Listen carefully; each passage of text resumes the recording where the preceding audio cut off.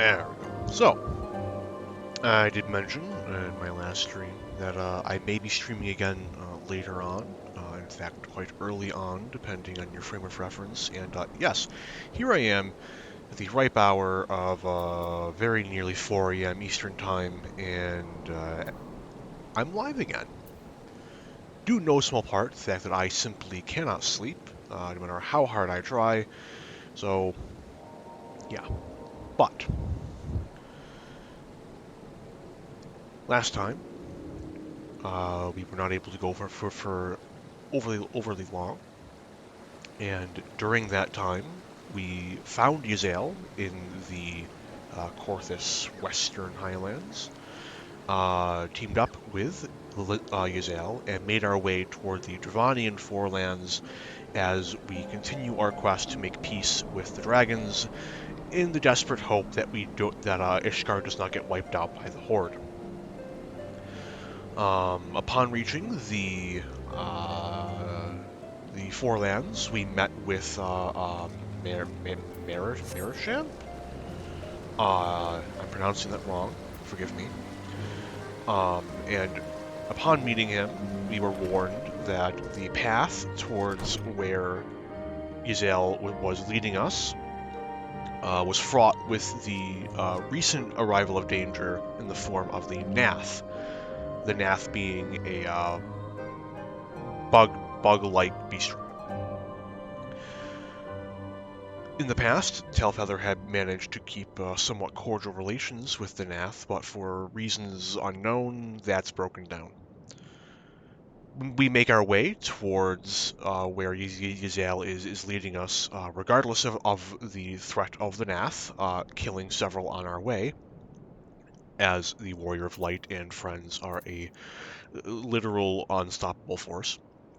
And upon reaching the destination that Yazel is leading us towards, Istinian, as well as Elfno and the Warrior of Light, come across the growing revelation that the people of Ishgard did, in fact, at some point in the past, have cordial relations with the dragons. Very likely living in harmony, as we find various ruins which would seem to suggest this, along with the claims of this Lady Iceheart Yazel.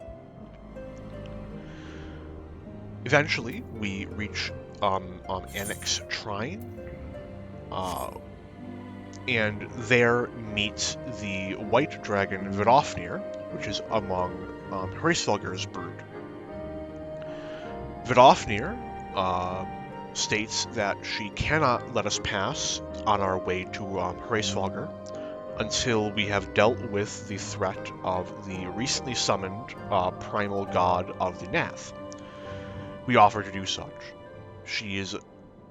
They are utterly in disbelief at our claims, and that is where we left off, heading back to Tailfeather to hopefully gain some more information on the Gnath and what this primal and fighting this primal may entail.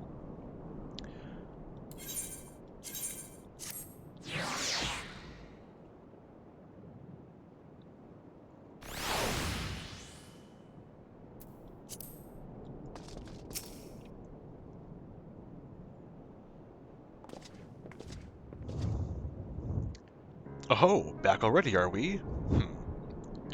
Met the Gnath, did you? And what is it you'd like to... Summon a primal, you say? Seven hells. Well, I don't know bugger all about Gnath religion, if I'm honest. Beyond their trade and habits, there never seemed much point in asking. But it shouldn't be that hard to find out. From time to time, we barter with a small hive to the north and west of here, outcasts from the main tribe, from what I understand. I reckon they'd be willing to tell you a bit about themselves, if you give them the right incentives. That sounds promising. What exactly would a Gnath consider to be the right incentives? Oh, nothing your average hunter couldn't scrounge up in a day or two, but seeing as you're in a hurry, you might want to divide the chores amongst yourselves. You'll want a good-sized jar of land-trap nectar, a basket of clementary fruit, and, always a Gnath favorite, a generous portion of young Naka flesh. I shall gather the fruit. Leaping to the lowest branches of these forest giants should present little challenge to me. Then I shall collect the nectar with Master Elfino's arcane assistance. And that leaves you to bring in home the meat. You'll need to carve it from the smaller Nakas that live in the rivers. 3 big hunks should be enough, I reckon. Once you've got everything together, you'll need to set it down. You'll need to set it down at what we call the trading post. Here, I'll mark a spot on your map for you. You've been most kind, Master Meerschaump. Well then, let us attend to our respective tasks and reconvene at the trading post. I need hardly add that the last one there is a rotten Naka egg.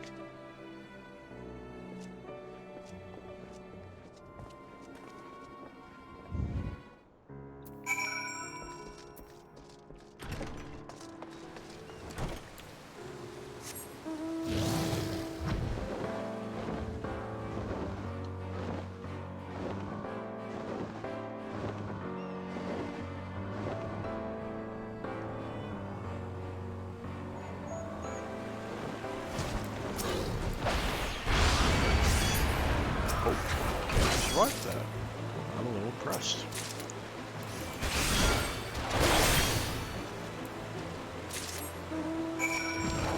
Earlier, after I ended stream, I ran the New Alliance raid a few times because I was certain, absolutely confident that I hadn't gotten my armor for the week, and wanting to get the full set of maiming gear. I ran it a good 3 or 4 times. Trying to get either the helmet or the pants, and finally, I see that the helmet's dropped.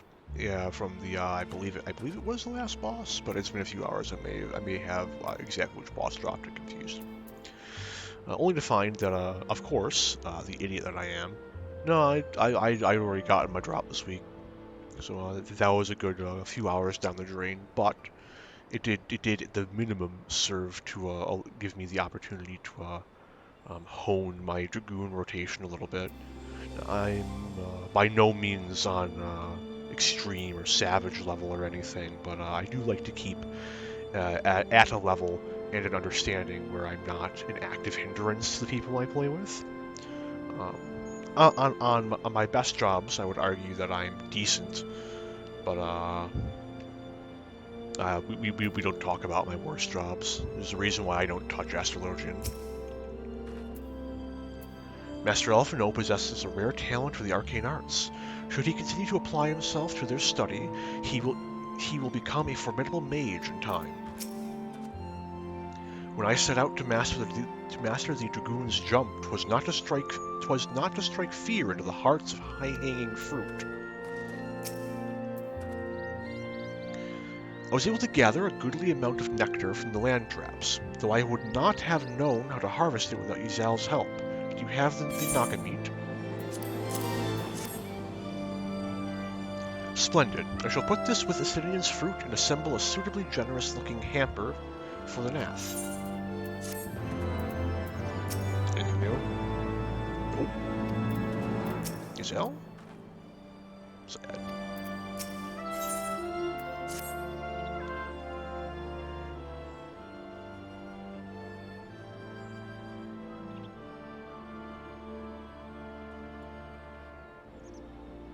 Well, everything appears to be in order. Assuming no one has any objections to my choice of presentation, I shall place our offerings at the trading post as instructed.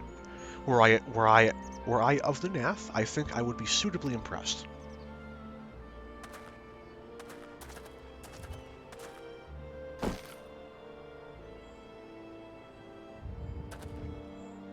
Well, how long must we wait? Should we have sounded a signal or some such? Calm yourself, Master Elfino. Our offering has not gone unnoticed. See, we know these are the good ones because they're wearing green instead of red. Click, click. Long has it been since hunters last came to trade, bearing gifts that filled the air with such delightful scents. Land trap nectar, clamon tree fruit, and knocka flesh. What delectable foods you have brought for us! Our meager existence is much enriched by your bounty. Click, click, come, hunters, come to our hive if you would trade. Cramped and stifling our homes are, but the rancid incense keeps the dragons at bay. Cramped, stifling, and horribly smelly. But better to live in stench than be cracked and crunched by dragon jaws. Yes, come, it is not far.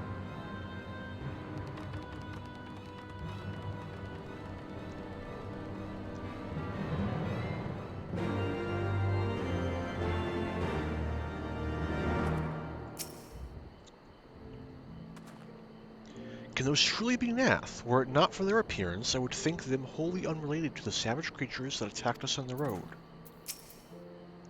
These Gnaths seem harmless enough, almost jovial. Even, I would prefer, however, that we conclude our business with them as soon as possible. Strangely friendly, are they not? Or mayhap just strange. Now, the Gnath are probably my favorite beast tribe in the game. It's a tough race, especially with some that come from later expansions. But I don't know. I like their aesthetic. And their beast tribe story is one of the better ones I've done. And I've done more than I realized. I've done the actually I can check if there's a dialogue. I've done the Amalja, the Sylphs. The ones from Stormblood, both of them, and the combat one from Shadowbringers. I didn't think this through. I can't talk very in depth about many of them, unfortunately, but I'm always surprised by how there really aren't any points in this game that have distinctly bad writing. I think I think the worst that we end up seeing throughout its entire runtime is ARR, which has questionable writing at times. But I don't think the game's ever stepped fully into bad writing. It's especially surprising in stuff like the Beast Tribes, where it really is side content. You wouldn't expect many people to touch it. Maybe that's just me, but it's a big time investment, and the stories are never super fulfilling, but they're always fun. Even if the quests themselves can often be tedious or annoying or both. Click, click. Your presence has been announced to the storyteller. You must speak to our chosen leader in words, for we are Voth. We are the non-mind. Click, click. The storyteller awaits you. If you wish to trade, then it is to him that you must speak.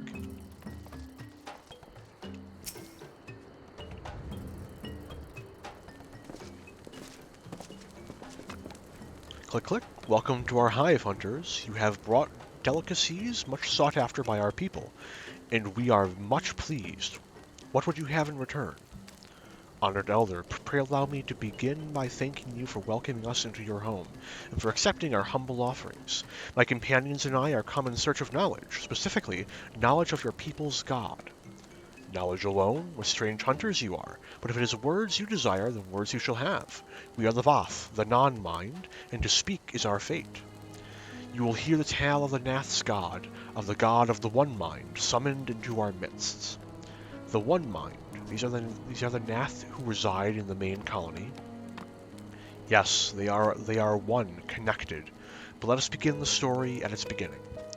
Some moons ago, a single dragon flew from the east, bleeding and weak. It fell from the sky and into the hive, where it was swarmed by my brethren, and with spear and spell and musket the dragon was slain.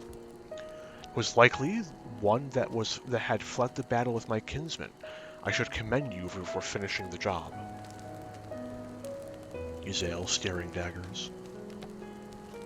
Dragons are fierce and terrible adversaries. The One Mind would always cower when their winged shadows passed over the ground, but no longer. They had learned that a battle that a battle-weary Dravanian was easy prey. Thus did the One Mind decide to heed the words of the black-robed men. The One Mind would call forth our god and unleash his blades upon the dragons. Dravanian lands would become Gnath lands, and ever larger would grow our domain. But our god ever hungers. The price he demands in crystals far exceeds the rewards for this war. We of the Voth despise and revile his insatiable existence.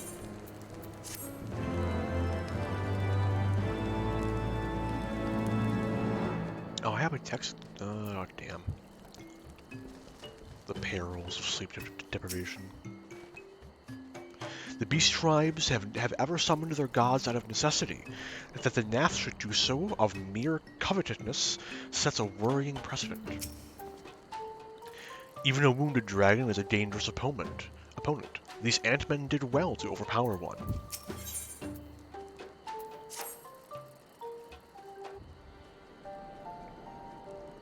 I call upon the power of a primal for the greater good, conscious all the while that I do so at a grave cost to the land. I reason that it is a necessary evil and willingly shoulder the burden of my sin. In suggesting that such crimes can be justified, you may argue that I presume too much, but you must surely see that I am aware of the magnitude of my transgressions. Not so the Gnath. They summoned their deity for no greater purpose than to expand their domain. To a scion of the seventh dawn, one sworn to eliminate the primal threat, the distinction you draw seems questionable at best, but the fact remains that my own grandfather risked unleashing the power of the 12 in an attempt to prevent the calamity. Thus, while I may not condone your actions, I at least understand them. Not so the Gnath, as you so rightly put it. If they truly seek naught but territorial gain, I can only conclude that they are ignorant of the ruinous consequences of their god's insatiable appetite. The longer this primal is suffered to exist, the greater the suffering it will cause. It must be destroyed. How lightly you propose the destruction of this god, Master Alphino, a being of whom we know not. Has it occurred to you that you may be sending the Warrior of Light to his death? Dude, I've done this like 8 times. Don't worry about it. Killing gods kind of my thing. No, you have the right of it, Astinian. It would seem it is I who am guilty of presuming too much. Pray forgive me, Arentel. No, don't worry about it. I love killing gods. This is a JRPG. It's on the box. I do not fear my duty.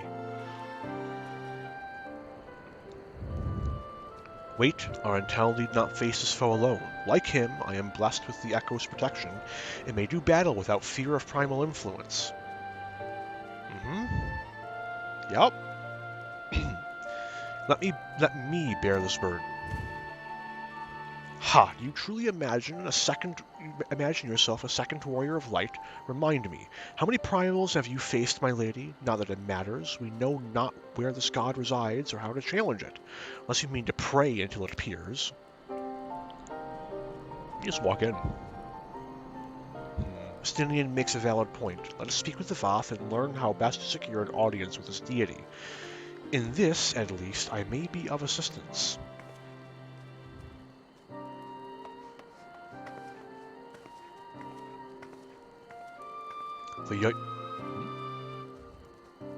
Hello. Just a moment, very sorry. I'm being trolled by my phone. The young lord certainly appears eager to prove his worth. Yeah, he's gotta rebuild his ego somehow. Hello. There must be some way of infiltrating the main colony. Justinian, brooding. Yes, he does. The Voth greet mine every question with cryptic utterances. I fear I am no closer to understanding the tenets of their faith. By the Fury, I would swear these beastmen know less about their god than I do.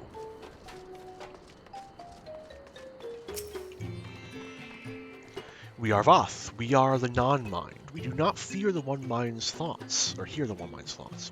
We cannot predict their will. Click, click. You wish to meet our god? Offer yourself as a sacrifice, and you will soon be brought before him. We would mourn the loss of such generous hunters, however. Click, click. Put this idea from your minds, generous hunters. If you meet with our god, then he will have your souls. Surely you are not so generous as that. Nah, man, don't worry about it. Don't worry about it. God's gonna die. You are generous hunters, yes. Many gifts you have brought, but not enough for all Gnath to enjoy. Maybe you could bring us just one more. We are very fond of Naka flesh, yes. The meat of a young Naka would make a fine repast. I am not actually sure what that is. I might actually look that up. I'm looking it up right now, actually. The annoying phone serves a purpose.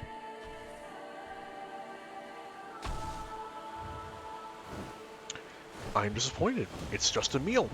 I could have figured that out through context. I thought it was something interesting. Anyway. Nope. There it is.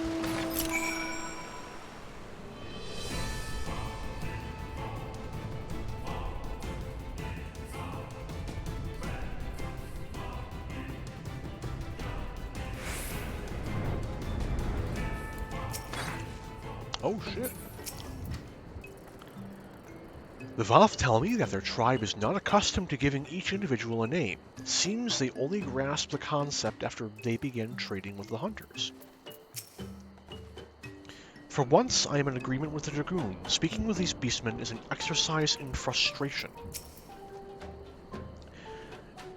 And what has that to do with their primal or their faith, Master Elfino? Let us glean the information we require and be done with this place. Sorry about that. We Gnath do enjoy our Naka flesh. Have you been out hunting yet? Another gift for the Gnath, so unexpected. Yes, you will have more of the words you strange hunters hunger for. Listen now. The senses of the One Mind are enmeshed by the One Mind. What one sees, all see. What one feels, all feel. Alert a single Gnath and the whole hive is alerted. To reach our god undetected is all but impossible. Neat. How strange must spoken language seem to those who once shared minds. 'Tis little wonder the Gnath are by turns so obscure and transparent in their meaning. Do not envy the Ant-Men their bond. Were every man's mind made known to his neighbor, Ishgard would not last a bell. The Gnath are wont to allude to certain concepts without explanation, but I believe I'm beginning to grasp a few of the fundamentals. From what I understand, the king-like One Mind sits at the center of Gnath society, and its presence somehow allows its subjects to communicate without need of word or gesture. These Gnath, the ones who inhabit the larger hive, are known as the One Mind, and it was by their combined will that the primal was summoned. Those who reside in the smaller hive, however, are the Gnath, or the non-mind, who, for reasons that yet escape me, seem to have been excluded from the telepathic bond which connects their Gnath counterparts.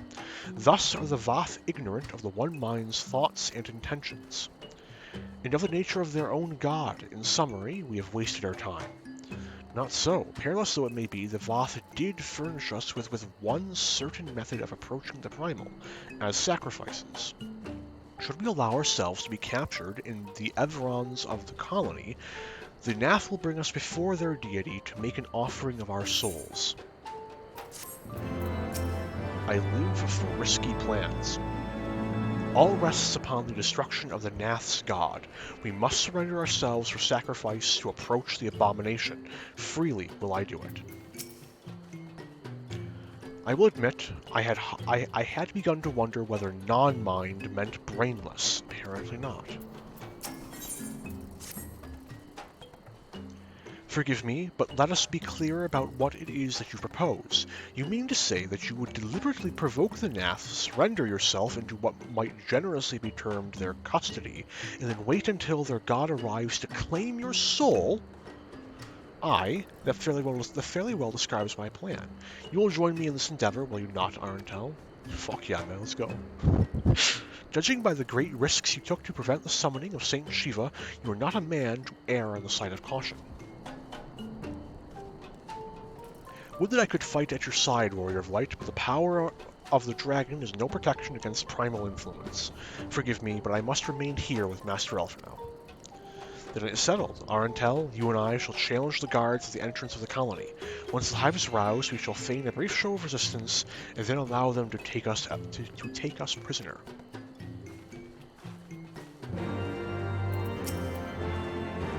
I would be cautious to test my lance against the beast tribe's god, but I cannot... Oh, curious. But I cannot risk falling under its sway. Tell me of the battle upon your return, Warrior of Light. Estinian's words stung me more than I care to admit. It would seem I have begun to take your victories for granted. Do be cautious, my friend. Now, I have done quite a bit of thinking, and I do believe I will actually queue for the duties, at least during what time I'm streaming. I suppose the exception, or the semi-exception being, I'm not going to wait half an hour. It's excessive, and especially like right now, as it is presently 4 in the morning. We're about as deep into the off hours as I'm likely to get.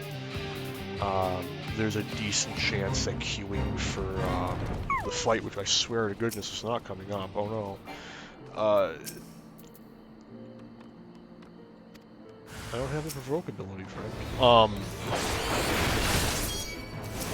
no, I'm making a mess of my words. I would like to queue for stuff. Due in no small part to the fact that it, I feel it presents the most organic opportunities to be vaguely entertaining. The One Mind must now be aware of our intrusion. Let us press on into the hive and ensure that we have our host's undivided attention. Because I'm not amazing at this game, and the fact that I'm not amazing at this game, and the people I play with will inherently not be perfect at this game, it will simply create interesting circumstances. Like, for instance, when I was doing a boss earlier today, and I fucking nearly wiped the party because I stepped on a pad wrong. You know, as you do. Leave these drones to me. We can join forces again once we are deeper within the colony. Sick. Oh. We survived. Shit. Oh.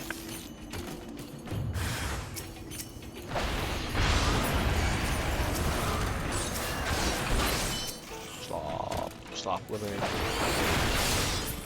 No more. We done yet? Sick.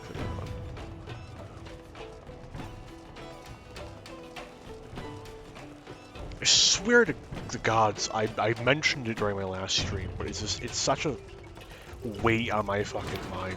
I'm really worried about how they're going to be changing Dragoon with 7.0. Now, I have a little... I have sort of the ballpark of 2 years before I have to actually worry about that. And I can understand some of the need to tinker with Dragoon. I don't know. I like Dragoon how it is now. And I'm really worried about the growing simplification problem. But, that should be sufficient. If we do not have our host's full attention before, we most surely have it now. Our audience with the Primal may be granted soon after our capture. Pray advise me once you have steeled your mind for the battle to come.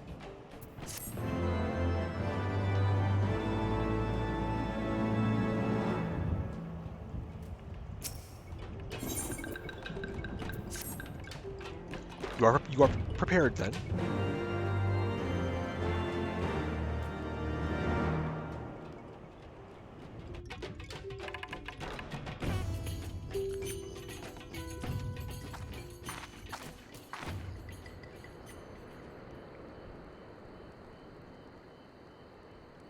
Hold there our intel. When next the Gnath come, we offer no resistance.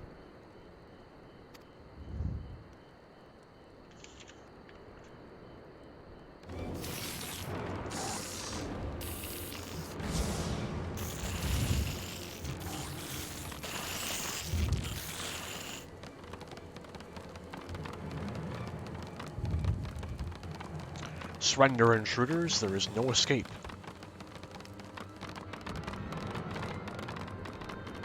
Oh no, shit, Dan, you got us. Fuck, dude, no. Oh, I can't believe that oh no, we surrender. Enough, we surrender. We throw ourselves upon the mercy of your God.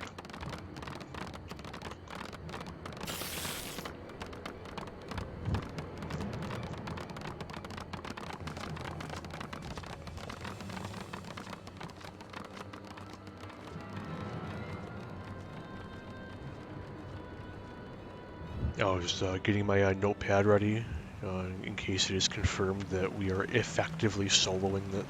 I mean, this isn't a fight. I would never spoil.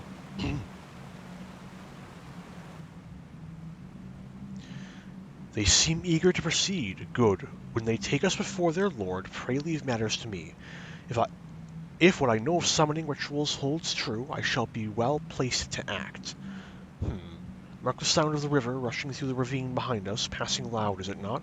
I imagine the noise would serve to mask our escape should we need to withdraw temporarily. But you are prepared, are you not? I do hope so. If I were to be dragged away for sacrifice while you were haggling over the price of potions, I should not be amused.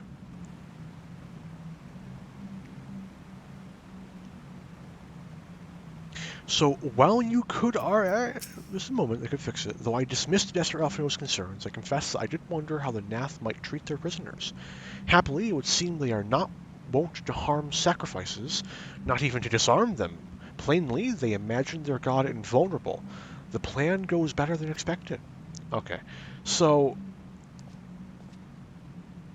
you could argue that there being an escape route means that we could feasibly bring in allies. I would argue that no one up to this point has mentioned, hey, go and call your adventurer friends, and therefore this is about to be a solo fight. A canonical solo fight. I wonder if the guards say anything interesting. Try to escape, and we will break your fleshy legs. Same thing. I guess they are a hive mind, so fair.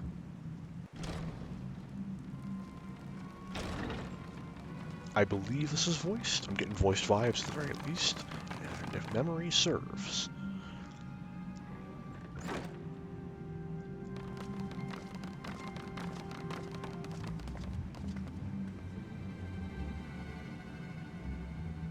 Now we have but to wait. Yep.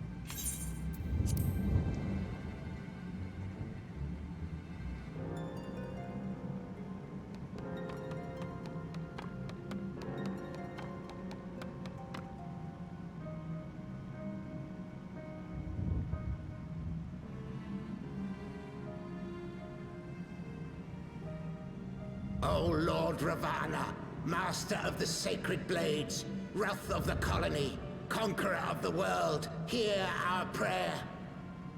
Pray grant unto your devoted children the gift of your divine presence.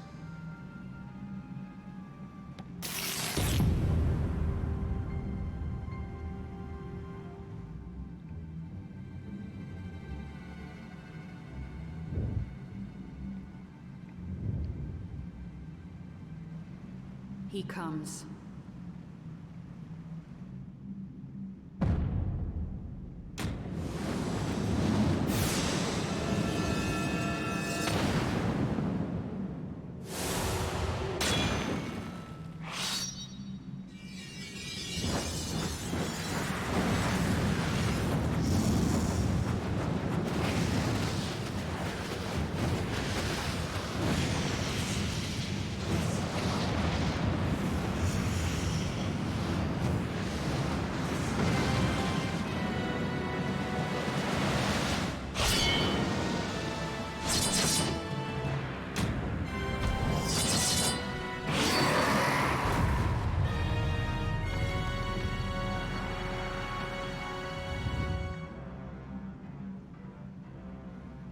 All strength to the colony. Speak and I shall listen. Oh, glorious General, we have captured intruders and would make unto you an offering of their life's blood.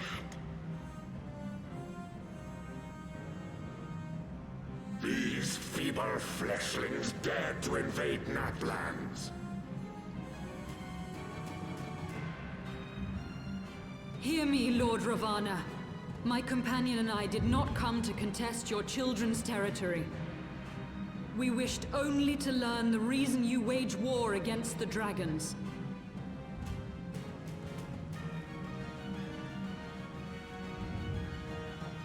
Thou wouldst flirt with death merely to satisfy thy curiosity.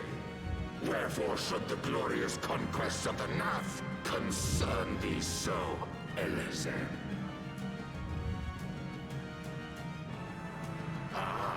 Mayhap thine own kind struggle against the worms fareth poorly, and thou art desirous of a pact.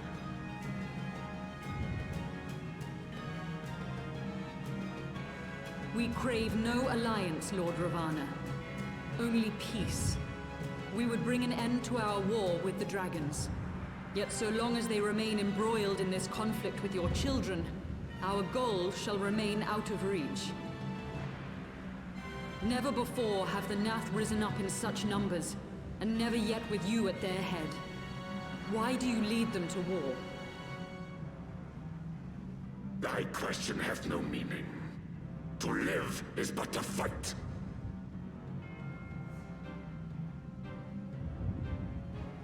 Long have my children waited, gathering their strength in the shadow of thy ceaseless conflict.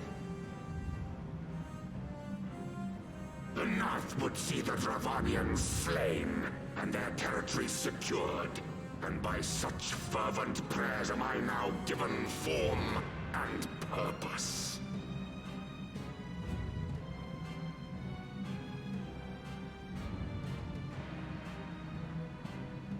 As I feared, your very existence is an obstacle to our goal. Since you are so fond of fighting, we challenge you, Lord of the Gnath.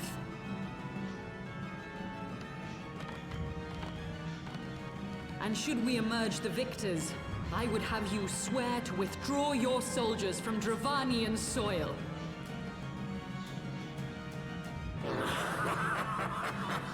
Thou art bold indeed to risk thy fleshy hide so readily. Very well. I, Ravana, fourfold master of the blade, do accept thy challenge. But should I emerge the victor, I would have thee swear to serve in mine army till thy last breath is spent. Do you accept?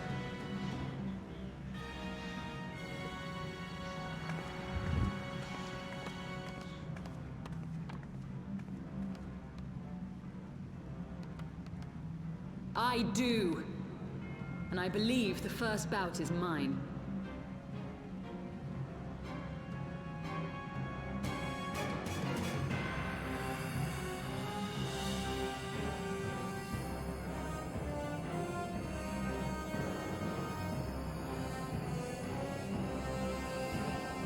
I sincerely hope that didn't pick up, or else this VOD is toast.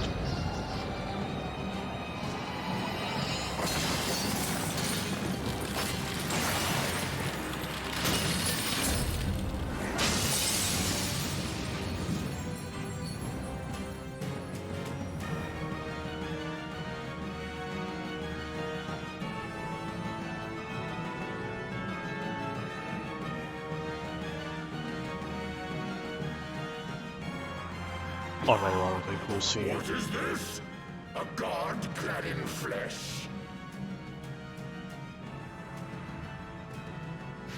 Is aught amiss, my lord? Thou wilt not break thy word, I trust.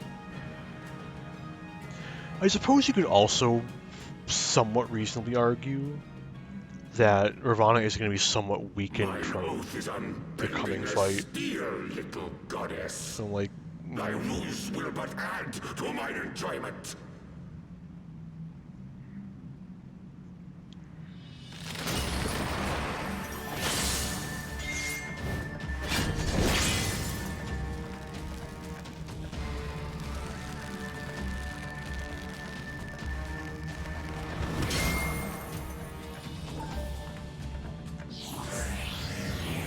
I remember she would be able to teleport. Where'd that mechanic come from?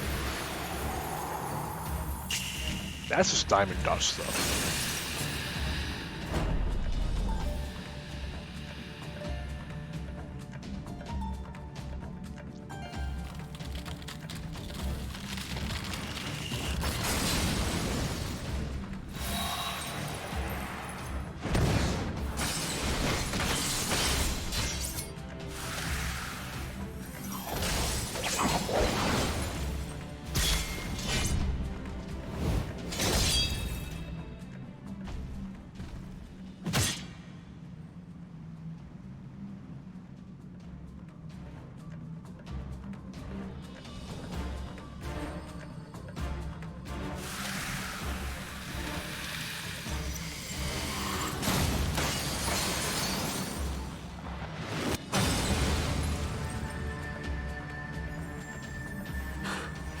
I thought myself stronger. Mayhap with more crystals?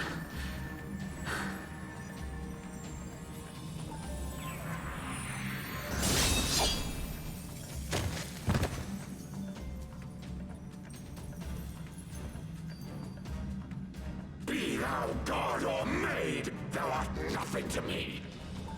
And what of thee, mortal? Art thou warrior or craven?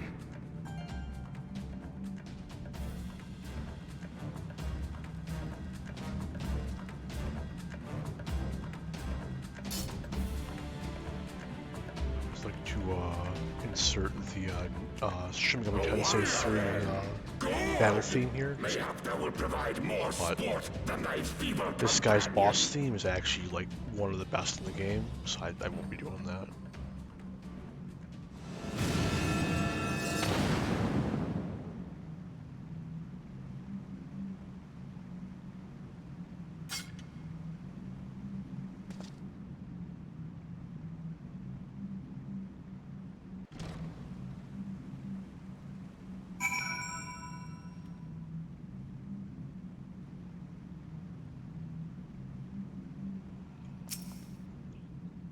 Pant. Forgive me, I was overconfident. And then I believe it is just queuing for the fight. The wrath of the colony is undefeated. Victory to the Gnath. And then I have to queue. So, I think that at this, I will take a brief, what's the term?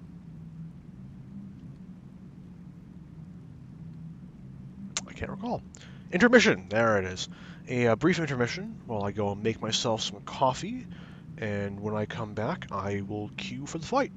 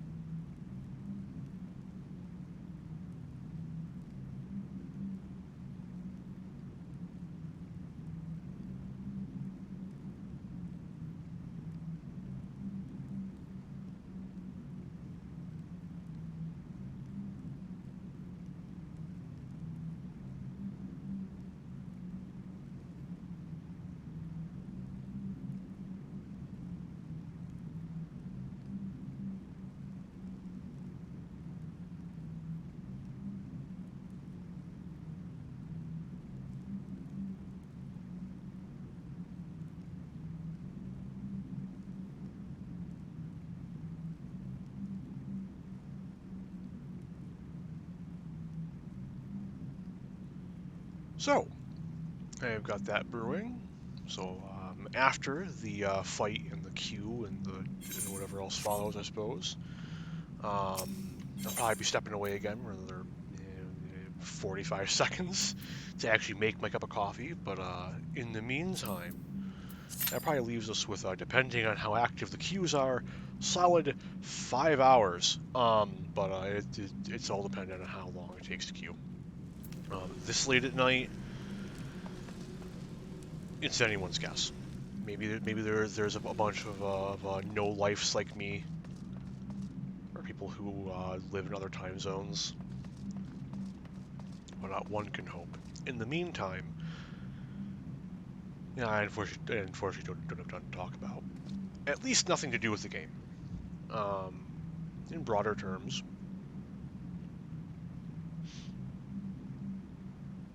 not much there either, honestly. You see, I don't actually play that much outside of Final Fantasy XIV, and by the simple nature of how much time I've sunk in the game, very nearly everything that I do in the game is sunk pretty solidly in content where mentioning nearly anything about it would just be a massive fucking spoiler.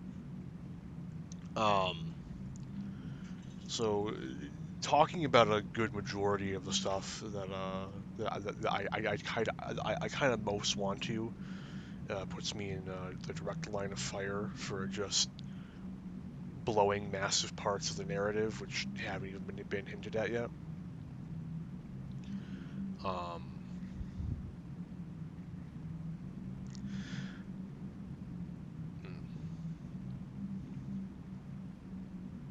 But in regard to other things I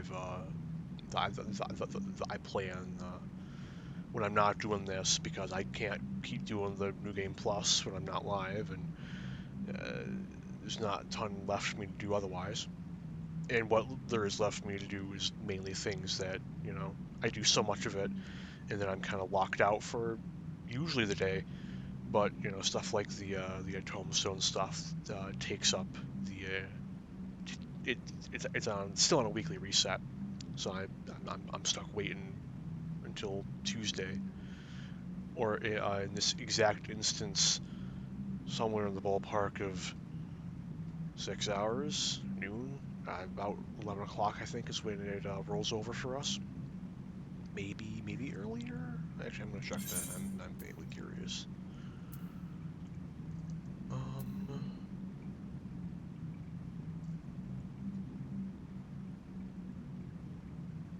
Yeah, about noon, I think. 11 hours. That can't be right. What?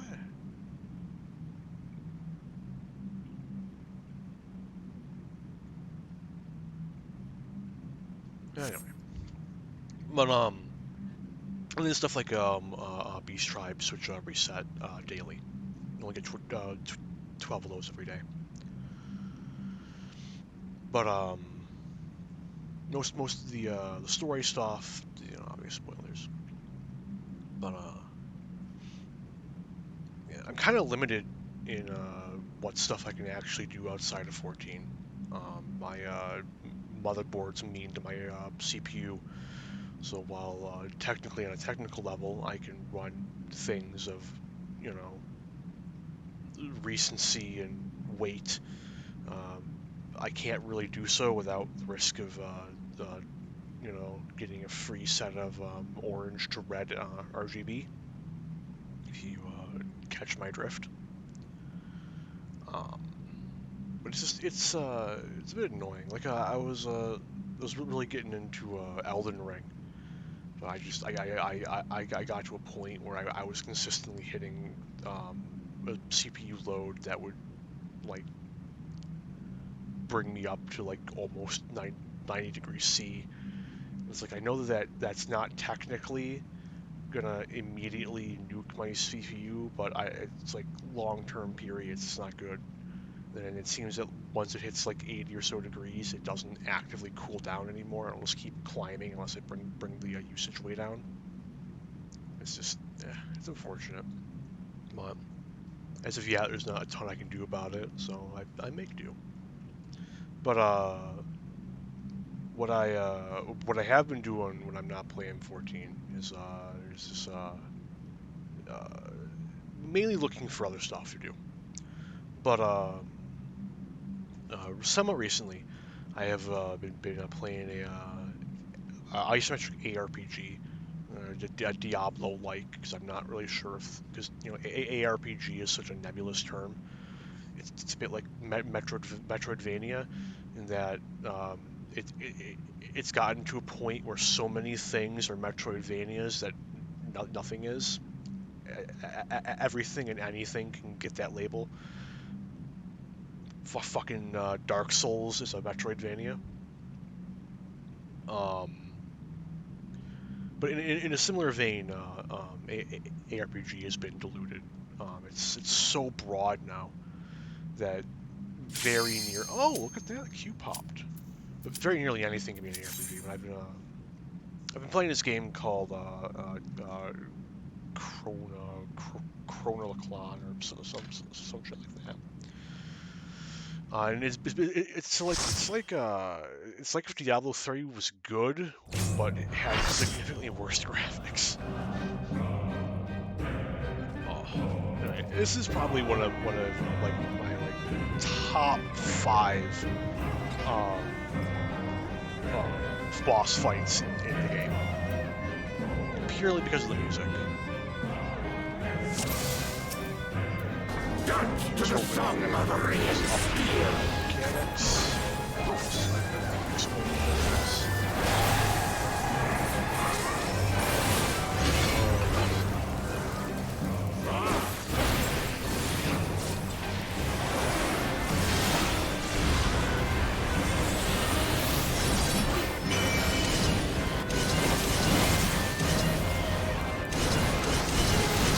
I think the big test is going to be whether or not they will ever know to keep their backs against them.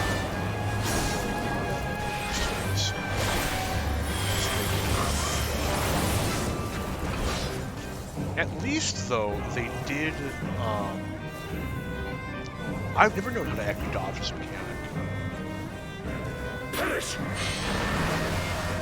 I think it's just a circle. I've seen people get pretty close.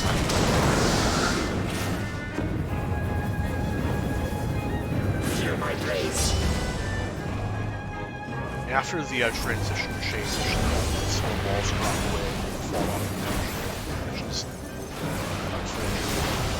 But at least something they've done semi-recently is that you can't fall off the edge. You're not removed from motherfucker, release my life surge. What an asshole. Read. Wilt thou yield? I cannot believe you've done this. That's like the best thing ever. I swear I'm cursed. It's half the time when I see something long cooldown, short uptime. That is exactly what the wall system comes like.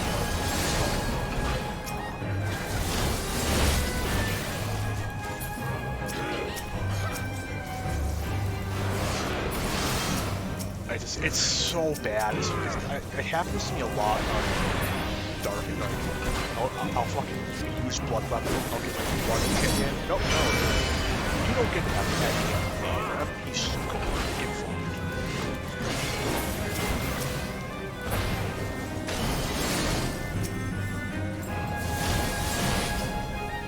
F.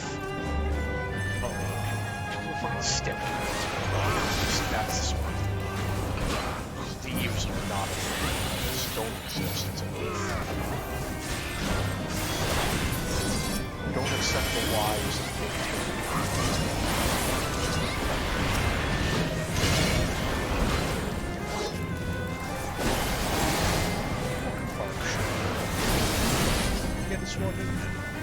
throw my combo to smack Prepare thyself! Rejoice in the glory of combat! what I would do.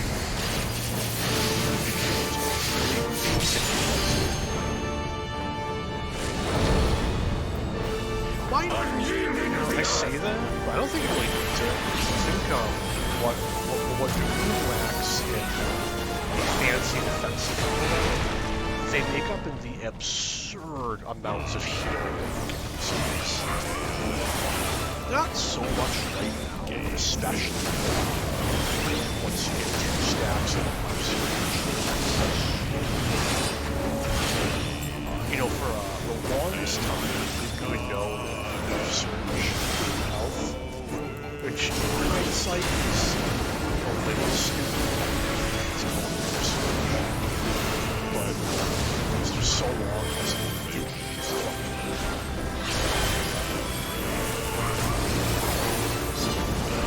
it's this was also back before I moved to another I called it wasted jumps.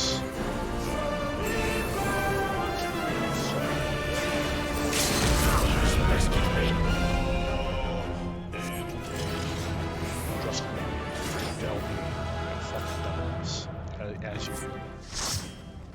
Oh, I used the wrong macro. I'm the embarrassment. Stop looking at me.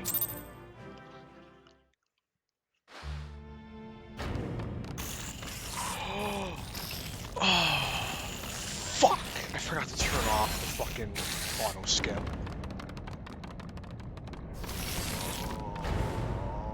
Oh, that's pain. That's pain. How much story did I just miss?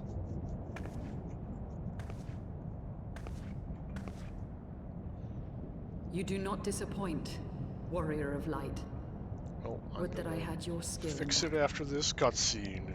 I do begin to see why so many place their faith in you. It's a good thing there's usually not too much story in those, but it still fucking sucks. For all his savagery, I do not think Ravana one to break his word. Provided the dragons do not trespass upon Gnath lands, they should have little to fear of the Primal's biting blades. We have done well, have we not?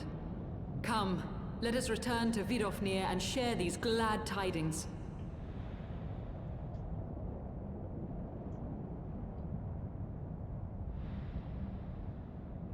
Oops, spooky Yassian man.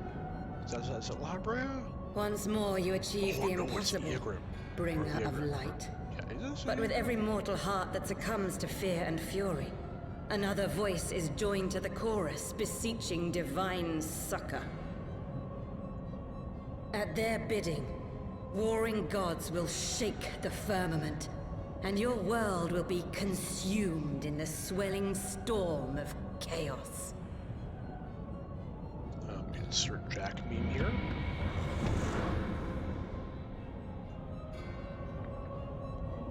I would swap the Dark Knight, but that's not what my glamour is based on. So, I believe my coffee is done brewing. Looks that way. So, I'm be back in about a grand total of 1 minute, because I am adept at making this quickly. But in such time, please enjoy the soft sounds of the nearby river and the Durranian Twins.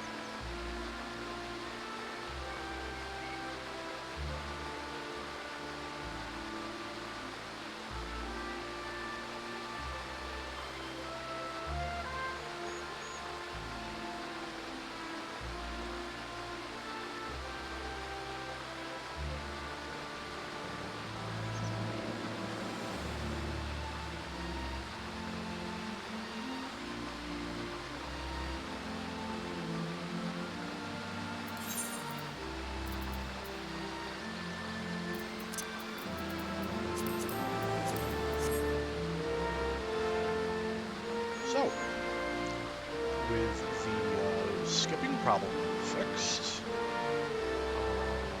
I should be good now. At least, I don't... Oh, there is that. Anyway, you'll see. Never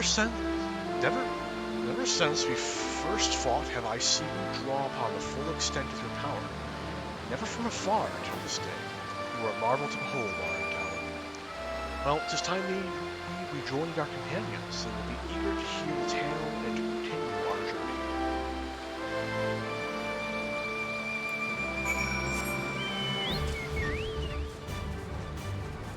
The Adrenian Forelands also have probably one of my favorite zone themes.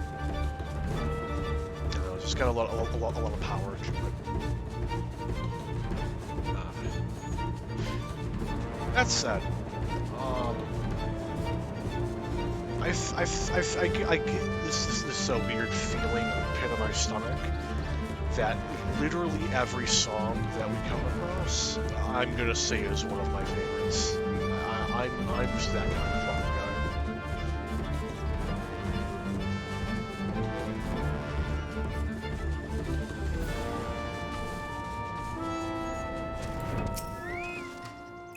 No Uzaliah. The Ant-Man's god has fallen then. Impressive, warrior of light.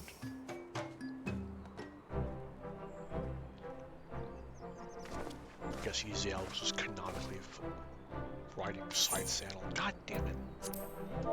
It's a good thing I didn't unhide the chat, right? I skipped another one. You'll love to see it. Arendelle, Lady Uzal, thank the 12. Lord Ravana, you say? How curious that Lavoth never mentioned his name. You are quite certain he will keep his word? There was honor beneath his savagery. That we survived the encounter at all was a miracle. A miracle I must attribute to Arendelle. I'm kind of amazing. Never did I doubt you, warrior of light, unlike some. You were gone so long that Master Alphino was nigh lost... Master Alphino here nigh lost his wits with worry, fretting like a maid for her sweetheart he was. Justinian, was that truly necessary? Haha, not truly necessary, but certainly true. Pat, poor Alphino. Ahem. What matters is that the Primal is banished and our promise fulfilled. We should return to Vedofnir without delay. Lest you forget, this was but a means to secure an audience with the worm Hraesvelgr. Nidhogg's minions will not be halted by idle chatter. Come now, we must make every moment count. You see, it's the coffee. I haven't had the coffee yet. The coffee's made, but I can't drink it for at least another half hour while it cools down because I have no heat tolerance. You are unkind, Justinian. For all his experience and intellect, Alphino is still but a boy. I gotta raise my visor. Big F. That's why I have hotkey. Well, I don't have a hotkey for it. It is a bar, but you know, fiddly bits.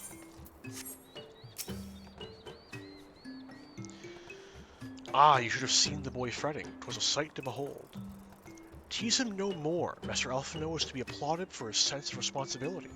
Given his years, 'tis little wonder the burden weighs heavy upon his shoulders. 'Tis natural for him to feel concern for his companions. Yep, I think I actually read that in the right order. That flowed pretty naturally. Shall we be on our way to Annex Shrine then? I would not have the dragons think we have forgotten our bargain.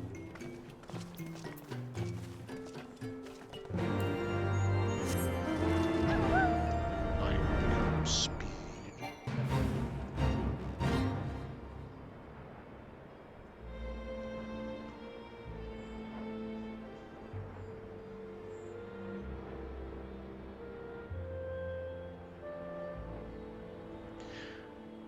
I don't think they ever explain how just random stone is almost growing up this structure.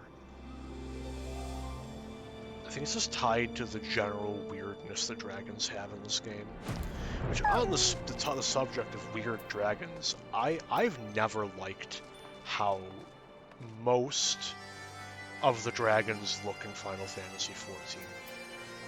I feel that they're really good until you get to like here and it starts getting weirdly small and you go up to the head and you get to the head and the head is just tiny.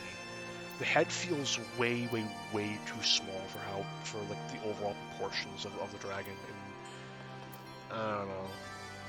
But then there are some other dragons that come up later that I think are way better in every way.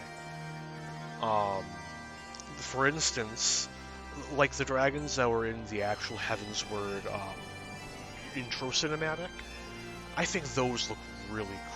Those are really good dragon designs in this game.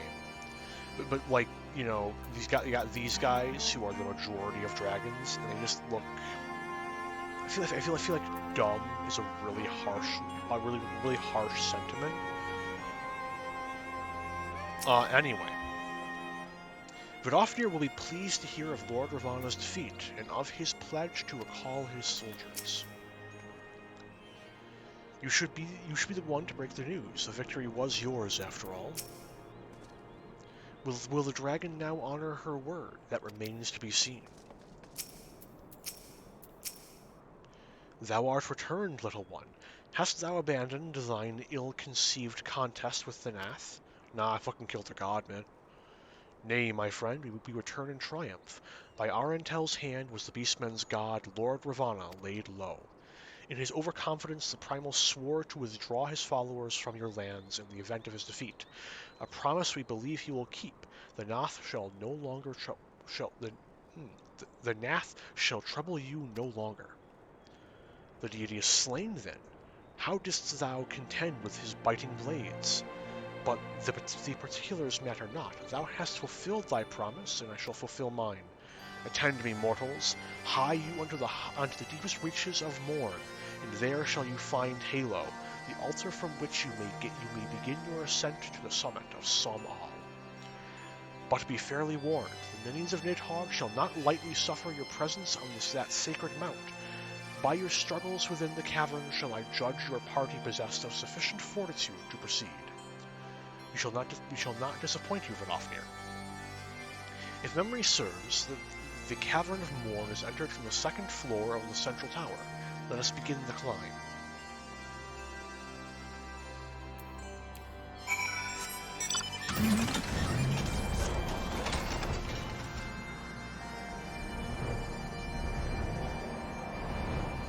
I think, like these guys are way better, right? Because, yeah, they're still kind of lanky, but like at least they still feel like they're in proportion, you know? You got the, you know, the general dragon shape, where their heads are just upsettingly small in proportion with the rest of their features. The wormlings are also fine for similar reasons. Their head isn't so small that it feels out of proportion. It drives me mad. It makes me sad.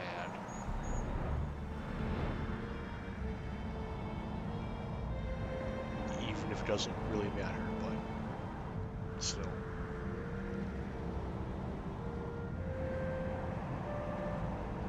I like how part of the idea is like, oh, the challenge of making it through to the place, getting past Nidhogg's horde. Here I am, flying car, circumventing it entirely. Think smarter, not harder.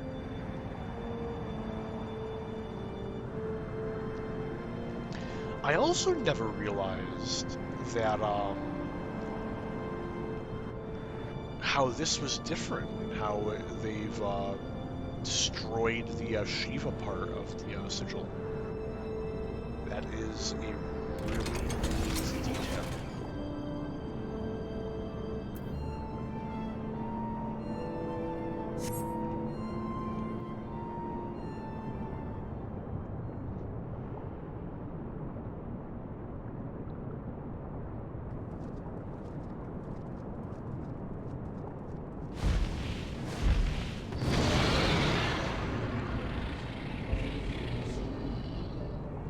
Well done, little one. As promised, I shall open the way to Som-Al.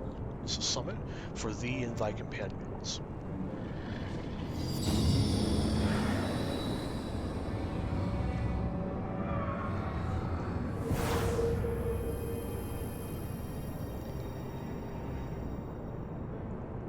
Heed me now, children of man. The domain you seek to enter hath not seen visitors of your kind in nigh on 1,000 years. Though I freely grant you passage, your presence will not be welcomed. To my kin, this mountain is revered as holy ground and resting place both. Where are you the minions of Nidhogg during your ascent? For 'tis certain they shall take great offense at your intrusion. We are grateful for your warnings, gentle Vidofnir. My final words for thee, Dragoon. Have care to keep the stolen power thou wieldest in check, lest it breed further despair. Estinian. The way is open. Let us not tarry here. A moment. Shall we blindly forge on, knowing the dangers that await us? Tiamat herself is sent to guard this peak. Do not fear Nidhogg's consort. Any dragon foolish enough to bar our path shall feel the sting of my lance. Spoken like a true butcher. Need I remind you that we are come to parley a peace? Let us be clear, heretic. 'Twas to save Ishgard and her people that I first lent my support to this doubtful venture, and 'tis for that their sake that I go now to speak with this Hraesvelgr. But I said nothing of Tiamat.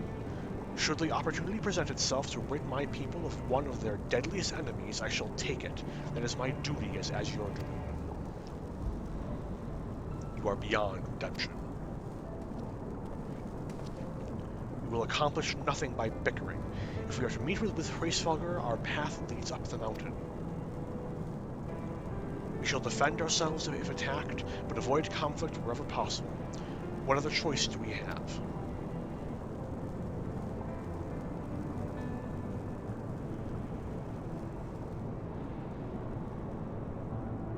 I really need me an external mic, man. Having to fucking adjust his headset every 30 seconds is driving me mad. We shall defend ourselves if attacked, but avoid conflict wherever possible. Well, what other choice do we have? A dragon lost to anger is beyond all control. This I learned to my sorrow when I unleashed the horde upon Ishgard. Please, Al, sometimes, man, sometimes. I feel the weight of Dravanian rancor pressing down upon me. Hey, look guys, another queue, another 25 minutes. Let's go. Save myself from the trap. I will not be stuck waiting 5 decades, only to queue into the wrong thing. Oh no, average wait time 6 minutes. What am I going to talk about for 6 minutes? Oh no.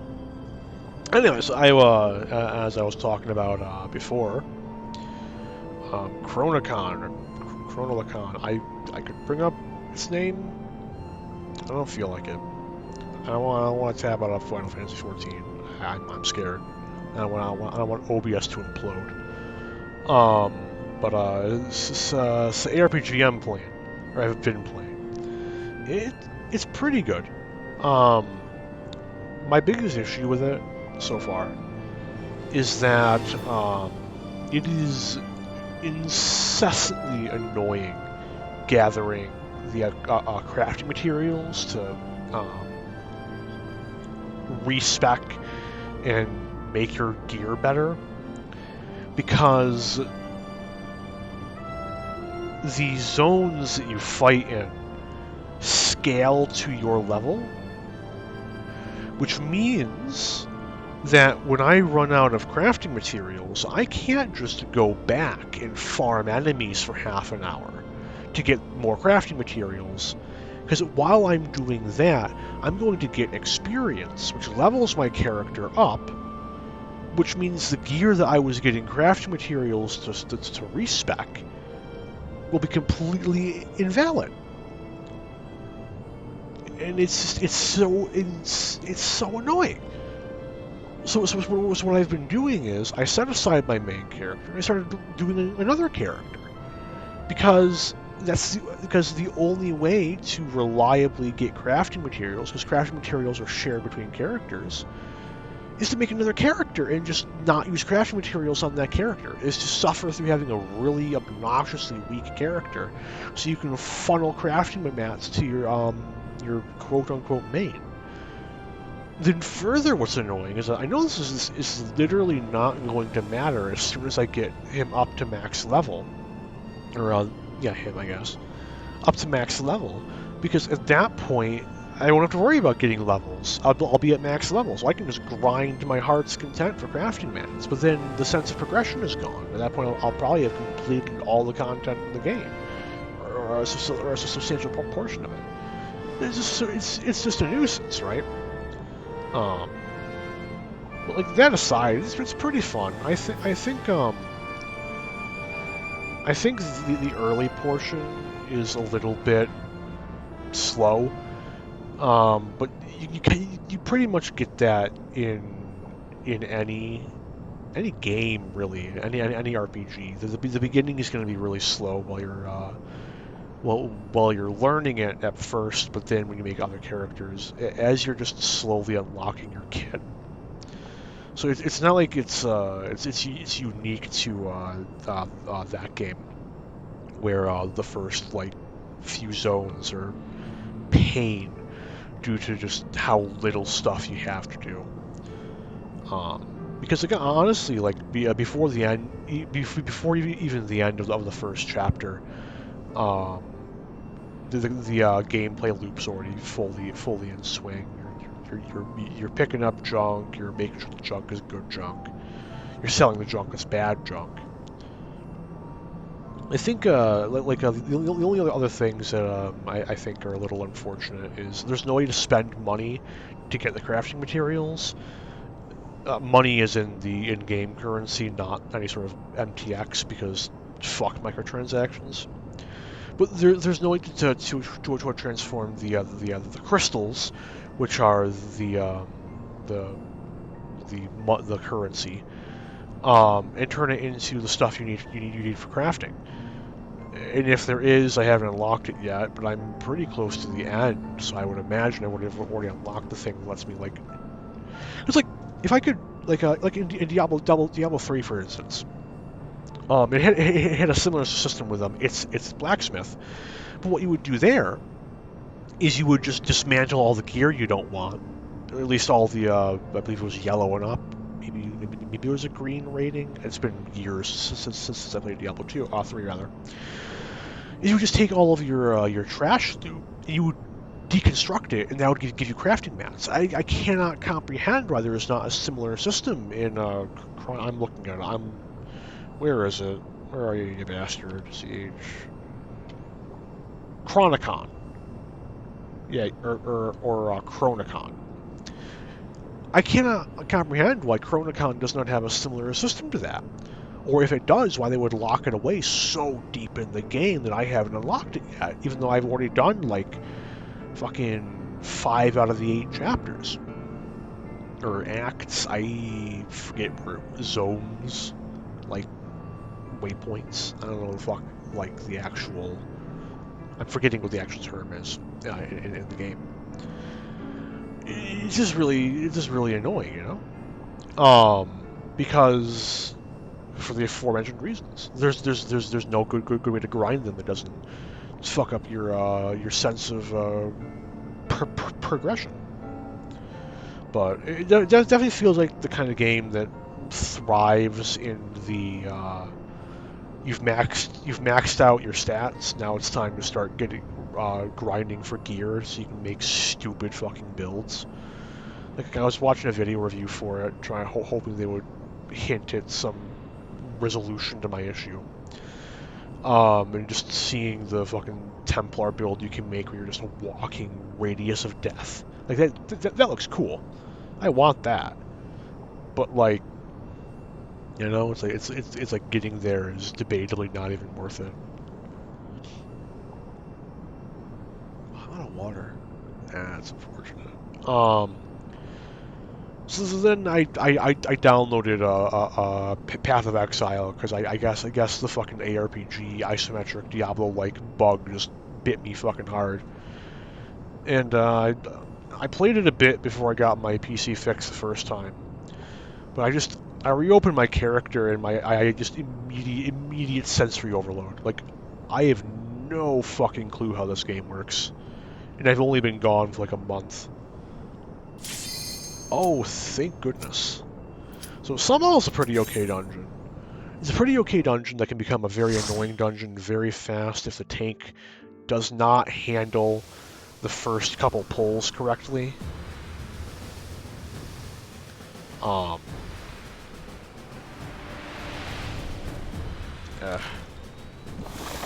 these fucking poison pods can be a right nuisance.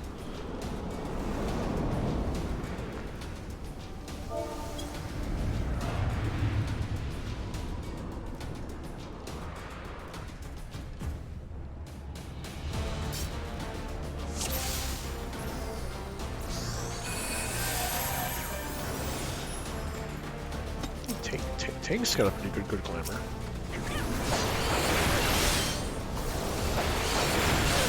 Oh, and he's pulling. Now does he pass the biggest test? He does. He's a legend. What a god.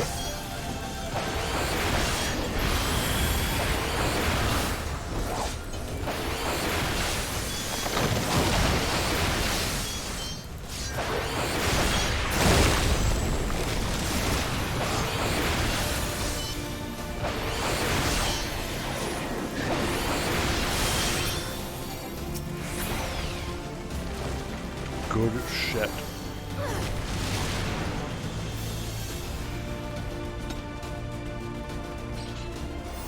It is unfortunate though that I have like jet. Oh my god, I just saw that. I didn't know it was that fucking bad. I literally do not get any more of my fucking AoE kit until Storm's Blood.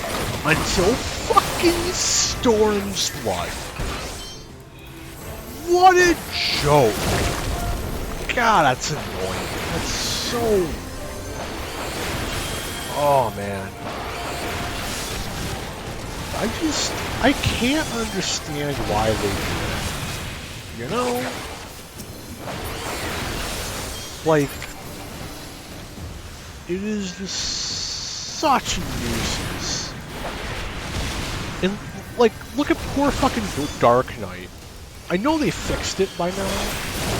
And like, wow, did they fix it? Like level 50, like I think it's like in ARR. It is in ARR. It's like 40 something. You get the rest of your fucking AoE rotation. But it's just like before Endwalker, you didn't get the second part of your AoE rotation on Dark Knight until level 72. Like, holy shit! And it's like, especially for a tank, AoE is really important. If you don't have AoE on a tank, you can't maintain aggro. And it was just baffling to me, the fact that they just straight up did not like fucked over Dark Knight like that. Granted though, they really love fucking with Dark Knight, so I guess in a way it shouldn't have surprised me, but still.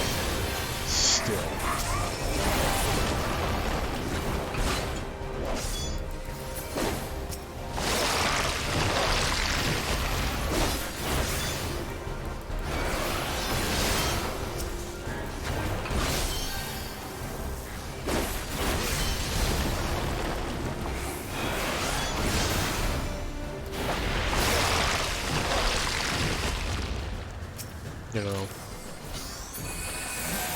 there's something almost nostalgic about playing Dragoon again. Cause I didn't play very much Dragoon after I finished leveling it, and throughout all of Shadowbringers, I barely touched it.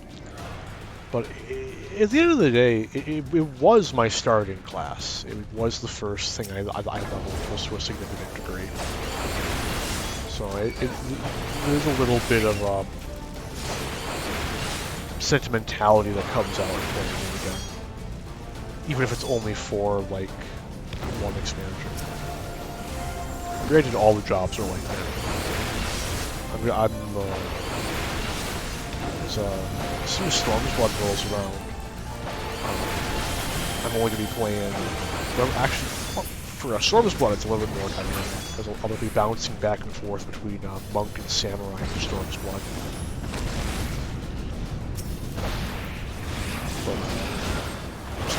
Storm's Blood is the only expansion like that, at least so far.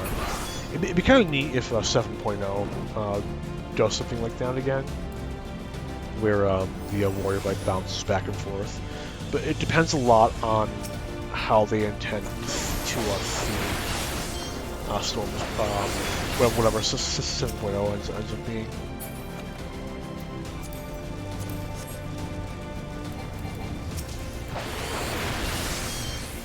Alas, my 7.0 speculation will be something that I will not be talking about for quite a fucking time, because, you know, I don't want to allude to what happens later too much. You know, they do it too much in the form of hinting at fights and the quest are silly.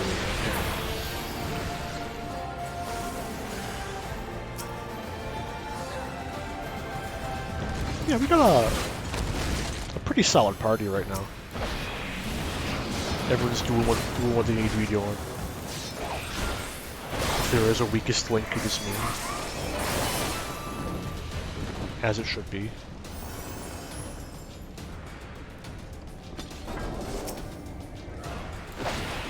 Oh, you got it.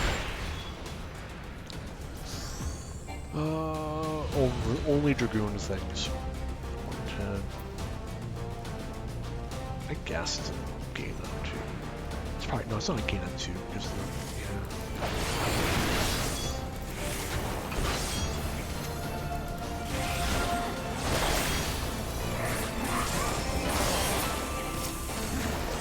Dragoon gets a new ability for Chaos Thrust in Walker, and I don't like it.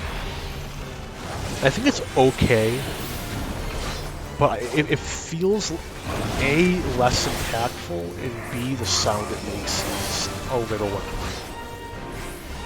Before we even mention the fact that it doesn't seem to be in theme for Dragoon, it really feels like it's more of a samurai skill. But what? Because like it's like cherry blossom petals and stuff. It's like that just doesn't really fit with the Dragoon aesthetic. I don't know where it's coming from.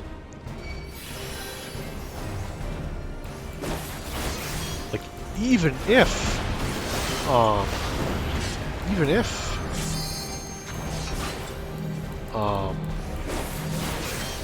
what do you do with it? I don't think that's how that ability works. That's not a stack marker. Granted, I have never understood the actual mechanics of this boss, so maybe it is a stack marker before they actually implemented stack markers. And I died in the idea as actually, like, I'm not going to say likely, but definitively possible that I am actually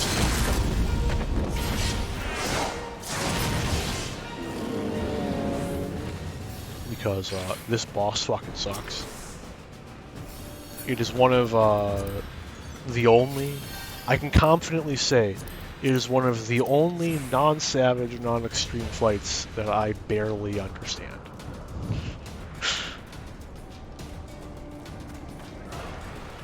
You know, due to the perks of almost 3,000 hours in this game, and I cannot wait until I can save just 3,000 hours. One of the perks of my absolutely obscene and absurd playtime is that I've seen pretty much everything several times. with very few exceptions. One of those exceptions is that I've never once done Aether's Font synced. It's never come up in roulette, and I didn't get around to doing that quest until I was like young lady, which means I just never had a reason to. I've never done that quest that a trial synced. I mean, I guess I could, but I don't think it's in the roulettes. So I think the only way I could feasibly do it is when I unlock Mentor Roulette. I think that's the only roulette it's in. And if it is a trial roulette, then holy fucking shit, how heavy is it? I fucking run that stuff every day. I cannot, I have a hard time believing that I've managed to dodge every single potential instance of Aether's Font.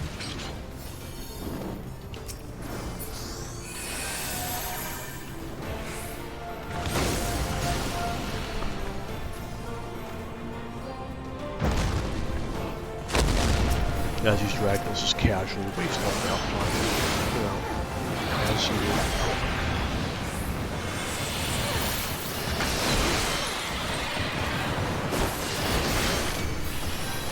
Look at me. I am the tank now.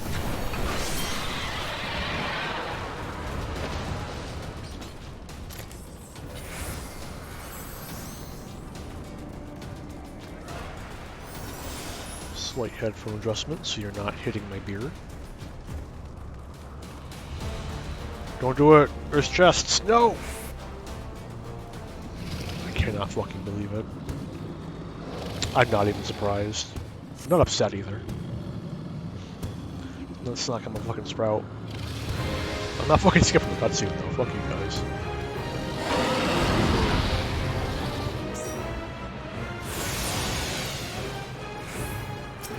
I will move immediately to the sealed area the same instant I'm done opening these fucking chests. There we go. I'm going to be that guy.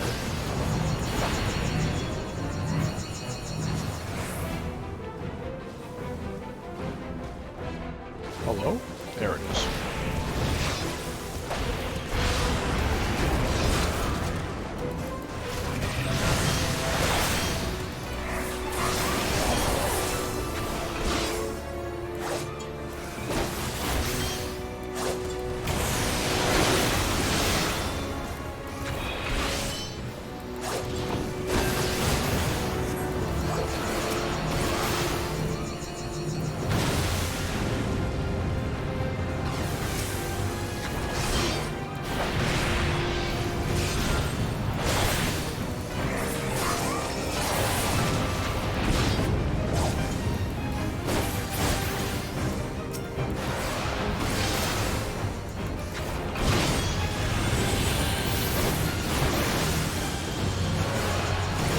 Warrior's gonna pelt us with AoEs.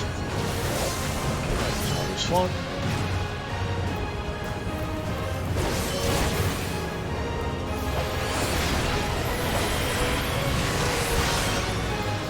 I wasted an hour soon.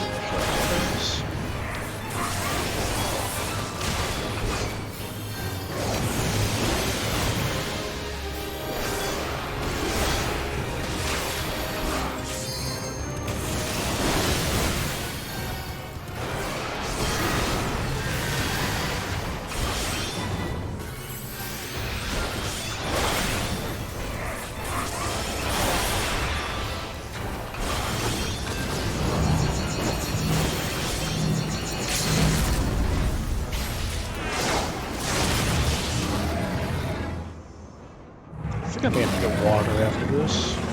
It's starting to get a bit dry. I don't think coffee's cool enough yet. I got a fucking chance. It's been like 40 minutes now. Just a moment.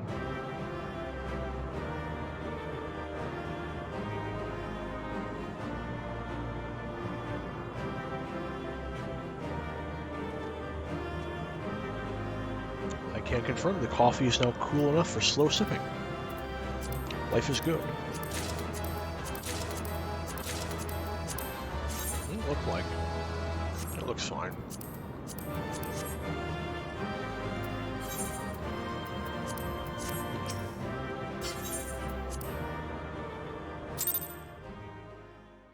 No. Oh, I forgot. I actually get cutscenes. Oh, fuck yeah, more Jolly Ranchers. Let's go. Which one am I getting back?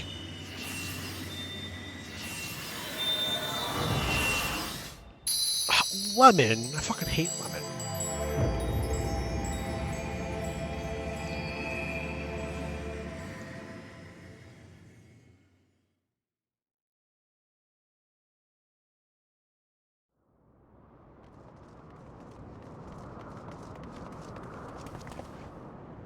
And button.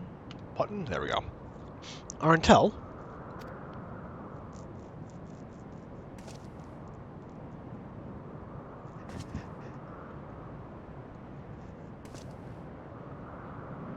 Hey, my mic mute has a delay of like 3 fucking seconds. It's really annoying. Twould seem Tiamat was the last. I sensed no other dragons nearby. Correction. 1 dragon nearby. What is happening?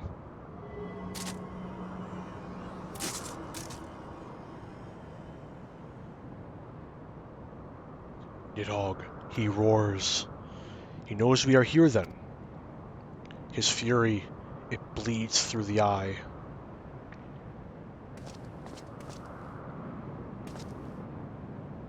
Fear not, I am yet my own master. But that damned worm's wrath burns hotter than flame. Come, the heart of the dragon's homeland yet lies before us.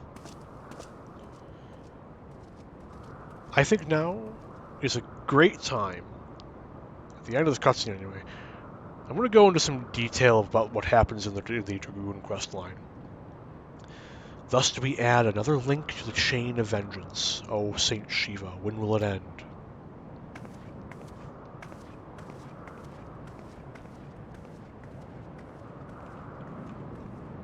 So, oh shit, there's more, never mind. To the peak of Som Al, at the end of a perilous mountain path, whence could be seen a string of pearl-like islands floating impossibly atop a sea of clouds. To a domain where dragons and men had once lived in harmony, whose majesty no mortal eye had glimpsed for nigh on 1,000 years, they came.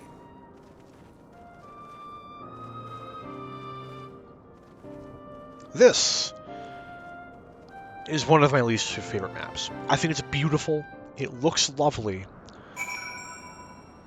but getting around it is annoying, and you'll see the rest soon. But I think now is an amazing time for me to go into some detail about what happens in the Dragoon questline.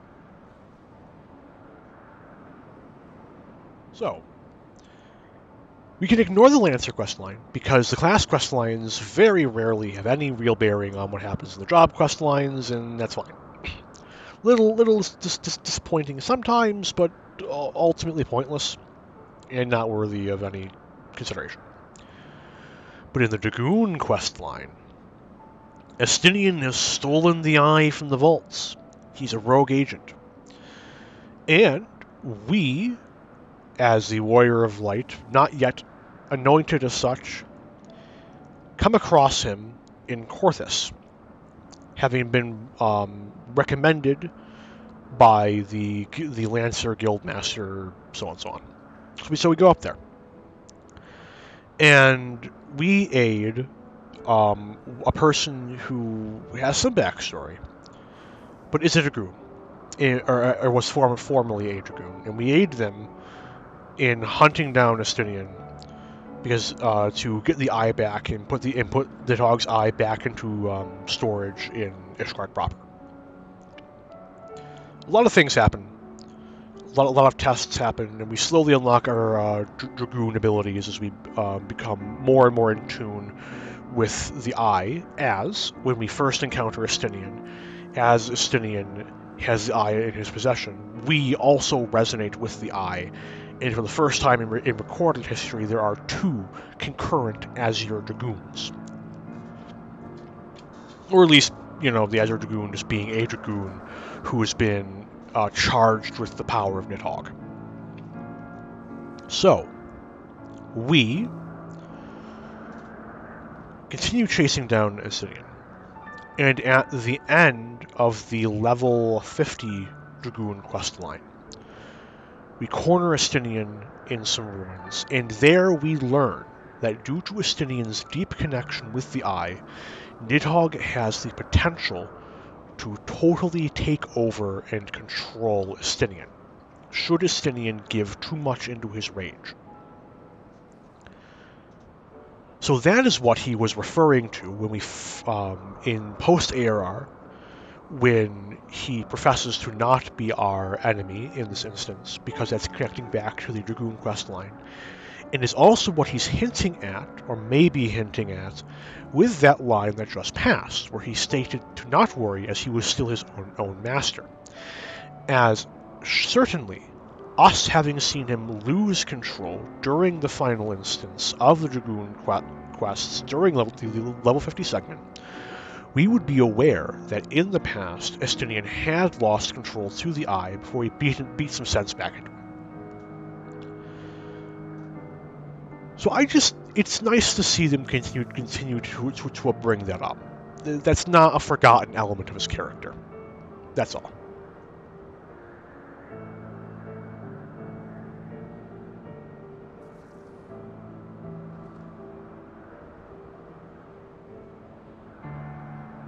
Sorry, I had to blow my nose. But, continuing with the MSQ, what does the Churning Mists have in store for us?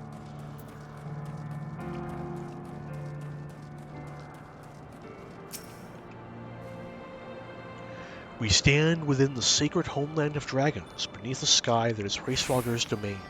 Our quest nears its end, Arentel. Ah, I feel the worm's anger. His lair is not far at all.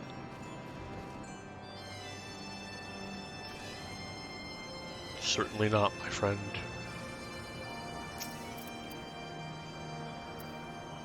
We've reached it at last, the peak of Som-Al. It is said to be the highest mountain in all of Eorzea. You know, I had thought it cold in Korthus, but the air here carries the chill of a dozen winters.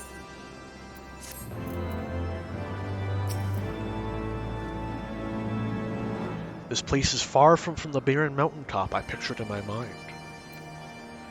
Well, Dragoon, do you believe these ruins were also built by heretics to deceive the faithful of Ishgard? How can one not be moved by such a breathtaking sight? Well, it's cloudy out, which doesn't do it many favors.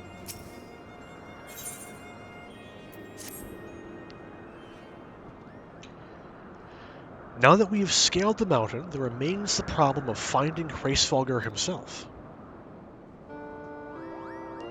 And here's among the reasons why I'm not terribly fond of this map.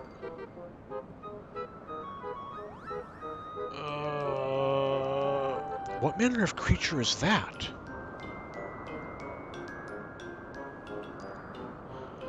I by no means hate Moogles.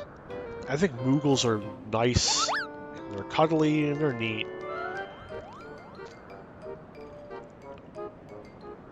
But by gods, the fucking shit they make you put up with. Arentel, do my eyes deceive me, or was that a Moogle?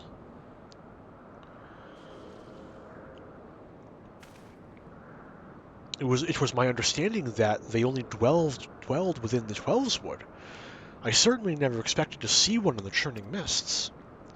If the Moogle does live here, however, he may know where Hraesvelgur makes his lair. Quickly now, before we lose the creature completely.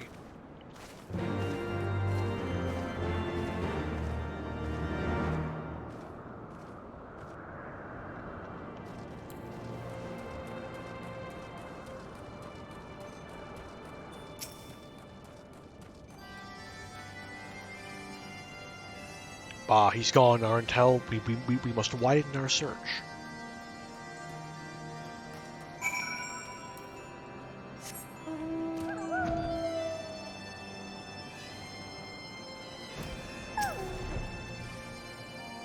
We did see a Moogle, did we not? I think Alphino is forgetting the fact that Moogles can hide themselves. But, you know, where could he have gone? They're invisible. They do this. It's pretty normal, actually. A Moogle, did you say? I'm unfamiliar with the breed, but I shall search for one nonetheless.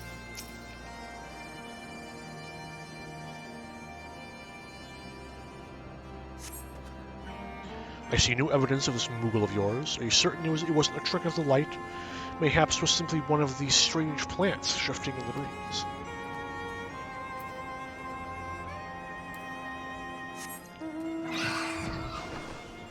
Wait a minute. These are mushrooms, dude. Mushrooms aren't plants. They're a thing unto themselves.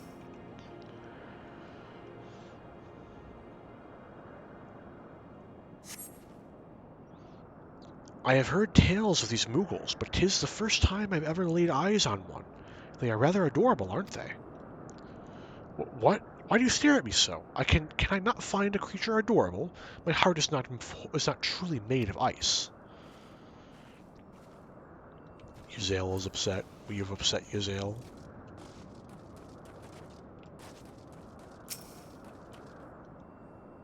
The nearby air appears warped. You sense that concealing magics are at work. Oh, well, I thought I could just end the quest there. Shit.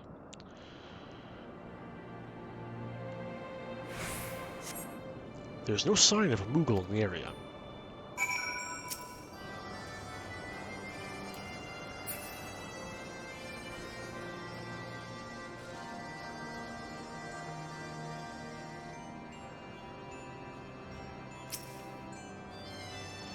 I'm sure I glimpsed the Moogle fleeing in this direction. Could he be concealing himself with magic? Yes, Elfino. Moogles do that. It's kind of Moogle's whole thing, actually.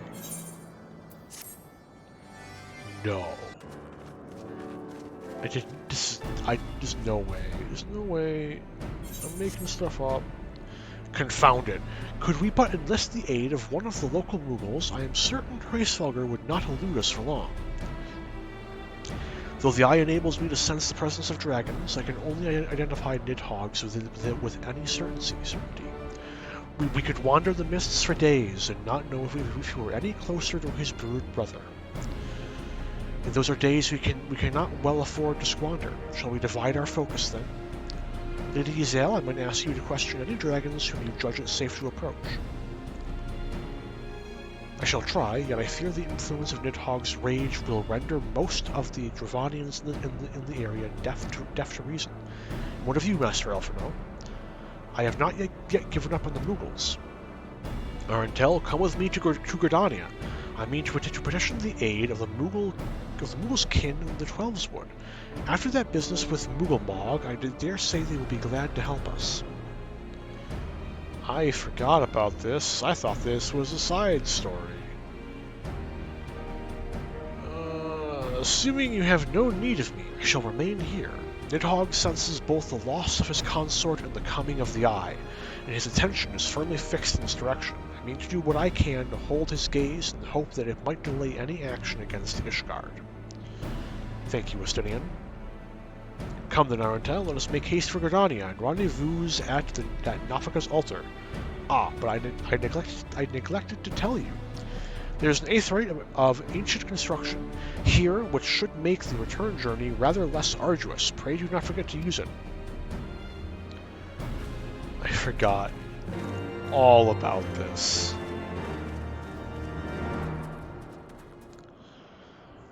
Oh, man. I sincerely hope you have taken Master Elfino's advice concerning the aetheryte. You would not wish to miss the sport. Would not wish to miss the sport if Nidhogg deigned to visit us in your absence.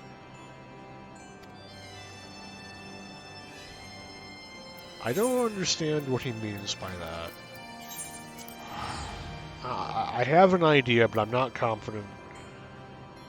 And I think this lack of sleep is starting to catch up to me. What a shame, then, that sleep is not an option. Pain. Pain. Pain.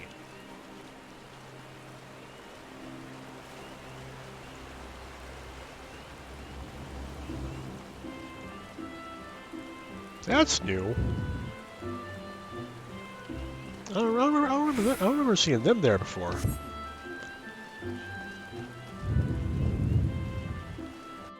Man, the day the Jades left Famfort was a sad day, though. I think some of them are back, but it's been fun looking at Reddit and seeing the Jades invade the other North American data centers.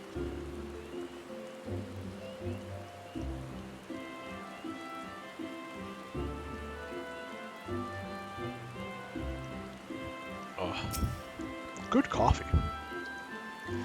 I sent word to the Elder Seedseer upon arriving in Gridania, and I am pleased to report that she has agreed to grant us an audience. If anyone can help us to contact the 12-Sword Moogles, it is she. We are expected at the Lotus Stand. I trust you are familiar with the Conjurer stationed at its entrance.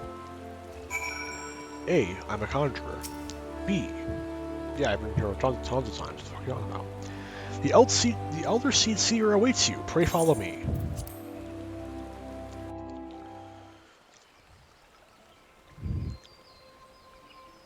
I'm getting voiced vibes, so I've been tricked by this area before. I've been fucking bamboozled. I cannot believe it. I bid you welcome, friends. The Admiral spoke of having met with you, but 'tis no less a relief to see you safe and hale with mine own eyes. We humbly thank you for agreeing to receive us upon such short notice, my lady, and for all you have done for us in our absence. Would that it were solely to express our gratitude that we came to you this day. Alas, the tides of battle yet dictate our comings and goings. Elder Seedseer, we beg your wisdom in a matter that may finally bring an end to the Dragon Song War. Speak on, friend.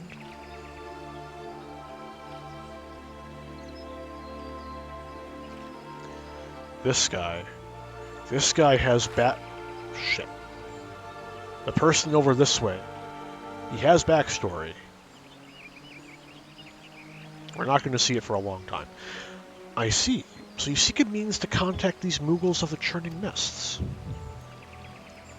Kupo, I say Kupo. Pain, pain, pain. Greetings, Kuplo Cop. To what do we owe the pleasure of your company? I was struck by the sudden urge to bring you some fruit, Kane, and I'm jolly glad I did. Tell me more of these Moogles in the sky.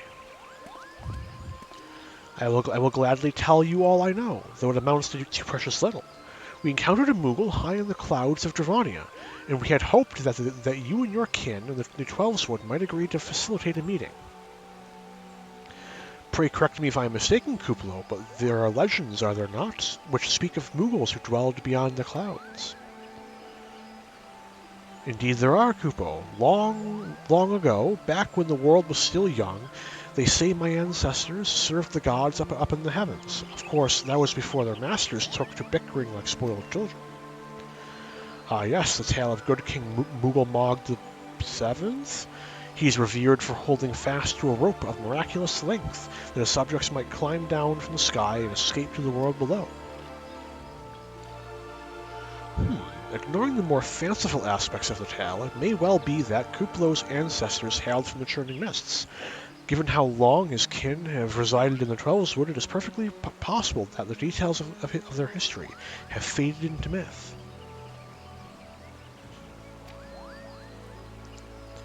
Indeed, Master Elfrino, such stories oft contain a measure of truth. 'Tis like that the Moogles of the Churning Mists tell similar tales of the world below. I can well imagine why the one you encountered fled at your approach. Oh, fleeing is second nature to us. We often hide when the larger races come tramping through the forest. Of course, where there's one Moogle, there's bound to be more.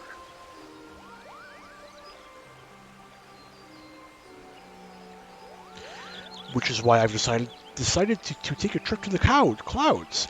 They surely won't be afraid to talk to me. I was hoping you might say that, Master Kuplo. You will accompany us then? Just you try and stop me, Kupo. I'll admit the thought of venturing outside of the Twelves Wood is a bit unsettling, but I can hardly refuse a chance to meet my distant cousins.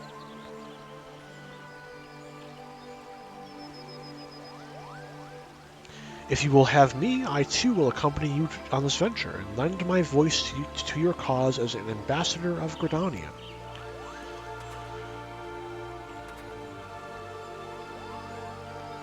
My lady, are you certain? How oft has our nation turned to the signs of the seventh dawn in its hour of need? How oft have we asked the warrior of light to risk his life to save our own? Full many times I say to you, and never have they refused us. Thus do I choose this day to offer mine aid to our allies for the good of the realm. This guy's got backstory. Is this not just?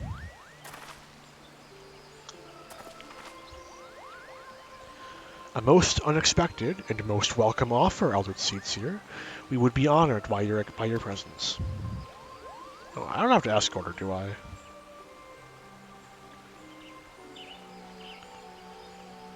I'm not one to complain about this game's tendency to side quest, but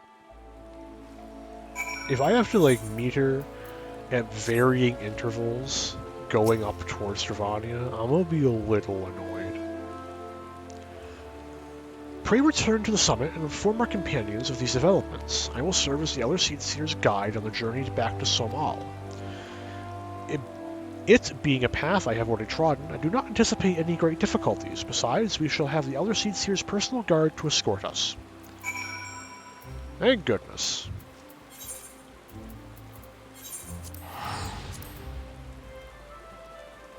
It's a good thing I am fucking loaded with gil.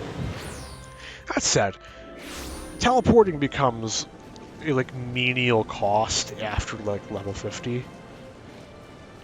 Doubly so if you do your daily roulettes, and triply so if you do any amount of crafting. It is really easy to get gil in this game. Not necessarily like buy a house gil, but like, even then, I've got like almost 9 million gil stashed away on a retainer, so it's like, you know?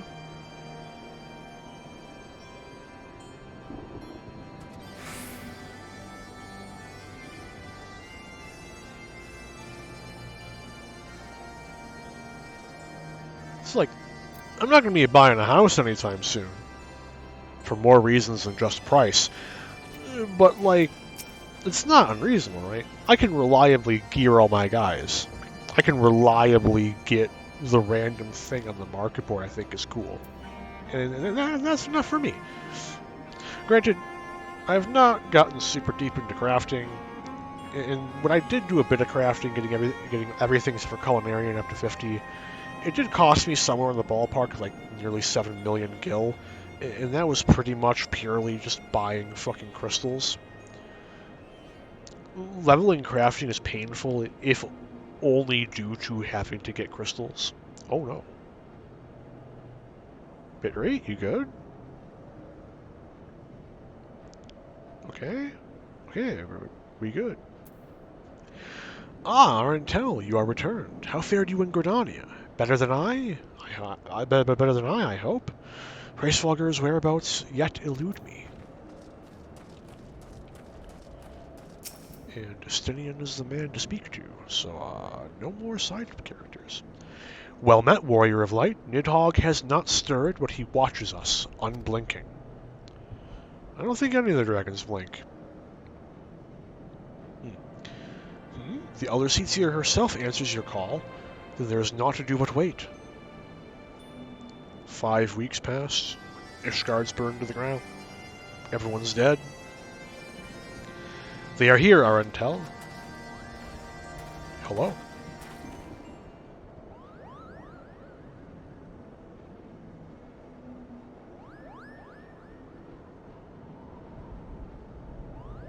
Greetings, my friends. I am happy to report that our journey was mercifully uneventful. Devoid as the road was of Dravanians, it would seem the dragons have abandoned some all for the churning mists. Elder Seatseer, may I present to you Sir Estinian, Ishgard's Azure Dragoon. 'Tis an honor to meet you, Sir Estinian. I have heard many tales of your order's extraordinary skill and courage.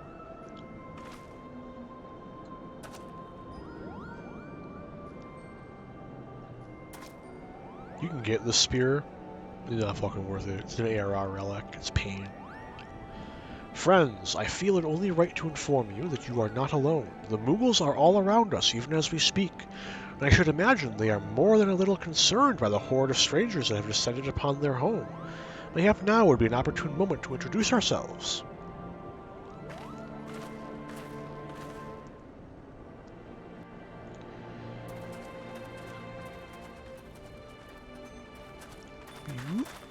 I think this is his voice. Please. God, you son of God. Ah, this should serve.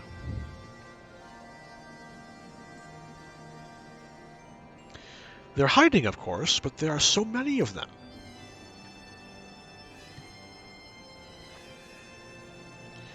I am Khan A. Senna. My companions and I have braved the long road from the Twelveswood to share words with you. On this, the occasion of our first meeting, we bring an offering of light and wind.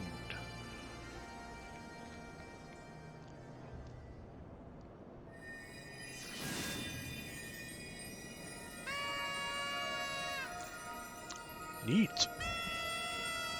Please stop. Oh, such a gentle and pleasing glow.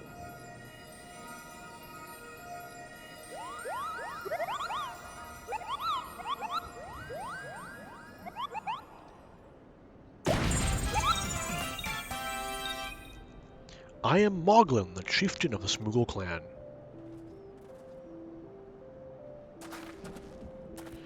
Chieftain Moglin, it is an honor to meet you.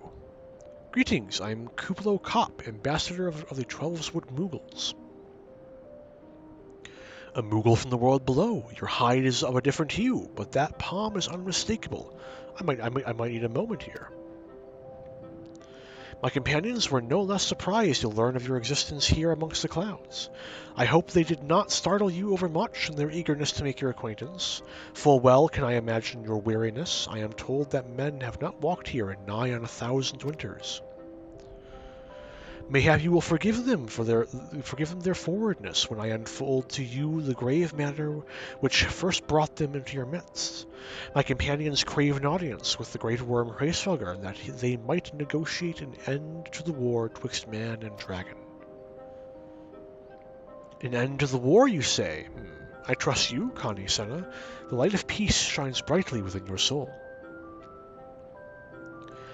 But I'm afraid I cannot say the same for your friends. To be plain, we did not hide ourselves because they were the first of your kind to be seen here in 1,000 years. Well, not only because of that, we hid because we smelled the dragon's blood. These skies are home to many, many dragons. While some crave peace, such as Hraesvelgr, many others crave the opposite, such as Nidhogg. Suffice it to say, we are worried that the presence of your blood-spattered warrior friends will attract the attention of the nastier kind and invite destruction into our happy home.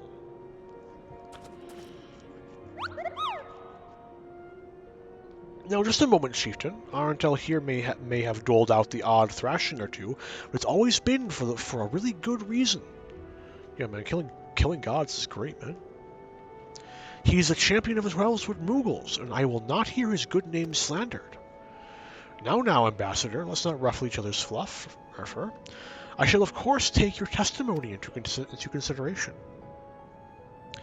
If I may, Chieftain, there's little room for trust twixt strangers. Might we not take this opportunity to learn more of each other?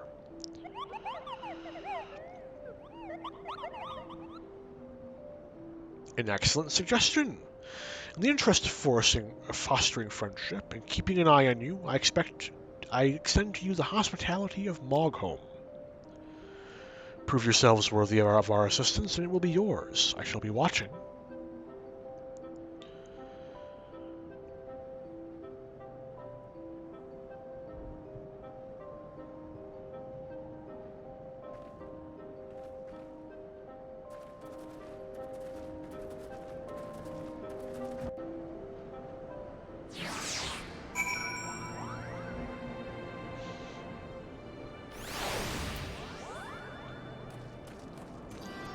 Talk to Mog Chief Man. I'm not speaking to all of these fucking Moogles. Goodness. I'm not speaking to all of them. I'm not doing it. I will speak to Kane and her guards. Estinian and Yuzel. I actually don't know where Estinian is right now. He's probably up there. But I'm not speaking to all the Moogles. It's not happening. Tell me, in the world down below, do all your kind look so different from one another? It must be terribly disconcerting. What was it Kuplo Cop called you again? Arentel, Aura, Zayla. Arentel?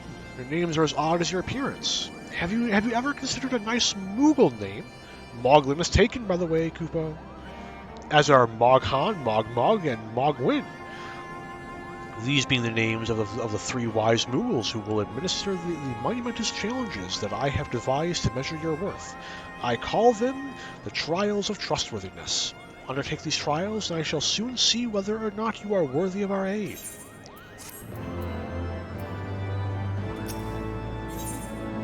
Actually, before that, I'm going to make sure I speak to people before they sink into the fucking aether. Where is Estinian? Oh, there he is. Where is Alphino? There he is. So exceedingly fluffy. Quality commentary is out. I did not expect our travels to bring us to a Moogle village. I wonder if a similar settlement exists within the Twelveswood. Probably. The Thorn March looks like it could be part of that. Kind of hard to say, honestly. No, wait, I'm a fool! Estinian, I'm sorry. Mogwin is the name and art is my game. When it comes to painting, there are none in Mogholm who can match my talent with a brush. I know why you have come. Chieftain Moglin has demanded that I test your trustworthiness, but I trust no one to create the art that will satisfy me. I instead charge you with retrieving a masterpiece I seem to have misplaced. It was an ambitious and innovative work, guaranteed to fetch at least 4 Kupo nuts on the open market. You must find it. Question the masses. Surely a pebble painted with such vibrant color and unmistakable panache cannot have escaped the notice of every Moogle in Mogholm. Hey, Estinian, how you holding up? The Fury take these ridiculous flying rye. I feel you, man. I feel you. I know. I too am suffering. Just as their cousins, the Twelveswood, these Mogholm Moogles excel in the manipulation of aether. There are few who could detect them if they chose not to be detected. Warrior of Light, we have not spoken since the trouble with good King Mooglemog, and I would proffer my apologies. Had I not been bound by my duty to protect the Elder Seedseer, I would have stood with you against your accusers in Ul'dah. I appreciate it, man. Hello, Loreman. I owe the Elder Seedseer my life. My duty to protect her surpasses all other concerns. Oh man, we'll get to your lore eventually, man. I feel it. It's deep in my gut. It's gonna come up. Mogamo? Mogwin is missing his masterpiece, Kupo. Oh, you mean that paint-smeared mess of a pebble? I've not seen it recently, a fact of which my eyes are profoundly grateful.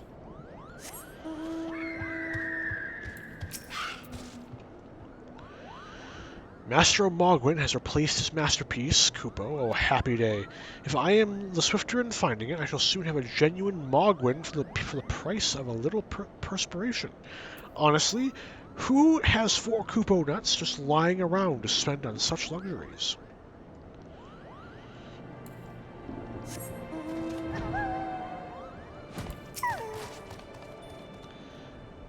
Mogto. I don't know much about this stone, but I do know Mogwin's been creeping out the back way to Sawmall Summit from time to time. Maybe he left it up there.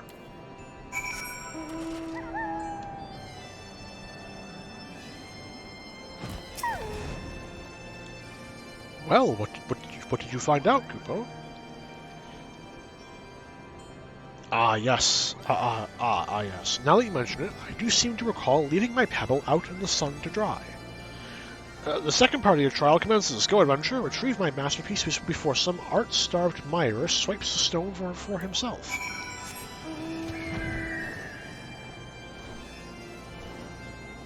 Probably going up for no reason, but I did not.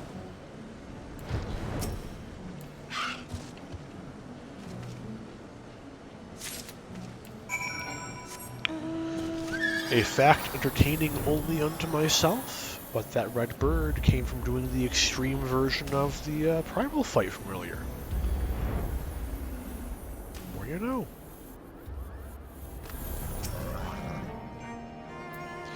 Do you have it, Kupo? Is my masterpiece safe? An ordinary rock awash with extraordinary color. What that color represents, however, you cannot discern from any angle. Yes, this is my work. Is it not exquisite? I call it Contemplations of Zenith. Thank you, sir. At last I can exchange my art for those delectable Kupo nuts. Chieftain Moglin will hear of this valorous deed.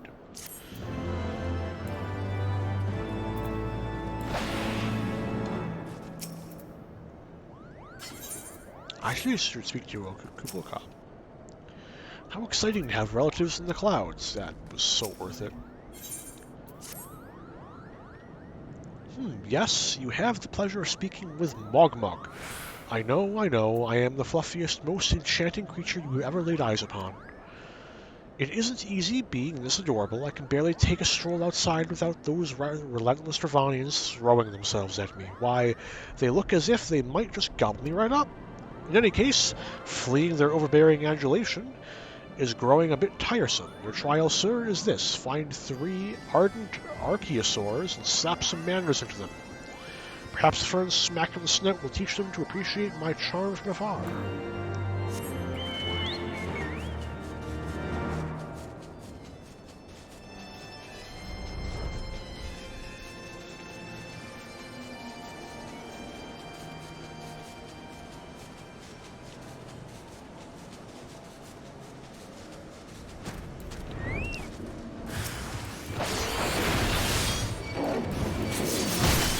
Oh,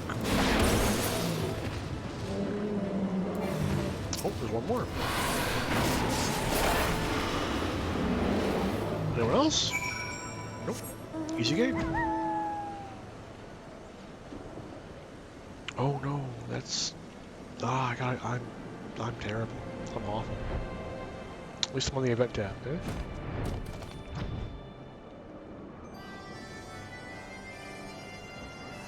I wish I could automate it. Just try like a plugin or something to automate it. I don't mod my game. I'm very scared of the GMs. Terrified even. You're able to humble my Dravanian devotees. Wonderful. You are as capable as I am captivating. Still, my precious perfection does not excuse those louts from pursuing me so mercilessly, their tongues lolling and bellies rumbling. The Dravanians and their ilk have much to learn about acceptable acts of admiration. No, I think they just wanted to eat you, dude. I think the sentience of some Dravanians is questionable. Which is weird because they all start as wormlings and all wormlings are very sentient, so maybe I'm very wrong. For some reason, I don't think that part of their growth cycle would lead to a dramatic decrease in intelligence. That just doesn't make much sense to me. Hello, yes, I am Moghan, the foremost alchemist in Mogholm, if you must know. If your tummy's gloopy or your wings droopy, I have a potion to fix that. Or I would if I didn't keep running out of ingredients. Luckily, you're here to do my trial. Yes, go forth, mighty adventurer, and mightily pluck 3 sprigs of cloud's breath for me. You'll find it blooming near the entrance of El Tum. I'm happy with that. It's not the safest of places, so don't let yourself be too distracted by the pretty flowers. Hey, the Ravana bird is back. Good shit.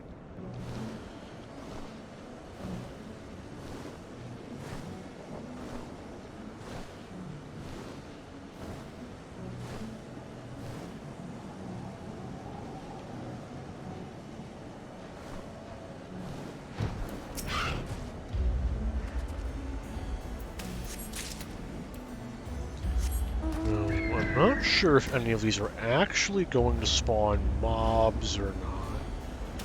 And I also seem to remember this one being obnoxious, but I also couldn't fly back then either. So, Yeah, we'll see. Mileage may vary. But I seem to remember one of these quests taking me like a solid half hour. It's because I couldn't find the last frickin' pickup. Sorry about that. Where is the last one? Oh no, it begins. I wouldn't put it up here. No, I wouldn't. Am I too high up? It's like outside of my render distance? Oh no. Where the fuck is it? There it is. Life is good.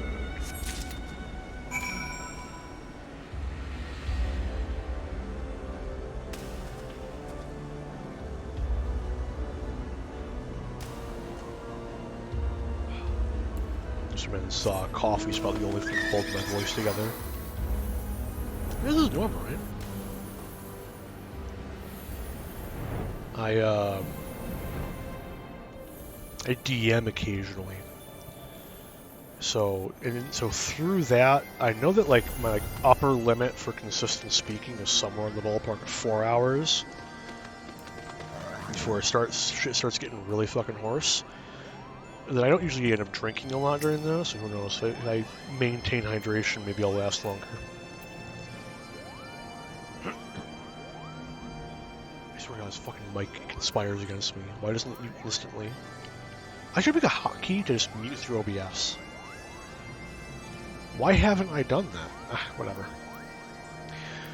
Did you have any trouble finding Cloud's Breath? I do need it quite urgently, you know. Oh yes, these are perfect. Now I have the main ingredient for my palm tonic. Speaking of which, how are you feeling, sir? Should you ever feel your palm losing its bounce? I am your Moogle. I mean, do you see a palm upon my head? Arentel, if that is what you insist on calling yourself, you have completed the trials of trustworthiness administered by my taskmasters Mogon, Mogmog, and Mogwin. During these grueling tests of character, I closely observed your conduct, as well as that of your companions, and I am decided. Gather your friends before me now, so that I need not repeat myself needlessly. Vroom, vroom. Did I ever talk to Alphino? I don't think I talked to him. I did talk to Alphino. I have no idea what he said, though. Are these trials over, then? My tasks have been little more than household chores. For hosts elect not to grant their aid after working us like pack chocobos, I shall demand compensation and Kupo not out of principle. But I hope it will not come to that. Let us hear the chieftain's verdict, shall we? I am genuinely curious what Kupo nuts are like. Are they actually nuts? Because they look more like eggplants. How go your trials, Warrior of Light? I have myself been sent on a number of expeditions to chastise the local dragon population. Did not their chieftain wish to avoid inflaming the Devonians? Such contradictions aside, our host seemed entranced by the height of my leap. They compared me to Mog, a lance-wielding Mogul warrior of Eld, who also favored such attacks. It was meant as a compliment, I expect, but I doubt these furry lumps could outleap a Karkul man, much less a Dragoon. Conclude your business here, swiftly, Arentel. I like not this place. You and me both, Estinian. You and me both. Nothing new? I never imagined my duties would include tidying up fallen leaves in a Moogle village beyond the clouds. They had the Elder Seedseer scrubbing and sweeping. The Elder Seedseer! Yeah, that's fucking Moogles for you. Standing here in Mogholm, my thoughts turn inevitably to the legend of good King Mogglemog and his seat in the heavens.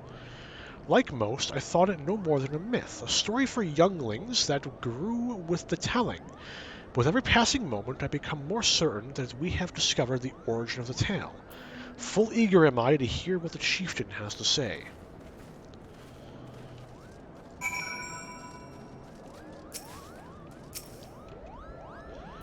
We've become such friends, Kupo. My Moogle cousins love to sing and dance as much as I do. Chieftain Moglin has finally come to a decision, has he? Well, I suppose I'd better flutter over and see him then.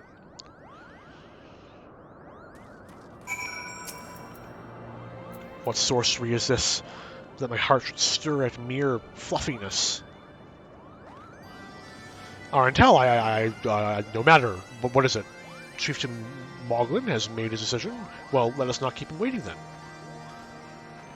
Man, Yzael is so underutilized. She is such a good character.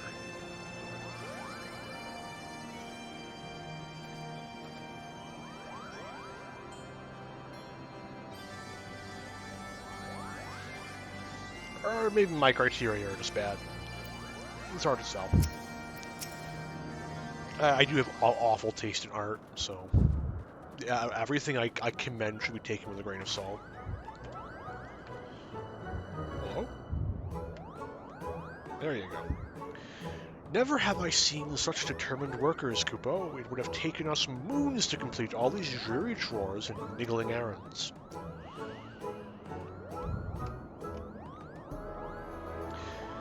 And have our labors proven the purity of our intentions, Chieftain? Well, without a doubt. In fact, there was never really all that much a doubt to begin with. You were, after all, already friends with a fellow Moogle. But, you see, before any meeting with Heavensward should take place, certain preparations need to be made. What better way to help you pass the time than by having you perform all the tiresome tasks that no one ever wants to do?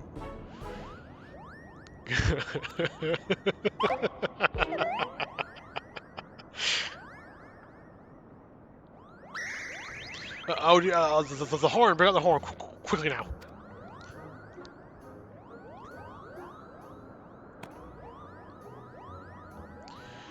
We blow this wondrous instrument whenever we wish to speak with the Great Worm.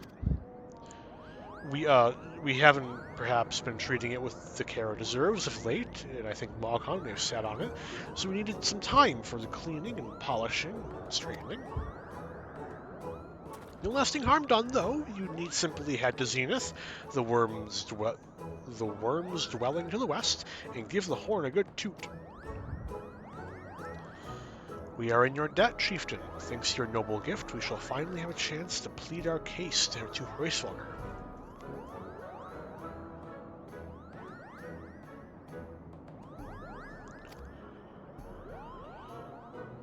Very possibly, yes. But I wouldn't get my hopes up too high. The old worm isn't terribly fond of, Your concern is appreciated, but I'm quite certain that Heavensward will welcome our overtures. I really hope the scene that's coming up is voiced. I really hope it's voiced. Should we arrive at his lair?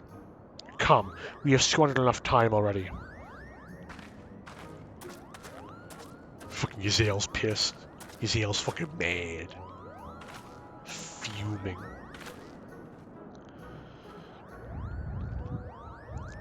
Chieftain Moglin, we thank you for your gracious hospitality, though we must soon take our leave.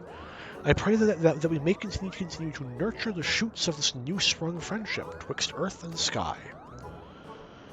Of course, of course. Visit us whenever you wish. Consider Mogholm your home amongst the clouds.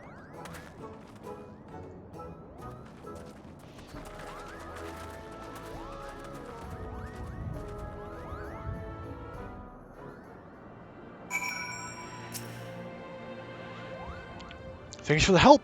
I doubt I would ever have found time for all those rotten chores. Hey, it wasn't my idea. If the chief had spent a little less time sitting about and a little more time chieftaining, things would never have gotten so messy in the first place. And he was the one who sat on the horn, by the way.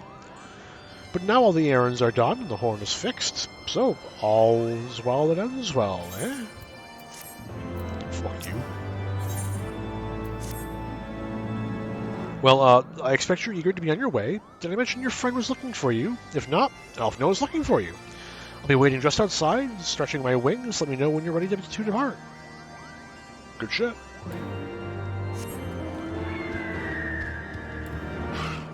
Oh, where's Justinian?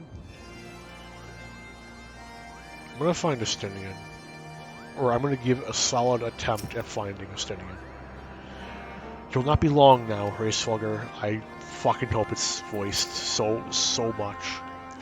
I can't wait to tell my kinsmoogles in the 12s all about this place. They will be beside themselves with envy. Wrong. There you go.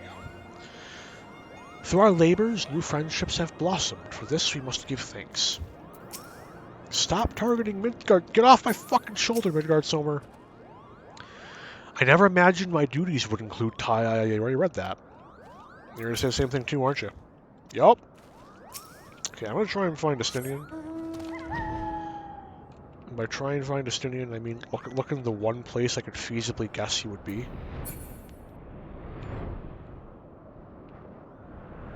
He is. I'm impressed. Must we have this creature as our guide? I would sooner flee the thing than follow it. You would like the Dark Knight trainer. Fast friends. Minor Dark Knight spoilers, forgive me. To the best of my knowledge, we have all that we need for our trip to Gnath, and I believe the Elder Seer and her retinue will soon be making their journey back to Gnath. It would be remiss of us, I think, not to convey our gratitude to them prior to going our separate ways, shall we? How about now? Nope. It was worth a shot. Alphino, Arantel, I do humbly thank you for what has become a most enlightening exercise. Were it not for your pioneering spirit, the existence of these Moogles might never have been revealed to us. 'Tis we who should be thankful of the Elder Seer. Were it not for your timely diplomacy, they would never have chosen to reveal themselves at all. And 'twas your presence, Kuplokop, that ultimately won us their trust. It might have taken great courage to leave the sanctuary of the Twelveswood, and we are exceedingly glad that you did. It was my pleasure, Kupo. I've made so many new friends and have so many fantastic tales to tell my kinsmoogles back home. And it is to our home that we must now return. May you ever walk in the light of the crystal, my friends.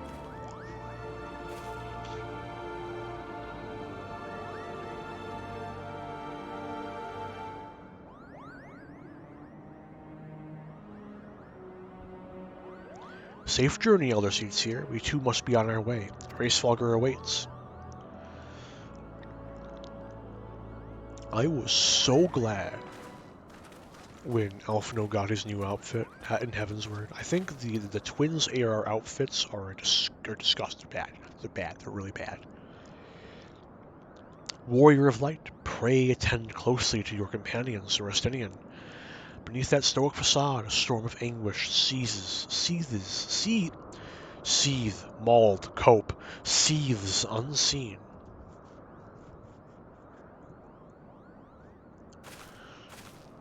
Justinian is a WoW player.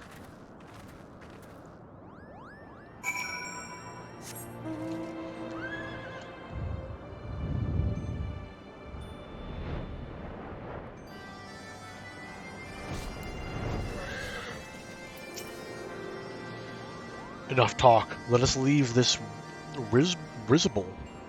I have never heard that. I obviously have heard the word before, because I've done the story before, but I have no fucking clue what that means. This risible place behind us. We have tarried over long. Let us forge ahead as swiftly as we may, lest Ishgard bear the brunt of the Horde's fury. The closer we come to Racefolger, the higher my spirits rise. But is it I who am elated, or Saint Shiva? Please be voiced. Have you said your goodbyes and dabbed away your tears, Kupo? Then we are indeed ready to go.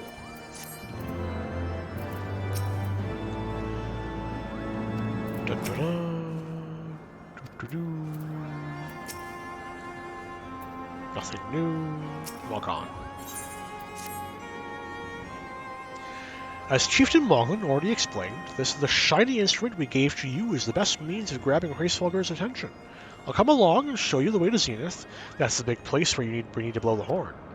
First things first, though, we need to make for Asa. Oh, and watch out for rampaging dragons. Maybe that should have been the first thing.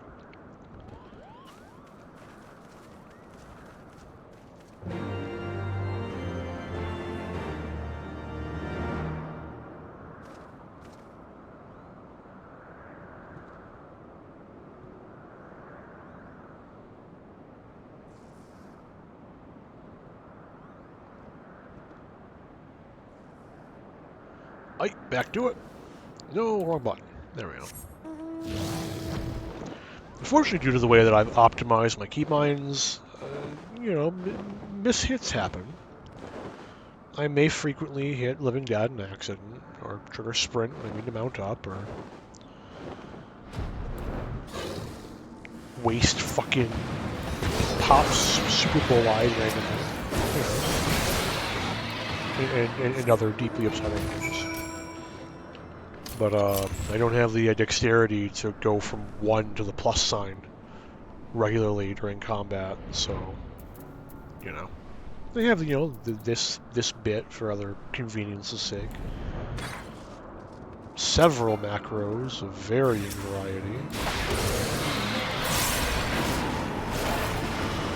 Holy shit, we survived from Arch dive. I'm impressed. Oh shit, I've got Blood of the Dragon now. I'm surprised by that, honestly. I'm about to fucking grid school some fucking poor level 52 guy into dust. Just fucking atomize him. Nothing left. No body to bury. It's gonna be horrifying. The histories make no reference to the existence of these ruins. Curious. Most curious.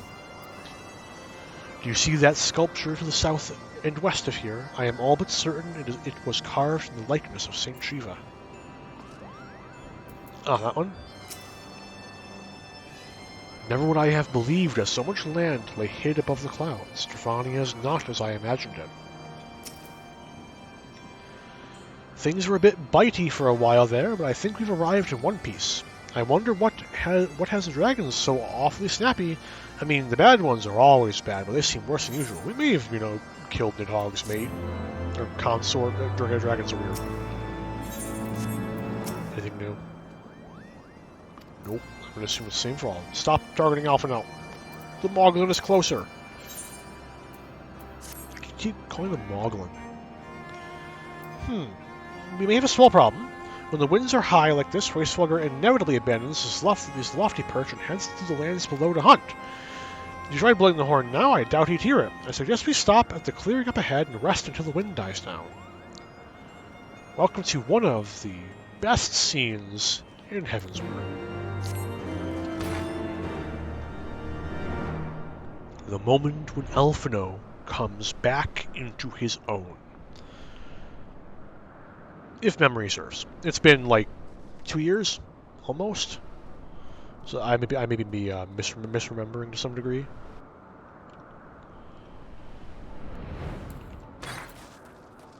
But it is definitely, you'll see. The fates make mock of us to be so close.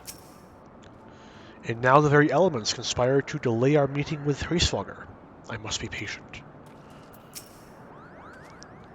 Who can say when the weather will turn? I have a mind to make camp. This should do nicely, Kupo. The winds will likely have died down by tomorrow, and until then we might as well make ourselves comfortable. If we must interrupt our journey so close to its end, I suppose this place is as good as any. And mayhap a brief respite from the hardships of the road will help to clear our minds in readiness for the coming parley. Very well then, I believe a campfire is in order. Leave the gathering of fuel to me. I acquired a keen nose for firewood during my time in the frozen wastes of Korthus. Clear our minds, 'tis Elfino whose mind needs clearing. The thought of meeting a great worm in the flesh has befuddled the boy. Did you see him stroll away, as if these ruins were not crawling with deadly beasts? Follow him, Arantel, and see that the wildlife does not make a meal of our young friend. We will have the camp ready by the time you return.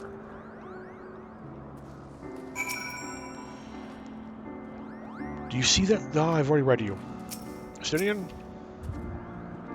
Nesrielf knows Ardla's quest for firewood is like to get him killed. I suggest you follow after the boy and see that no harm comes to him. I'm not talking to the admirable. Can't make me. Not happening. I refuse.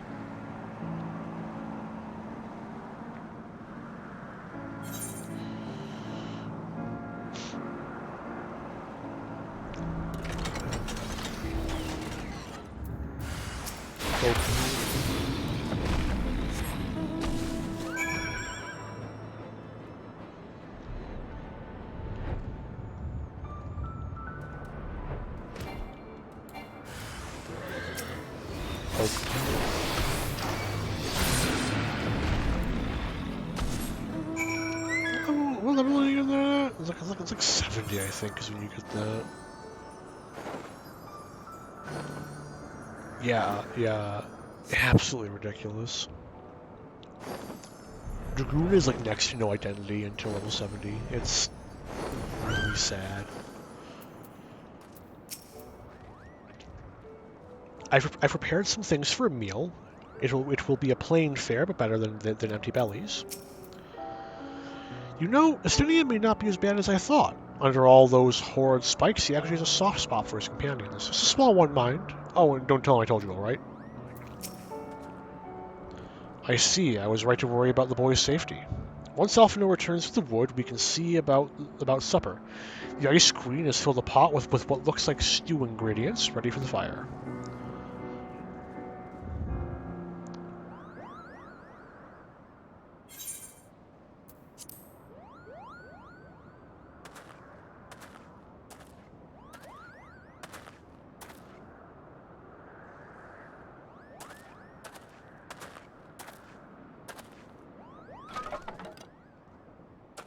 Don't fuck me, instincts.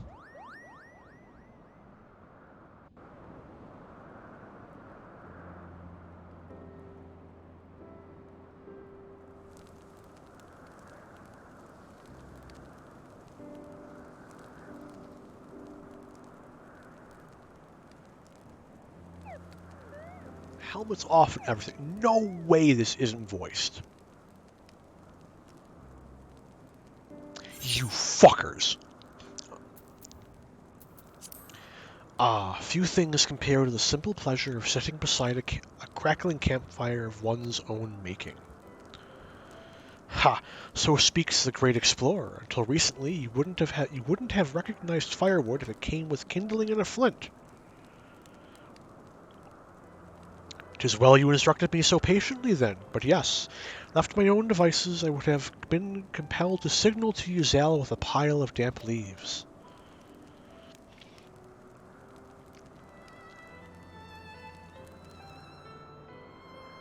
I was born the pampered son of a Charlian dignitary, and alongside my twin became the youngest student ever to be accepted into the studium. How proud I was to match wits with scholars and philosophers, how ignorant of mine own shortcomings, that hubris invited manipulation and betrayal and led to the downfall of the Scions. We, all of us, are guilty of similar ignorance. How many men lay down their lives, never knowing what it is they fight for, never questioning that which they have been taught to believe. 'Twas only upon meeting Hraesvelgr that I learned the truth hidden within our history. Were it not for that chance encounter, I would never have vowed to tear down the Holy See and expunge the falsehoods with which it fans the flames of conflict. I would have lived and died in ignorance, that the truth has driven me to do terrible things I cannot deny. But I would rather sin in the pursuit of peace than imagine myself virtuous for perpetuating a needless war. If this journey has taught me anything, it is the importance and difficulty of holding to one's convictions in the face of failure. of striving always to replace our ignorance with knowledge. You are well on your way, Master Elfino. At your age, I was a fool, swinging a spear with scarcely a thought in my head. Even now, I struggle to acknowledge the misconceptions under which I have labored. Sitting here amongst these grand ruins, how can I deny that man and dragon once lived in peace? But for all that such an age existed, we are now in a time of war. Nidhogg killed my family, and no quirk of history will exonerate him. I may be ignorant of how the Dragon Song War began, but if we do not put an end to this conflict now, I can say with a certainty that it will only breed more vengeful souls such as mine.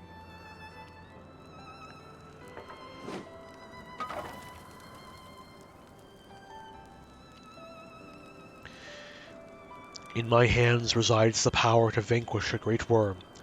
If Ishgard's survival rests on me wielding that power, I will slay Nidhogg myself, orders or no.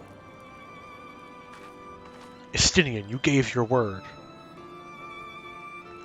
My word is contingent upon the success of our parley. Show me the strength of your convictions, Lady Iceheart. Convince Hraesvelgr of the righteousness of your cause.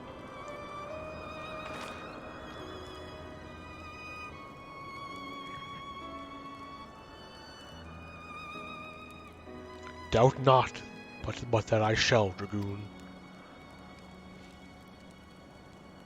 Well, winds willing, we shall have our answers on the morrow. Let us sleep now and face our fate with the rising of the sun.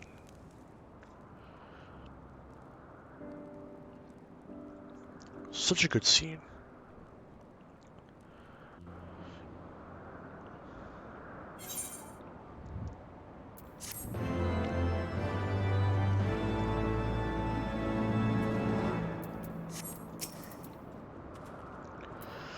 I trust you are well rested, Arentel. Good. If we are to parley with Hraesvelgr, we shall each have need of the full complement of our wits.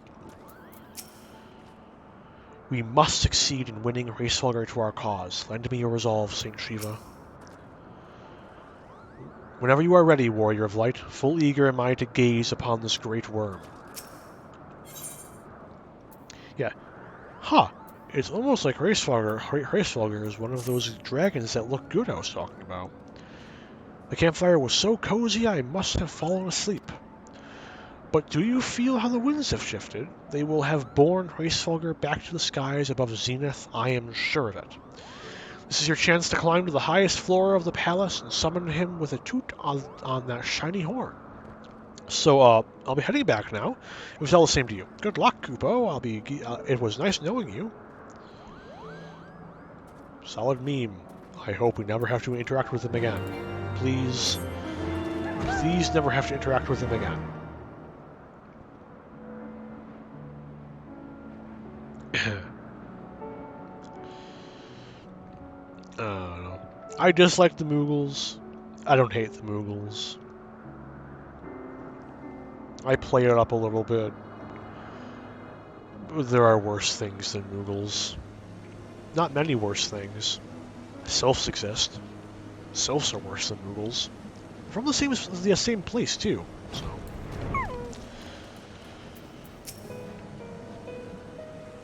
So this is the place. And to be, you already said that. It is time, Warrior of Light. I wonder if I'll remove my helmet for this. I don't need to. I think all of my glamours but one have most of my face exposed.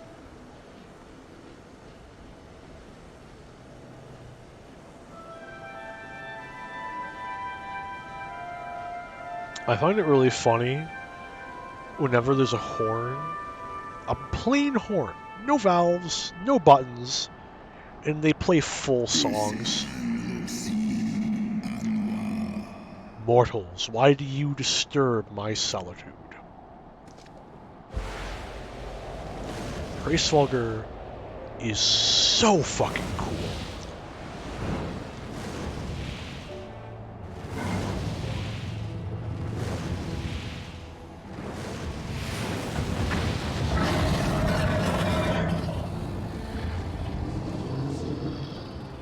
Notice how Hraesvelgur's head is in proportion with his fucking body?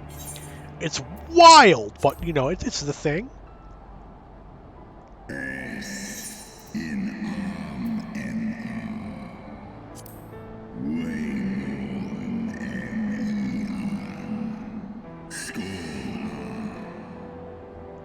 So, know how to play on this, because I have to read on Hraesvelgur, play fucking translator a little bit.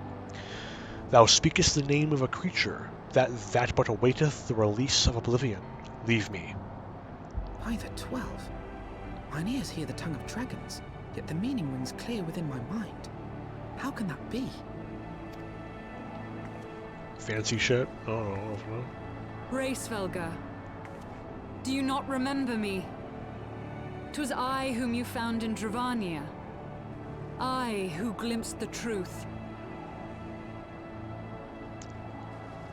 The truth about your past. About Shiva. You guys ready to watch Shiva's whole world explode? Did I just call Giselle Shiva? Do not speak her name, mortal. But speak it I must. I have summoned Shiva's soul from the beyond and offered myself as her vessel. She has made her heart known to me.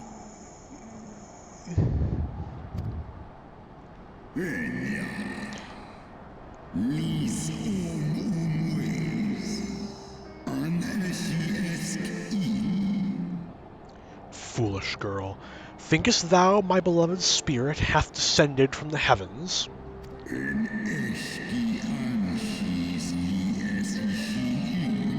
That the secrets of her heart are thine to know? I have surrendered mine to her. Do you not see, my love? I am Shiva reborn.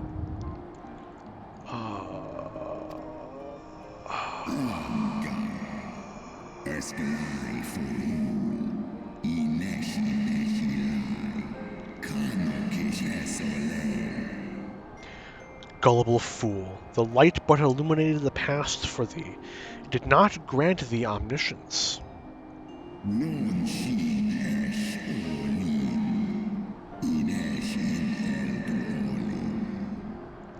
The spirit thou hast summoned belongeth not to Shiva. 'Tis but a shade conjured by thine own fancy.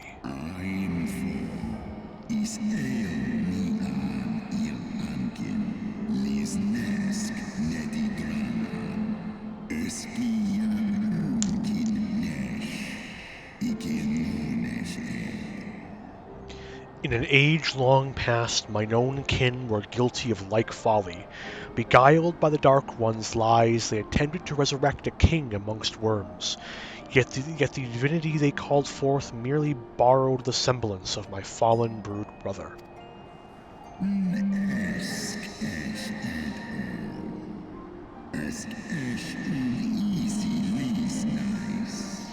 Such gods are not summoned, but created.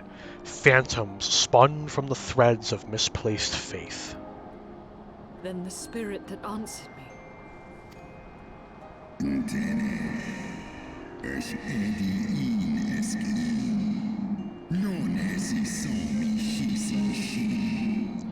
Was but thy dream of Shiva. Thy soul hath been corrupted by a deity of thine own making, child.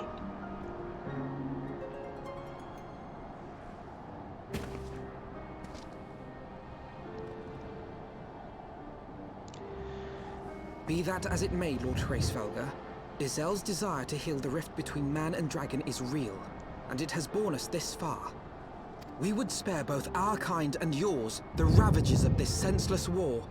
Pray join your voice to ours in a call for peace and forgiveness.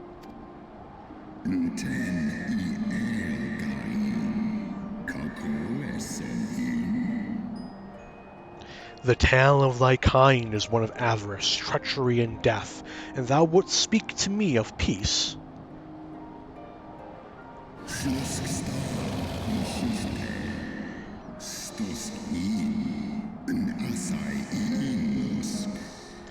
hark thee, mortal, to the naked truth. Then tell me that thou deservest forgiveness.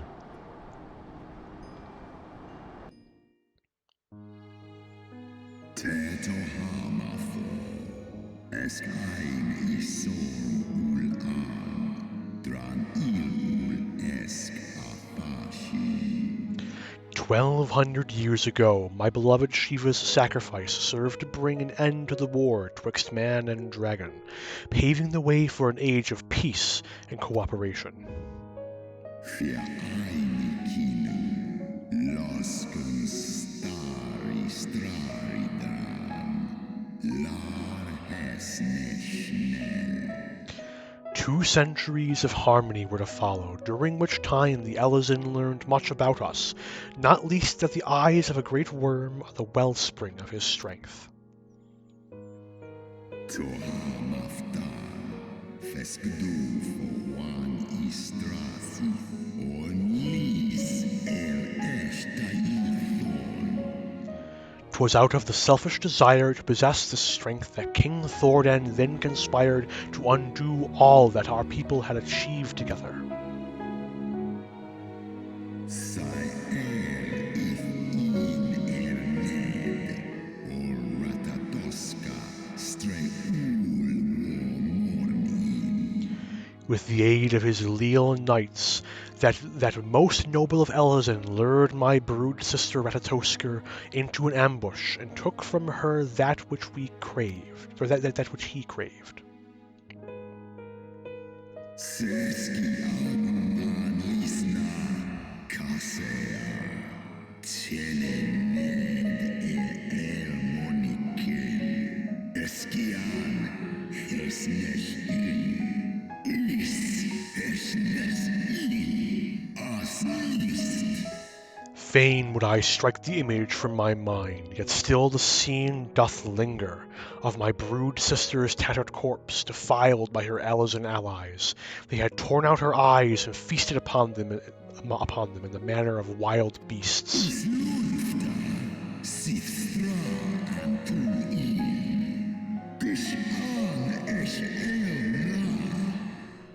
Yet that was not all, for from their bloody banquet the fiends had gained a strength beyond that of mortal men. Even now I labor to comprehend the enormity of their betrayal.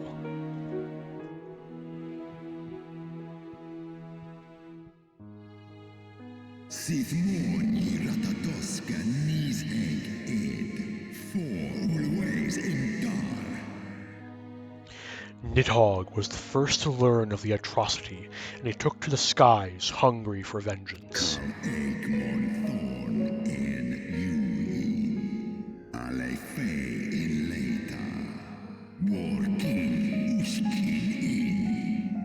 But though he slew Thordan and some few of his knights, their fellow butchers knew only too well where to aim their spears, and with now practiced savagery they set about my brood brother, sending him falling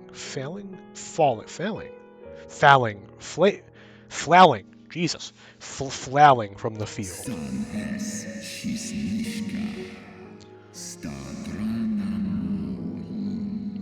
Such is the truth the Holy See would keep hidden. Such was the beginning of the Dragon Song War.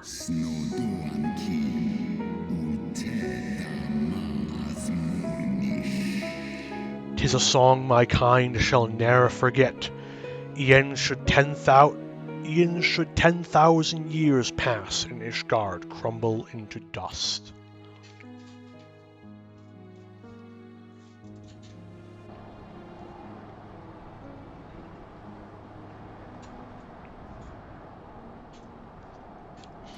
I want, like, a desk figure for Heavensward.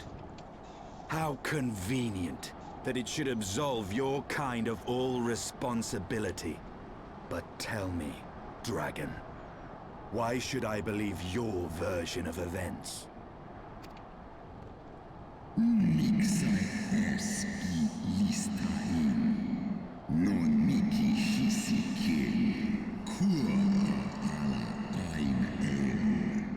What thou choosest to believe is immaterial. The betrayal that yet haunts mine every waking moment is no less than the truth to my kind.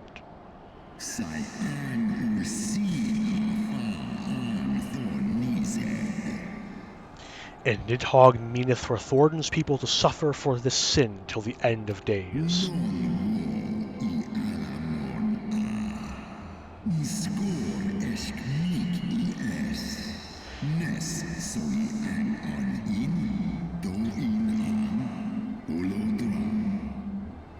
That which thou imaginest a war of extinction is but a punishment, a siege of the spirit. Hast thou not seen those who tire of the torment, those who abandon their own and side with dragonkind? Ishgard's so-called heretics.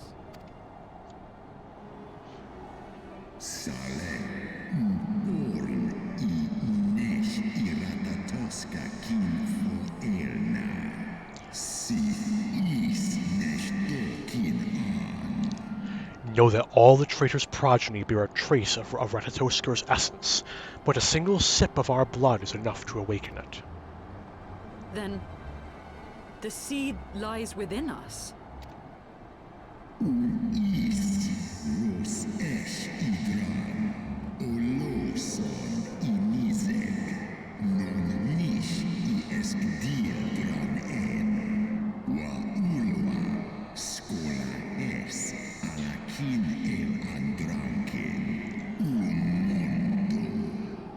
Tis for this reason that those who abandon their loyalties are rewarded with a drink, and thus are they transformed to join the ranks of Nidhogg's ever-growing army as newborn dragons.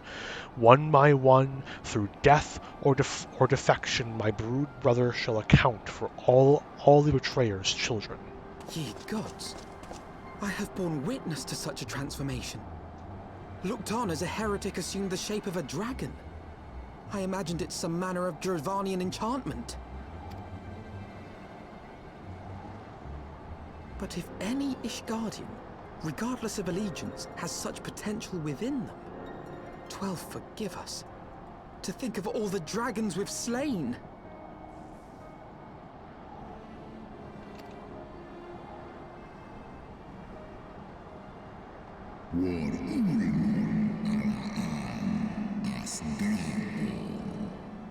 There will always be some, of course, who choose to fight until the bitter end, like thee, Dragoon.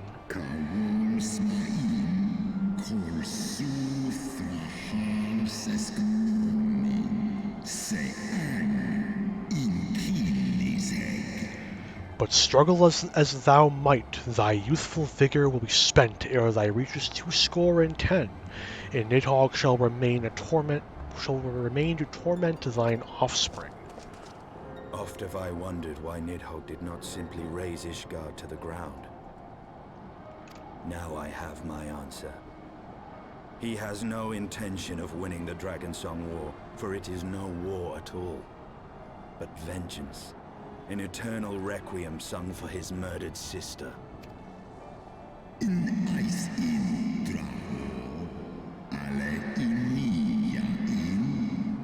Thou hast the right of it, Dragon Slayer. Comprehendest thou now the futility of thy quest? I have not come this far only to admit defeat. We can still return the eye to Nidhogg and beg forgiveness for our ancestors' crimes.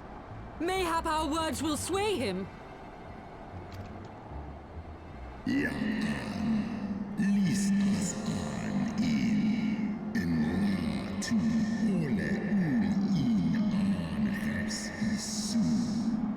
Stubborn child, thou thinkest in mortal terms. Our perception of time is too broad for thee to grasp.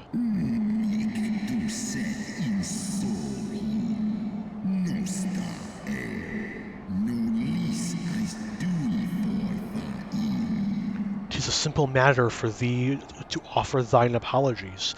Thou didst not perpetrate the crime. Despite thy visions, the deeds of history seem distant to thee.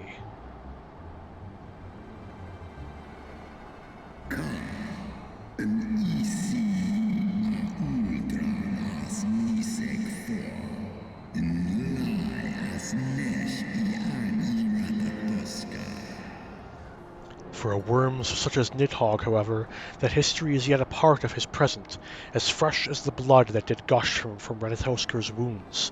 How could he not be driven mad?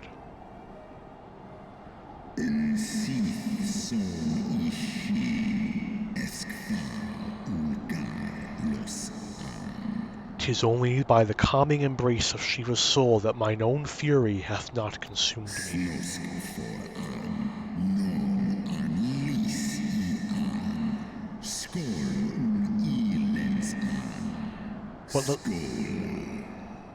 But let us speak no more of what is done.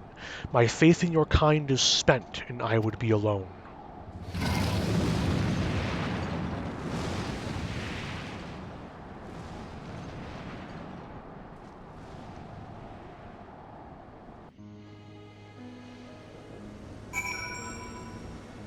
Oh, nope. Don't fuck with OBS. There we go. As predicted, Iceheart's faith in the worm was misplaced, which leaves us with but one recourse. You know I have the right of it, Warrior of Light. What false god is this Shiva? What manner of phantom have I welcomed into my heart? Hraesvelgr was every bit as awe-inspiring as I imagined. His voice fairly dripped with power, the will behind his words so undeniable that it transcended my ignorance of the dragon's tongue. 'Tis but a pity that I misliked what he said. So far did we travel, even unto the very heavens themselves, only to be dismissed like unruly children. And far from mitigating this humiliation, the hidden truths we have learned serve only to prove that our grand mission of peace was destined to fail from the first. Nothing will deter Nidhogg from his course.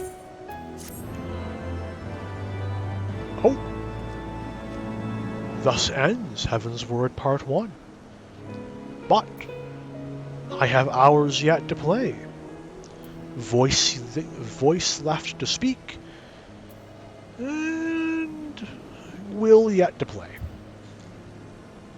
So, let us now begin Heavensward Part 2.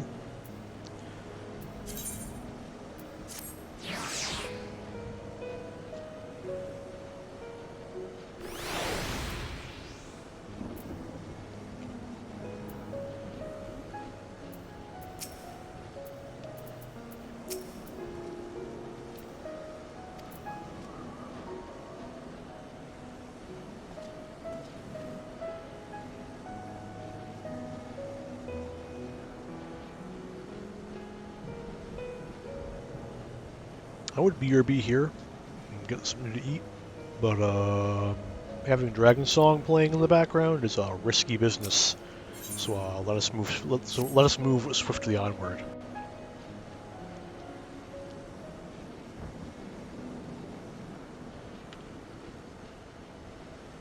Well, what do you propose we do now? I, for one, am intent on continuing to the east.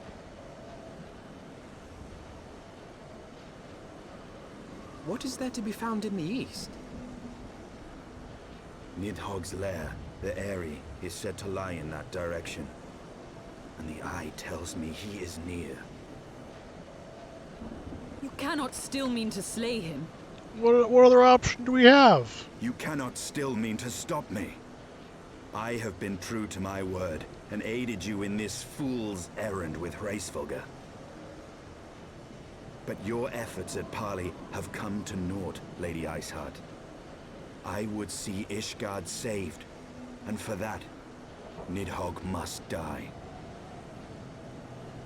With the tale of our ancestors' vile betrayal yet ringing in your ears, you speak of continuing this war?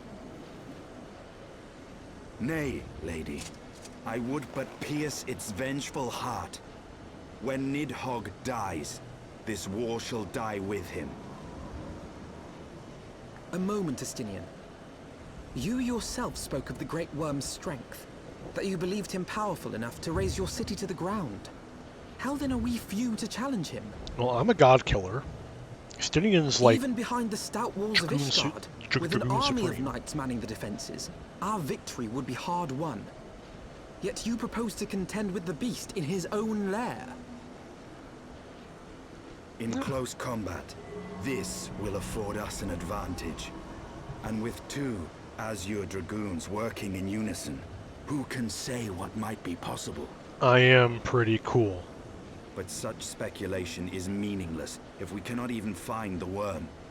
Our first task must be to seek out Nidhogg's lair. The story of this nation grows bloodier by the moment. Must death always be answered with more of the same? Usually. It's kind of unfortunate, but... Such is the way of things, I fear. I shall consider it a miracle if mine armor is not stained crimson ere this conflict is... Foreshadowing. I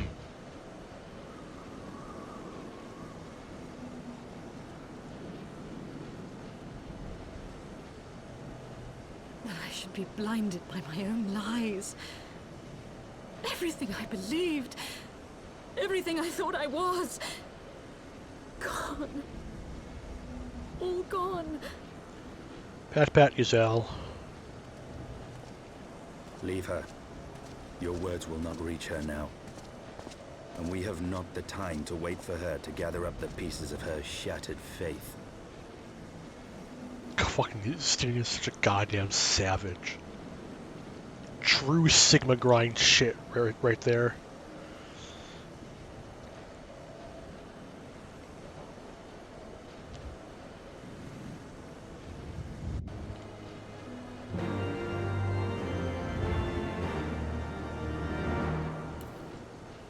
Oh yeah, is it? Stop! Get all the fucking panther. Oh yeah, you're still fucking same text. Moving on.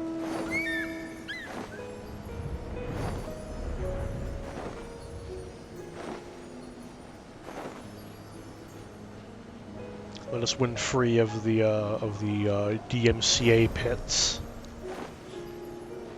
Please, please stop playing the song. Thank you. This VOD is so fucking dead.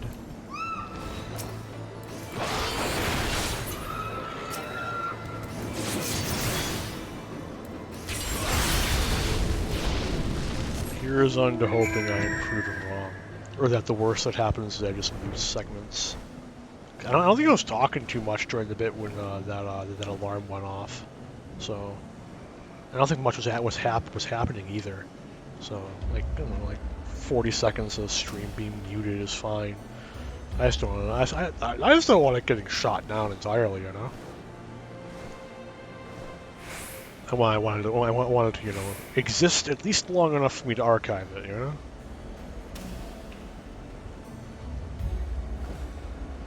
Kind of want to be able to a point backwards at some point in the future, like, hey, these are my first streams.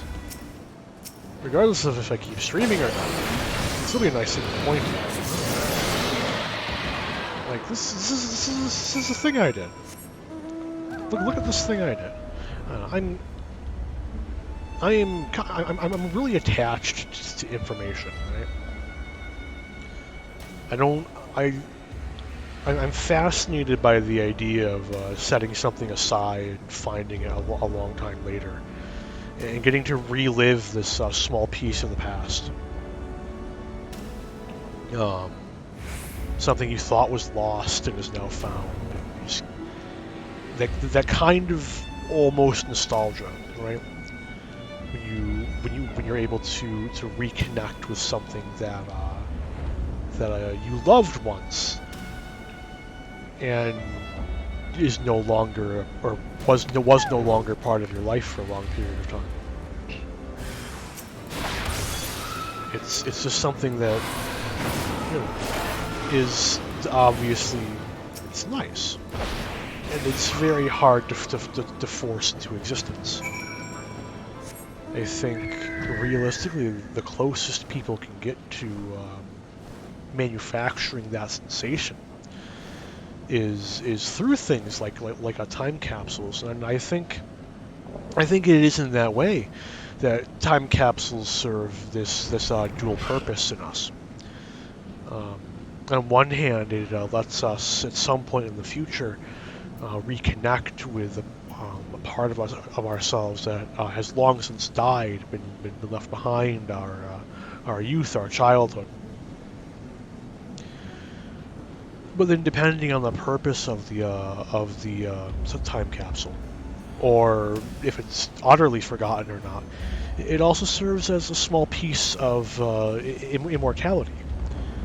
As a person may die in flesh, they may no longer be able to interact with the world, but in a certain way, they will live on for as long as they are remembered. The pharaohs of Egypt have never died, for they are for many of them are remembered and recorded. And even now, thousands of years later, we still look back at what fragments of their lives we are aware of, and in that tiny way they live on.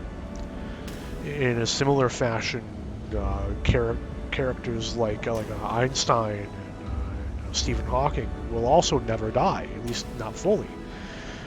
Be it through the knowledge of their lives or the theories that they left behind, the footprints and the giants whose shoulders we now stand upon as we stride into the future. They will never truly die, though they may, in flesh, in physicality, be gone from us. Justinian, pray tell me I'm wrong. Garuda 2, Electric Boogaloo. And, pray forgive my, philosophical ramblings. Is that it? I'm prone to them. I've been told they're annoying. Or at the very least, they're off-putting, you know? I get it, but I enjoy that shit, you know? I feel Nidhogg's presence through the eye. His caustic hatred gnawing at my soul. 'Twould seem the death of his consort has put him on guard. Mark how he wards his lair with tempestuous winds.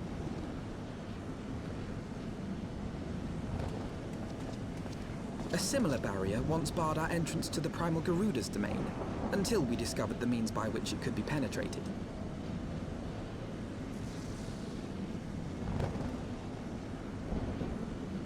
Mayhap it is time we called upon Master Garland. It will be just like the good old days, no? Well, for the good old days were like 3 months ago. Dude, the literal timeline of this game is so fucking wild. The official stance is that the entire MSQ, from ARR to Heavensward, from ARR to Endwalker, takes place within the span of 1 year. Which is, you know, a nice idea and all. But, like, no. Not a fucking chance. Like, by this point, realistically, at least 3 to 4 months have passed. And we're in the first expansion. In other expansions, we take trips that are, like, months long. So, like, you know, shit doesn't add up. 2 years, sure. 2 years I can accept. All in 1 year? Utterly inexcusable. No fucking way.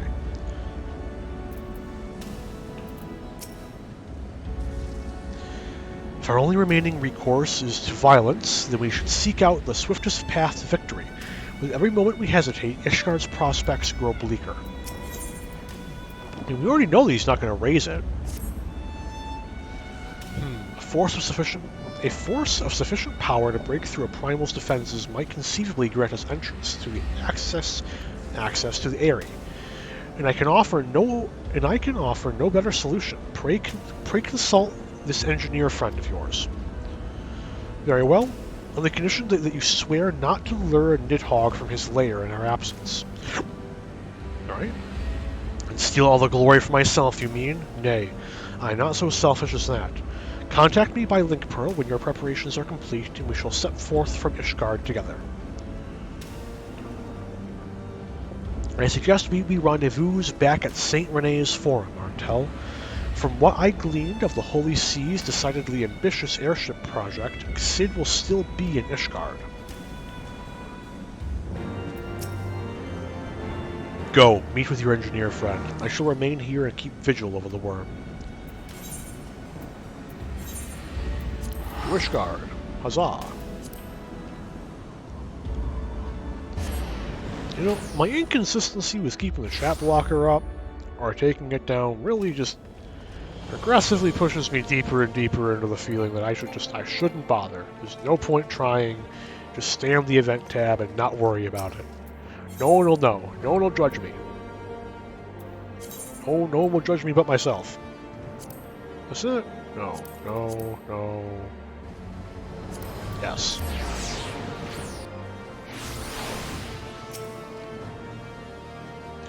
When last you saw Master Garland, he was advising the Guardians on their ailing airship, correct? In that case, he might still be at Camp Cloudtop.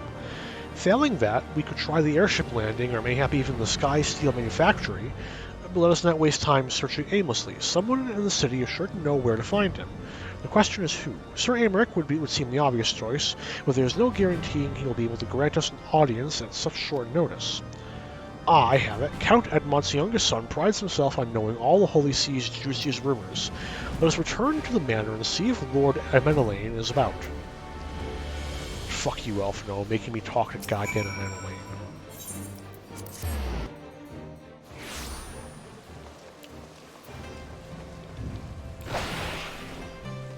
Man.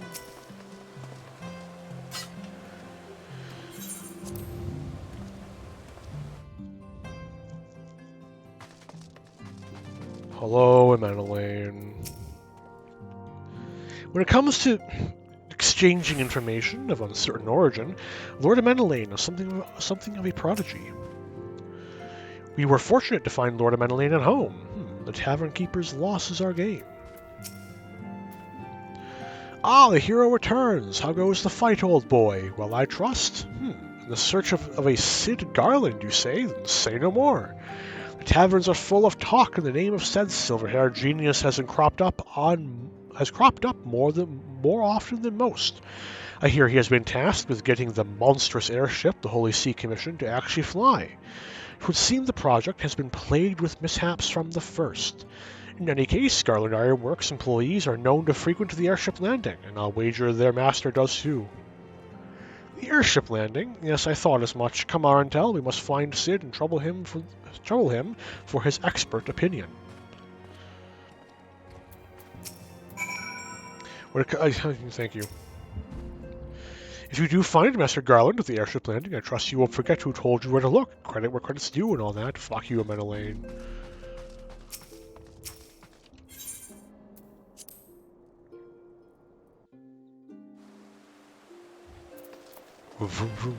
Luckily for me, I have... Wait a minute. Yeah, luckily for me, I have all the Aetherites unlocked, so I just need to just click this over here. Yeah, okay.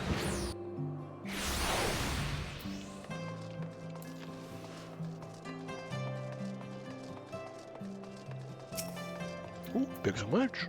Good shit. What's that? There are dragons coming. I can't talk now after just dropping out of here. Understandable. If this shard comes under attack, we'll all get out of the city pretty sharpish. Don't much like the idea of leaving a job half finished though. Hello, Cid.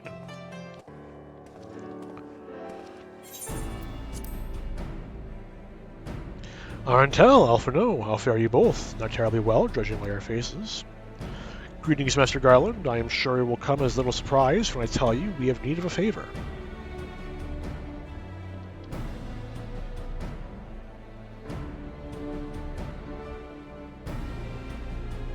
Another wind barrier, you say? And it was conjured by Nidhogg? The Enterprise could certainly take you where you need to go, but she would not fare well against dragons. She's agile for a ship her size, but not that agile. The Dravanians would fly rings around her.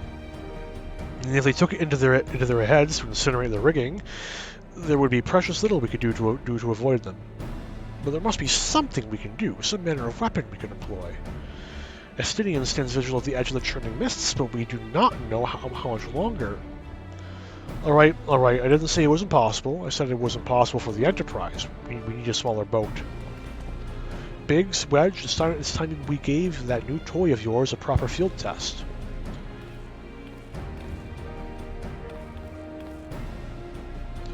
I like how at the end of ARR, Biggs and Wedge say they're going to start their own engineering company.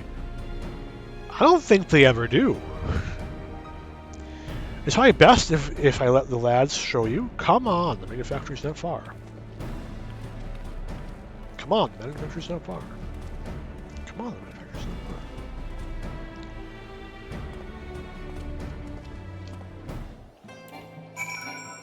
far. Yeah, no mounts in the city. Sad. How slow I must walk because of this.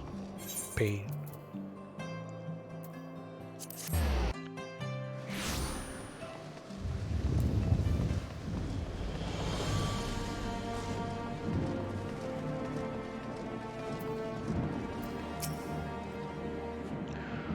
Our little project's just inside.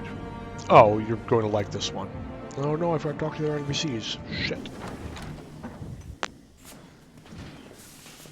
Getting voiced vibes. Not getting my hopes up though. I know this isn't voiced. The way they would have got Bakes and Wedges of AVAs just for one second. God damn it! Latest and greatest feat of engineering. We call it a mana cutter.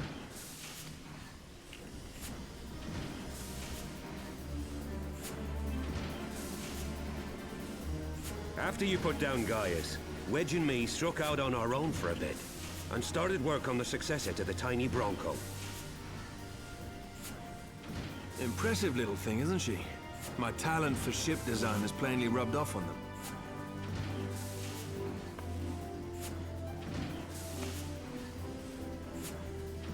They've adapted the principles of corrupted crystal technology and constructed a mechanism which converts ether from its surroundings into elemental wind. Said wind is then harnessed by the specially engineered sails, providing the craft with propulsion and lift. All in all, a most elegant solution. I'm actually a little upset that I didn't think of it myself.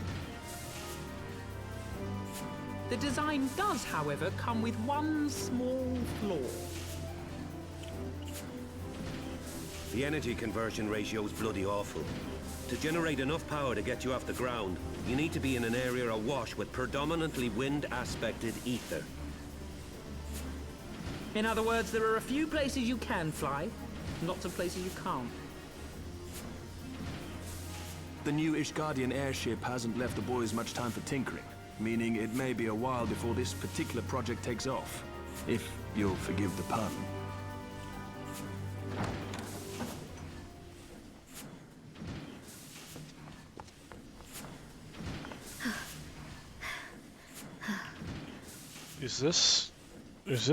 Do I smell Kataru, what's happened? a side quest?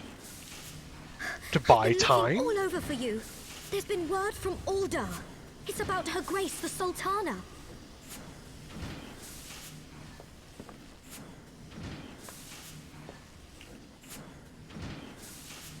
It seems you're required elsewhere. Leave the mana cutter with us. We'll see that she's airworthy and suitably equipped to slice through those winds.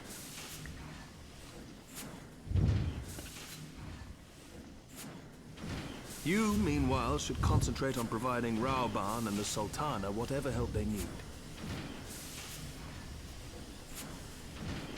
Got it, Chief. I have to do my duty as the captain of the Immortal Flames.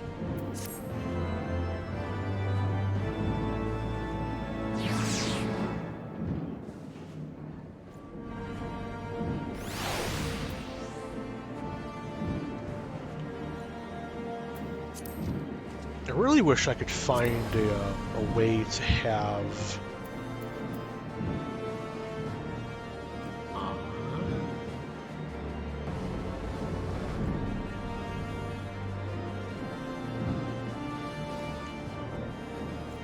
anyway, I really wish I could find a way to have one of those semi-transparent blockers, like I've seen other people have. I can't find it in Stream Elements. That would be perfect, because generally speaking, stuff doesn't appear over here that where there's like privacy concerns, right? It's mainly like, sorry, I am bad. Stuff usually just doesn't appear over here during cutscenes that's like vitally important. So it being a bit blurry is fine. It's just that, a giant fucking checker pattern box does not look good during cutscenes.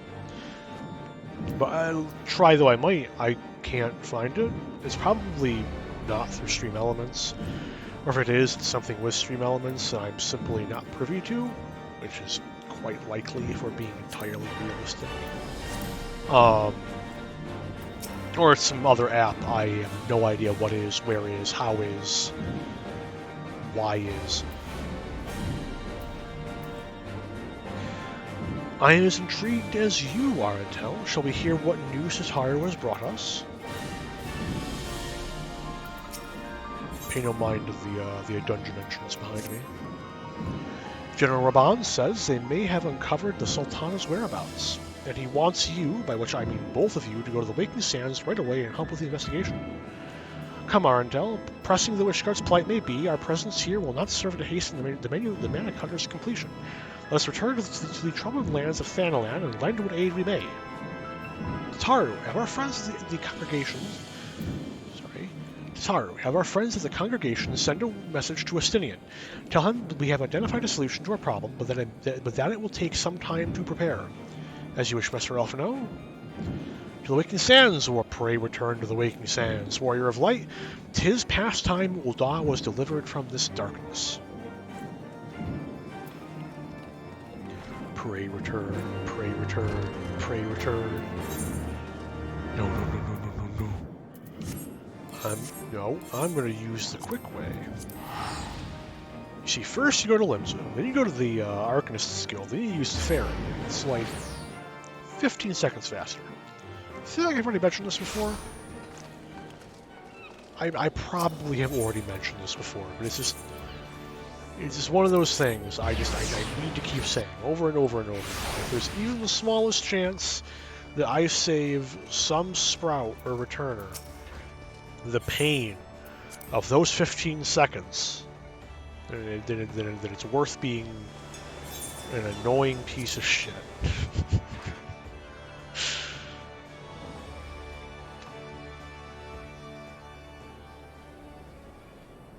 I then waste all those 15 seconds by checking my phone. I know, I'm very efficient. Basically a fucking computer.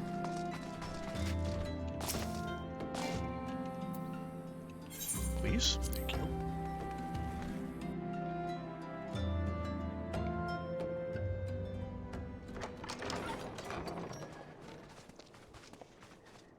This has voiced vibes.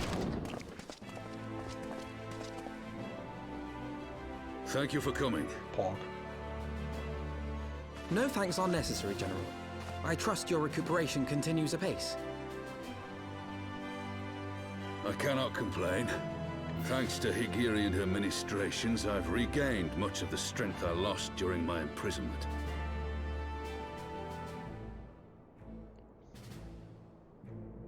I gather you have made progress in the search for Her Grace. Aye, some good fortune at last. A few days past, Dulala informed us that a sizable shipment of alchemical supplies had been delivered to the palace.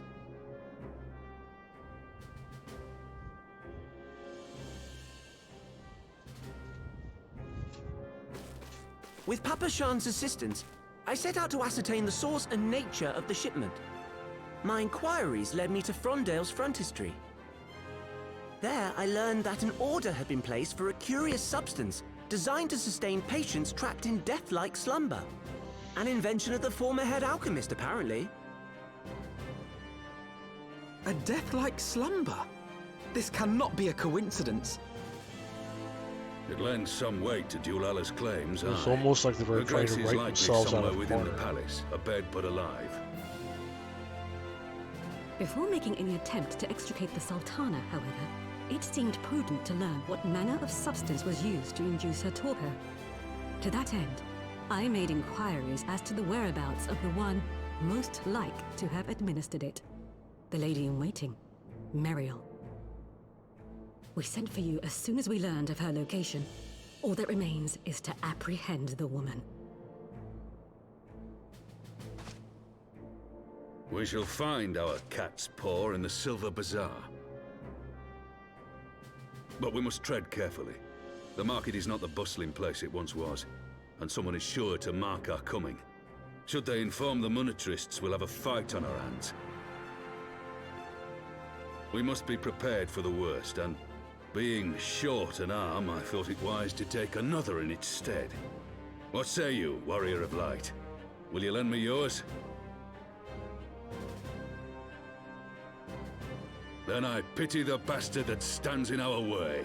Come, my friends, for Nanamo, and for Uldar!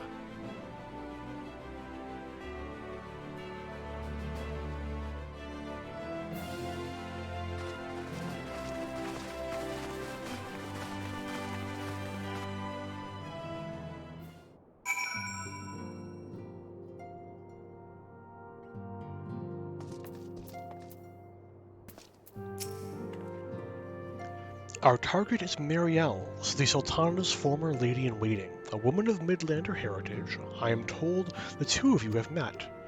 Our sources indicate that she left the palace shortly after the incident, and quietly rejoined the dwindling population of the Silver Bazaar.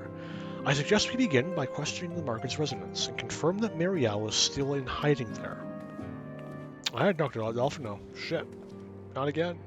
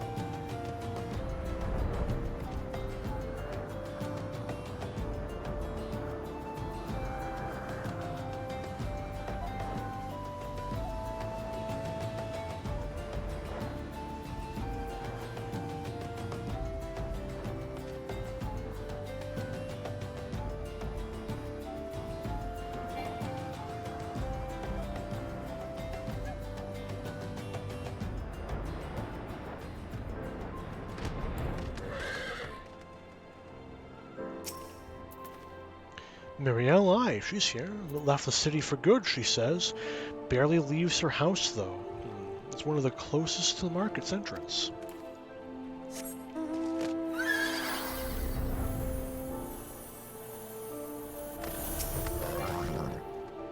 Gods damn it, where is she? I will tear this place apart if I must. Easy now, General. You don't want her bolting down some other hole. Hey, you guys shouldn't be here yet.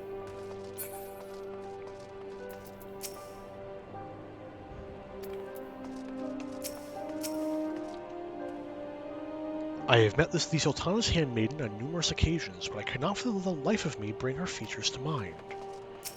Sus. Greetings, Arentel. What can I do for the Silver Bazaar's favorite adventurer? Looking for Marielle, you say? If you're hoping to lure her back to Ul'dah, you may as well give up now. The girl's done with city life. Hello, Yugiri. Our target is Marielle, the Sultana's former lady-in-waiting. A woman of Midlander hair. Yeah, cool, neat, sick, amazing. Do I know of any returning residents? Gods, don't tell me they're starting to come back.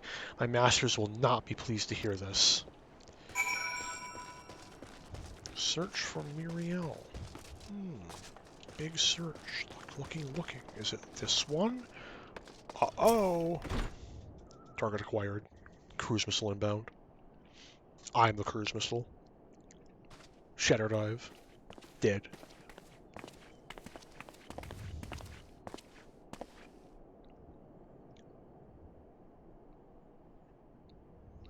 I never noticed that Giri's using. You are Marielle, the Sultana's former lady-in-waiting? Temple Knight Greaves. That fucks with my head a little bit. I know no one of that name. Pray excuse me.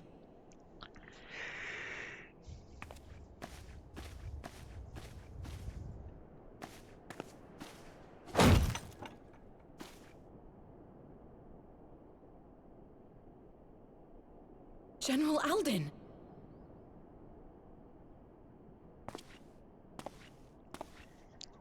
Raban is not fucking asking.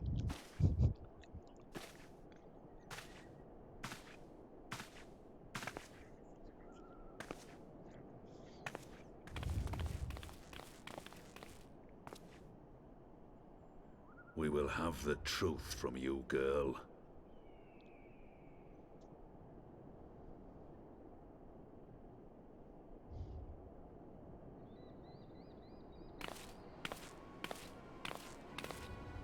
Mayhap it would be better coming from me. Fuck you, Lolorito.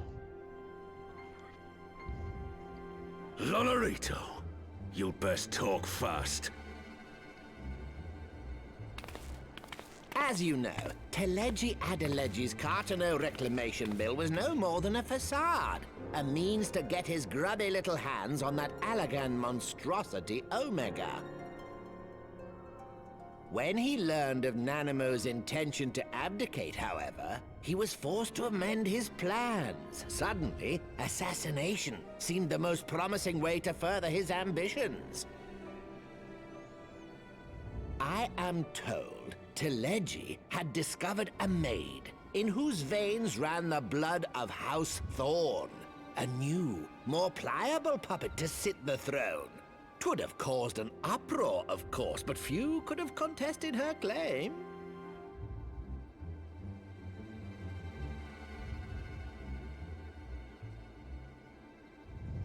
'Twas plain that Teleji's wild machinations had outgrown our ability to control them. So I decided to usurp his scheme and left the fool to seal his own demise. And what of Nanamo? Oh, I have no desire to harm her grace. 'Twould profit me little to destabilize our government. Thus did I employ young Mariel here to administer a potent sleeping potion in place of a poison.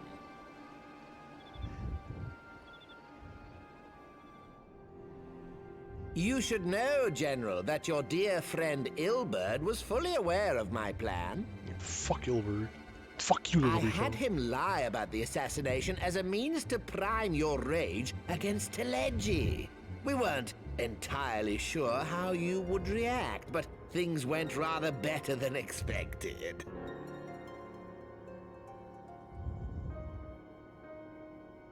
You conniving little worm! You had your claws in the Crystal Braves before their first recruit had sworn to serve! True. Not wrong. But of course, when a new game begins, 'tis only prudent to have a piece on the board. Ilberd was mine. Truth be told, a significant proportion of the Braves' initial endowment was also mine. With such large sums moving about, 'twas a rather trifling matter to disguise my own contribution.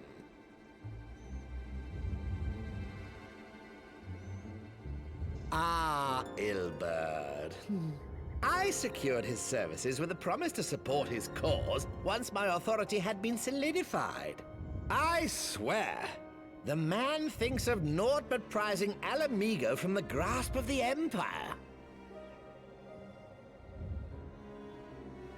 Unlike you, General, the poor fellow seems quite unable to forsake the land of his forefathers.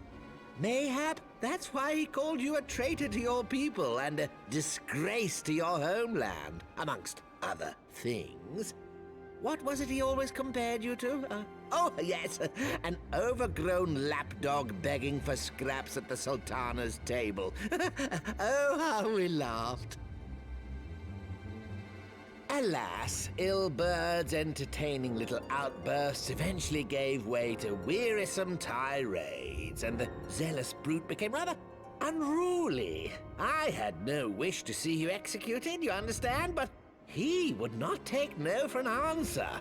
Rest assured, his employment with me has long since ended. Which brings us neatly to the present. What say you, General? Both you and the Sultana are alive. We have one corpse and one fugitive. And preparations have been made to restore your good name. Shall we cry quits and start again with a blank ledger? The hells we will! Do you honestly expect me to forgive and forget? After all you've done? You're guilty of high treason! Stay your blade, Master Alden. You yourself are not innocent. Or have you forgotten your own crime in executing Teledji Adeledji without trial? I feel like Lolorito is such deeds are in violation of both the word and spirit of the law. I feel like Lolorito's thing is a little more severe, all things considered.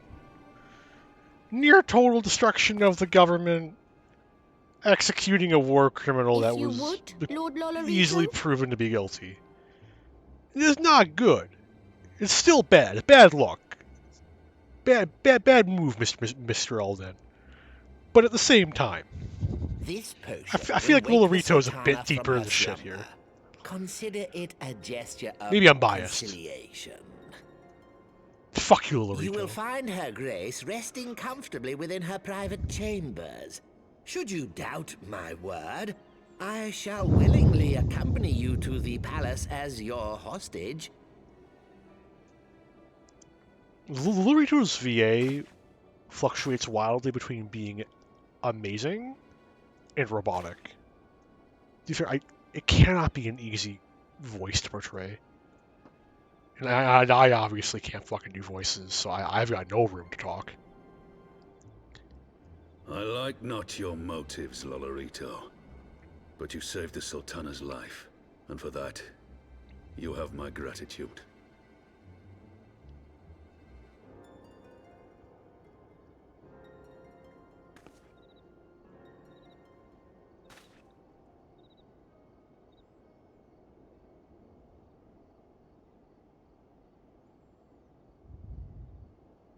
Rauban Aldin, you are hereby reinstated as General of the Immortal Flames. The citizens of Ul'dah shall once more be united under Nanamo Ul'Namo, and together we shall usher in a new age of prosperity.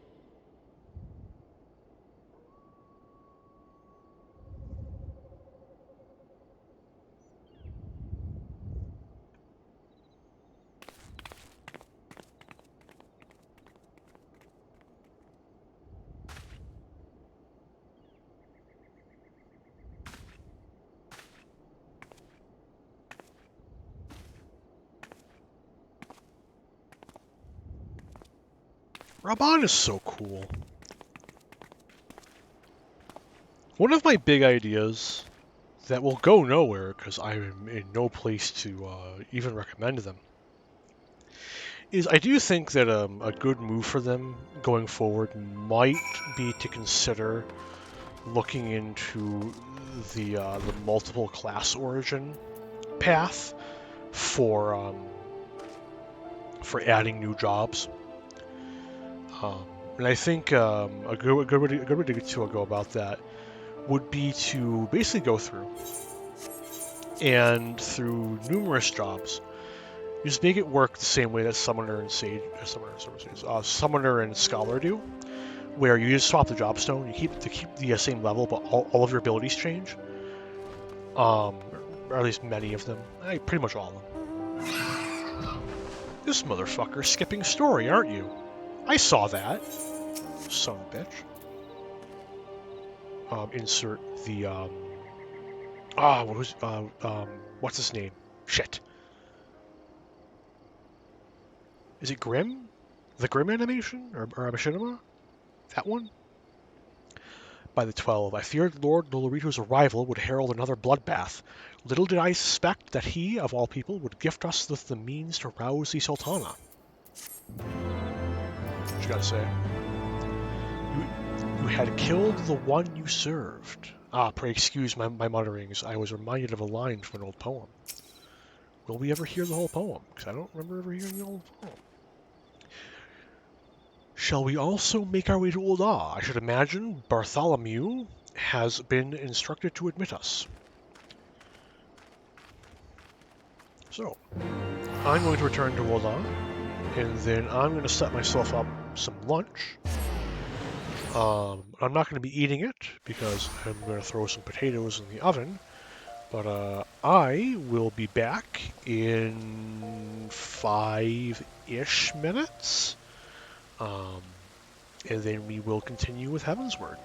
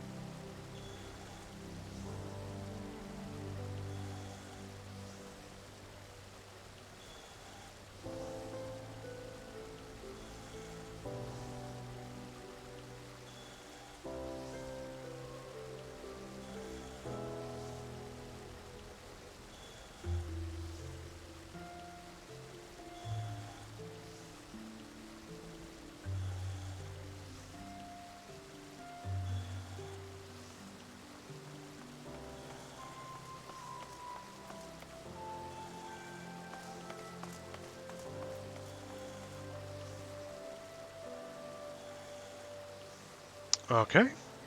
I'm back. There is now a definite time limit on how much longer I will be streaming. I will only be live for about another hour and a half, because after that my food is done, and I'll have been going for over 5 hours.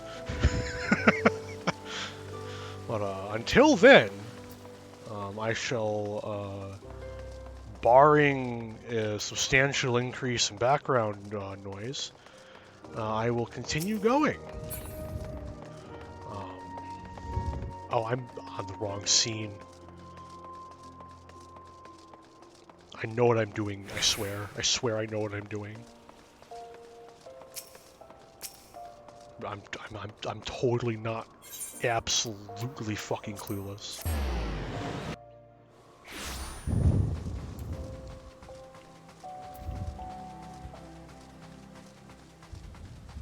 Over 4 hours, I'm still going.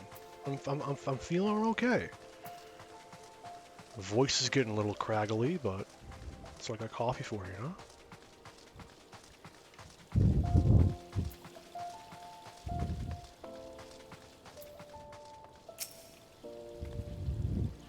I hope Lord Lolorito's potion is as effective as he claims. It would appear that the Syndicate has moved swiftly to clear our names. Bartholomew, for one, does not seem remotely surprised by our presence here.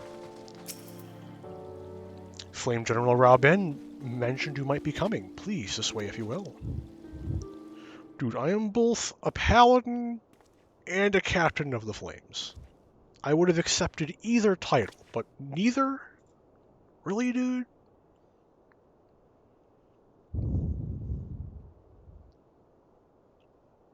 Cough.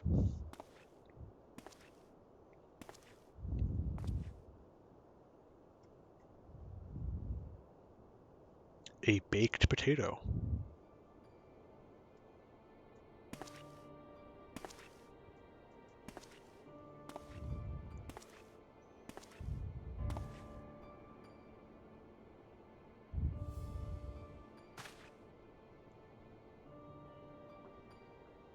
No one mentioned the feet. Do not mention the fucking feet, so God help me.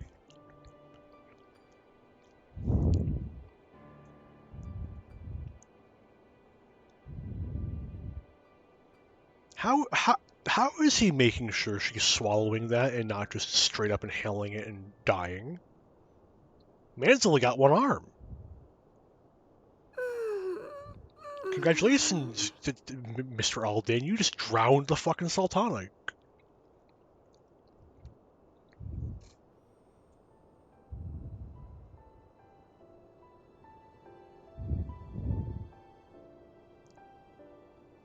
God, the textures on those plushies.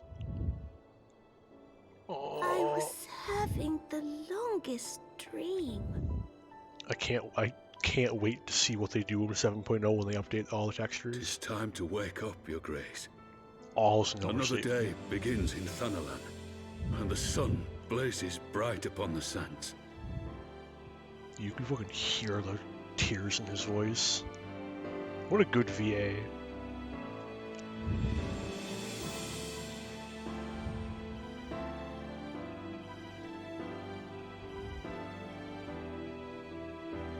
Decent note. This is a meeting of the Syndicate. Where the fuck is Godbert? Godbert too fucking busy with the golden saucer, I guess? Her Grace is awoken. The palace physician assures me she's none the worse for her slumber.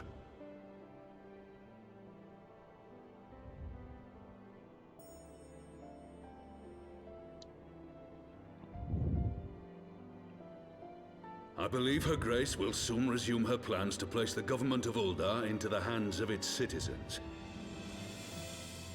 Whatever path she chooses to take, I shall walk it with her. And we shall tread slowly, lest the nation be unsettled in our wake.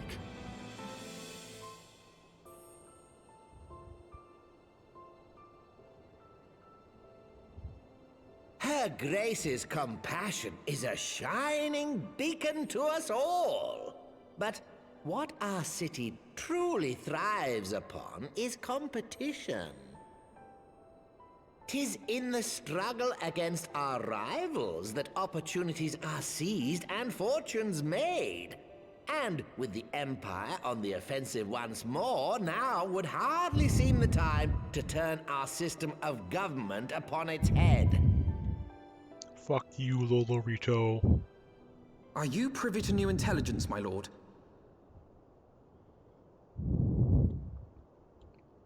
I would hardly call it new. Remind me, what was the name of that enormous Imperial warship which met its end in Mordona? Wait, I have it. The Agrias. Yes, well, 'twould appear that the Garleans have been hard at work on another such vessel. How close are they to completing this ship? Is it operational? Its maiden flight was a success, I hear. I should imagine Emperor Varys is eager to see how it performs in battle. My lords and lady, I move that it is time to repair the damage caused by Teleji Adeleji and prepare our great nation to repel the Empire once more.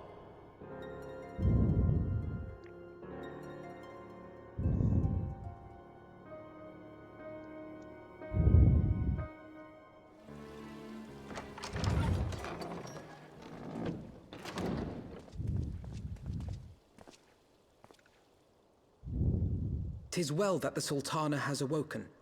The Syndicate yet needs to put its house in order, but 'twould seem the worst of the confusion has passed. Uldar has taken control of its future, and I must do the same.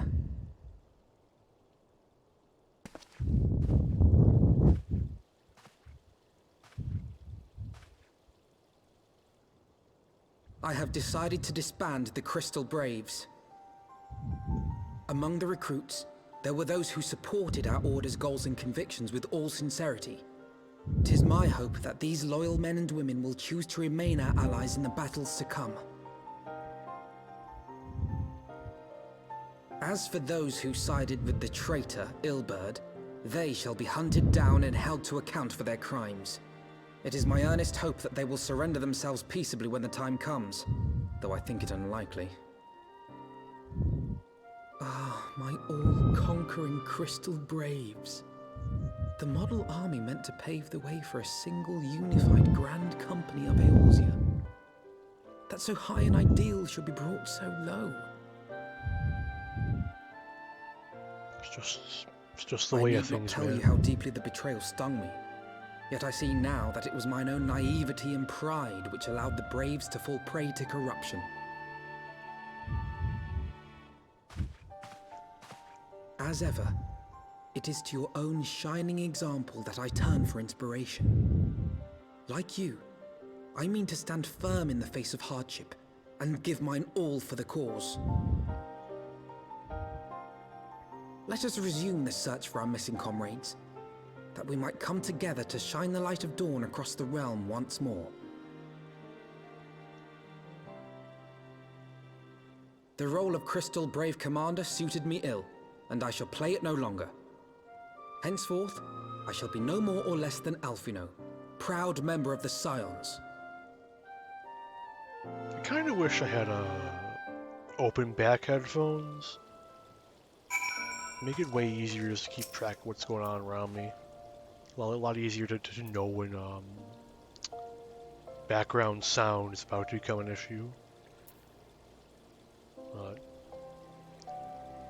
Then it would also be annoying for instances where I don't want to hear what's going on around me, so there's no winning.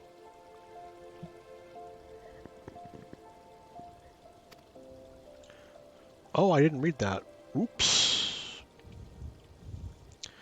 I blush to speak thus of mine inner turmoil, but the fact remains there is no man alive in whom I would rather confide. Were it not for your shining example, I might never have emerged from beneath my pall of despair.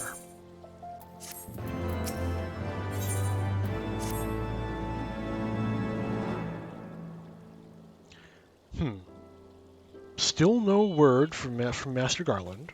Oh, that's no shit. Fucking. I hope his mana cutter of theirs is nearing completion. I am assured that her grace will make a full recovery. I, and Ul'dah too, shall flourish once more. General Raban and his colleagues have matters well in hand, I believe.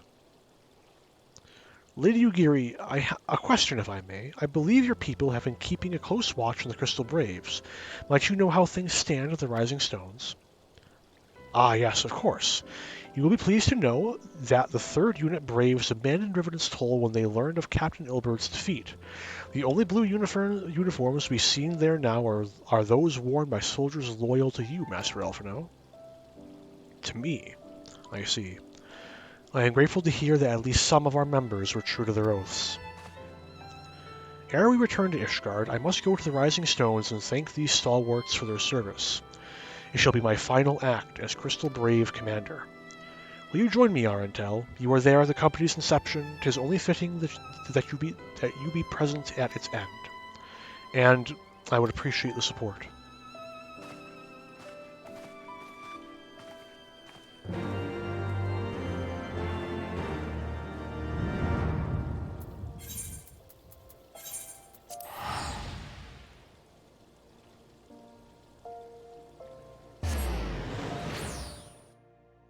So I just realized I need to disable my alarms. Because while I don't think near music will get me in any trouble, I also don't think that any of you want to hear that shit. As good as the near OST is. You know, even still.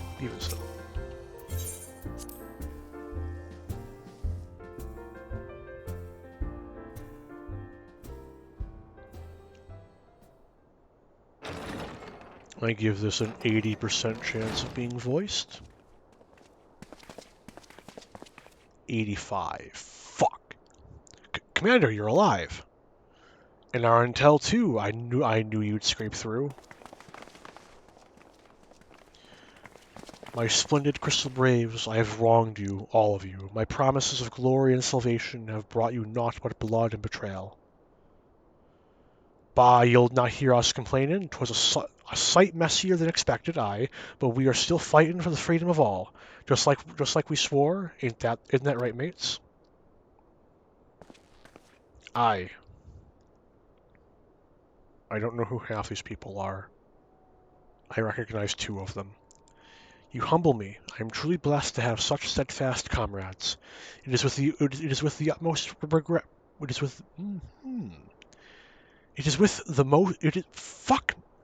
It is with the most profound regret, then, that I must.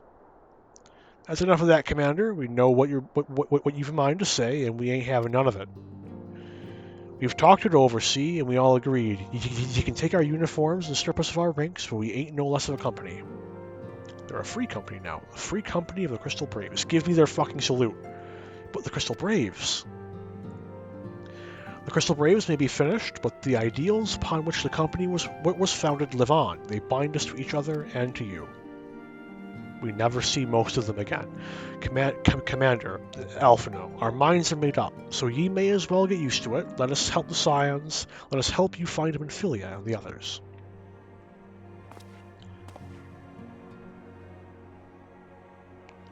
The only people I recognize is Riol and French name. My friends, after all that's happened, I know not what to say. Pat pat.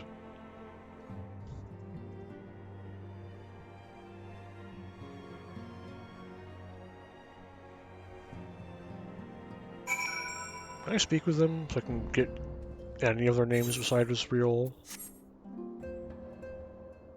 Oh, one of them was Hozan? Okay, I know Hozan. I have no fucking clue who she is, though. Until Malfren, I joined the Crystal Braves in the hopes of following in your footsteps, but I do not regret the decision, not even for a moment. Dawari. If we scrutinize the science records, they should provide us with likely locations to which missing Archons might have fled. Put your mind at ease. It is for work just such as this that we have been trained. I don't know if you know, but during that goddamn feast, Flamine got ambushed by some third unit curs over in Limsa. I'm told she danced free of their noose though. Ain't heard nothing since, but my guess is she's laying low somewhere in the port. We'll find the missing scions, I promise you. Between us and the immortal flames, no stone in Eorzea will be left unturned. I feel blessed to have witnessed such a display of camaraderie. We must repair this damage if our minds are to find focus. Now, where to begin? I have zero fucking clue who this guy is. First things first, we must need to put the Rising Stones in order. We cannot find the Archons. We cannot have the Archons return to find their headquarters in such shambles. And of course there's Hozan. What a fucking legend he is. I sent Shinobi to spy upon the brass blades, and it would seem that Yida and Papalimo's resistance accounted for a sizable number of the company's soldiers. All we know for certain, however, is that our friends' corpses were not found amongst the bodies they left behind. I think that's everyone. Nothing's going to be on the Solar. Excuse me, I had thought my tears spent. My grandfather used to say that one could measure a man by the constancy of his comrades. Mayhap I am an exception which proves the rule. Nay, do not protest. I know that I am not worthy of their loyalty, Arentel. But as Thaliak is my witness, I shall do everything in my power to earn it. Alphino has officially transitioned into one of my favorite characters. Congratulations, Alphino. You are no longer ARR. I must speak of future plans with the remaining Braves. Any information we uncover on the missing scions will need to be shared with our allies across the realm, specifically Urianger and the Waking Sands, and Tataru and Ishgard. While we are organizing our various channels of communication, I would ask that you call upon Master Garland at the manufactory. I will join you in Ishgard as soon as I am able. I have become speed. By speed, I mean I actually can teleport. You know, thing that the story only acknowledges when it feels like it, and no other time ever.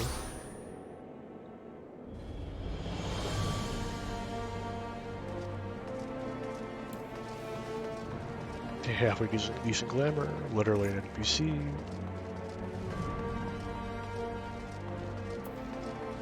I had my blocker up for that entire segment. I'm in pain.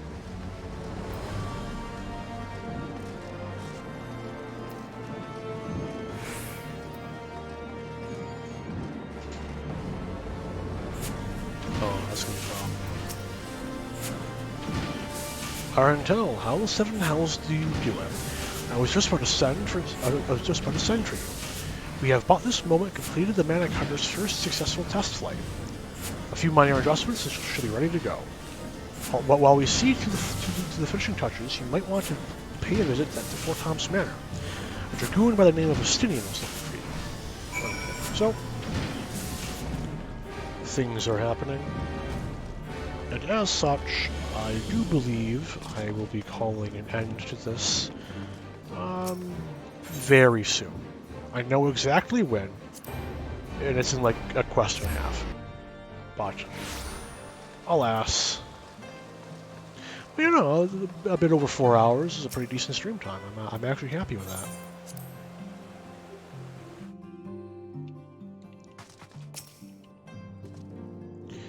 You have fulfilled your obligations to the Uldans, then. Mistress Tataru has been keeping me apprised of the situation. Once I learned that these mana cutters of Master Garland's were nearing completion, I saw no reason to tarry in the mists. For the present, Nidhogg seems content to remain in the Eyrie, plotting his revenge. Might not this be an apt moment to unfold our plans to Sir Emmerich? I think we have kept him in the dark long enough.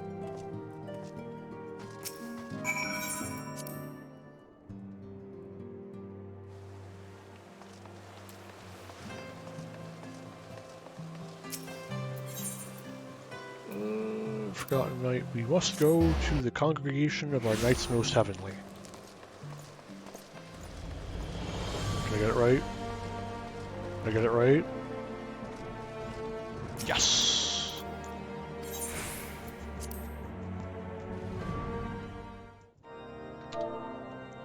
Oh no, I ruined it.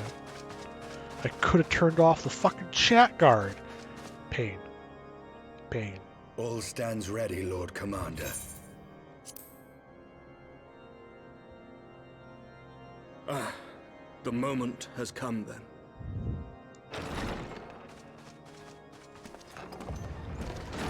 Pray excuse my lateness. I paid a brief visit to the workshop to inquire about the mana cutters. The engineers assure me that they're ready.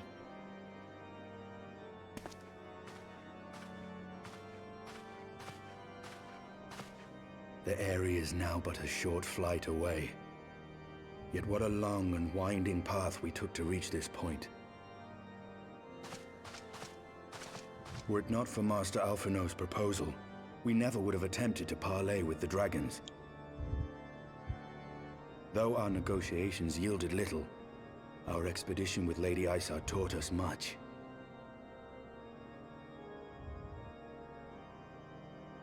You took an unimaginable risk. I could scarce believe the tale Estinian told. There was no risk. I was there. I have literal plot armor. 'Tis true that many of our countrymen would sooner die than join hands with the heretic's mistress. But 'twas through that most unlikely of alliances that we came to speak with Hraesvelgr. A conversation that went rather poorly, as I recall. In this instance, the journey was more important than the destination. Had we not slain Nidhogg's consort, Tiaman, and put the Great Worm on his guard, the Dravanians would have arrived at Ishgard's walls long ago. Aye, that they would. Full grateful am I for every hour of respite your actions have afforded us. Thanks to you, our defenses are much improved. 'Tis but a pity they won't be enough. Thus, you believe an assault upon the area represents the city's best chance of survival. Is that not so, Estinian? You already know that Nidhogg's not going to wipe him out. I am under no illusions. Nidhogg's might is legendary. But with his eye in my possession, I can stifle his strength at the source. Victory will be hard won, even so. And I shall be glad indeed to have the Warrior of Light at my side. You shall have my blade as well. There are more of these mana cutters to be had, yes? Lord Commander, no! How can I, a proud knight of Ishgard, stand by and do naught while an outsider risks life and limb for our homeland? I swore an oath to protect this city. I don't mind, really, honestly, truthfully. Pray leave the slaying of dragons to dragoons, Sir Knight. Your duty to command the city's defense is no less vital. Should we fail, and Nidhogg slip through our grasp, who then will hold the walls against him? Will you leave Ishgard in the hands of the Holy Sea's zealots? There are others. Who but you has the authority and the standing to orchestrate a city-wide defense? I do not, and neither does the Warrior of Light. That is why it is our place to fight, and yours to remain here, Lord Commander. What? You too, Master Alphino? By the Fury! You have shown some promise, but this adversary is far beyond your skills.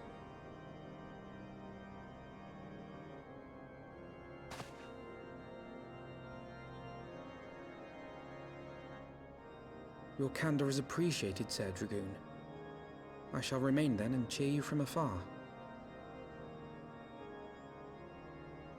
Well, my friend, it would seem I have discouraged the last of the volunteers, and claimed the task as ours alone.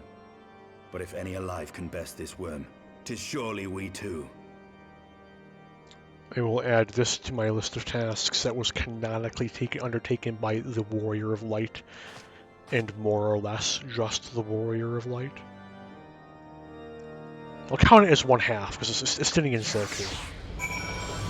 Estinian is, like, in the top 3 most powerful non-Warrior of Light characters, who isn't hostile. I've picked Mr. Alphino's pride I fear, but had I been less forceful, the boy would have insisted on accompanying us to the area. Do not think me blind to his talent. With a few more campaigns under his belt, I have no doubt that Alfino will make a fine field commander. But one does not practice on an adversary such as Nidhogg. We shall be hard-pressed enough without the added worry of carrying a novice.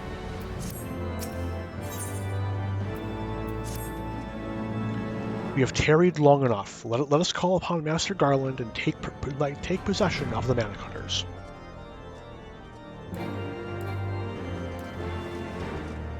I think it is about here that you maybe be able to tell where exactly I'm planning on cutting things off.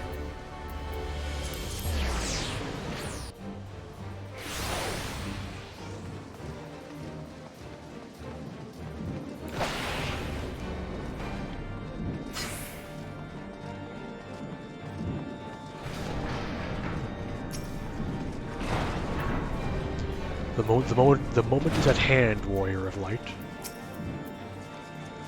Yawn, I guarantee you won't find any loose rivets. We triple-checked. These little beauties are our pride and joy. And now they're yours, so be careful with them, Tell, old friend, the cutters are ready when you are. The finer adjustments cost us a few sleepless nights, but we got there in the end. Which means you can get where you need to go. I tell you, these little beauties will tear through the wind barrier like a serpent drill through cottage cheese. And that, my friends, is the Garland Ironworks iron. It's gone. You have our thanks. Come, Warrior of Light, the dread worm awaits. Oh, that's not who I thought it was. Maybe I can squeeze a bit more time out.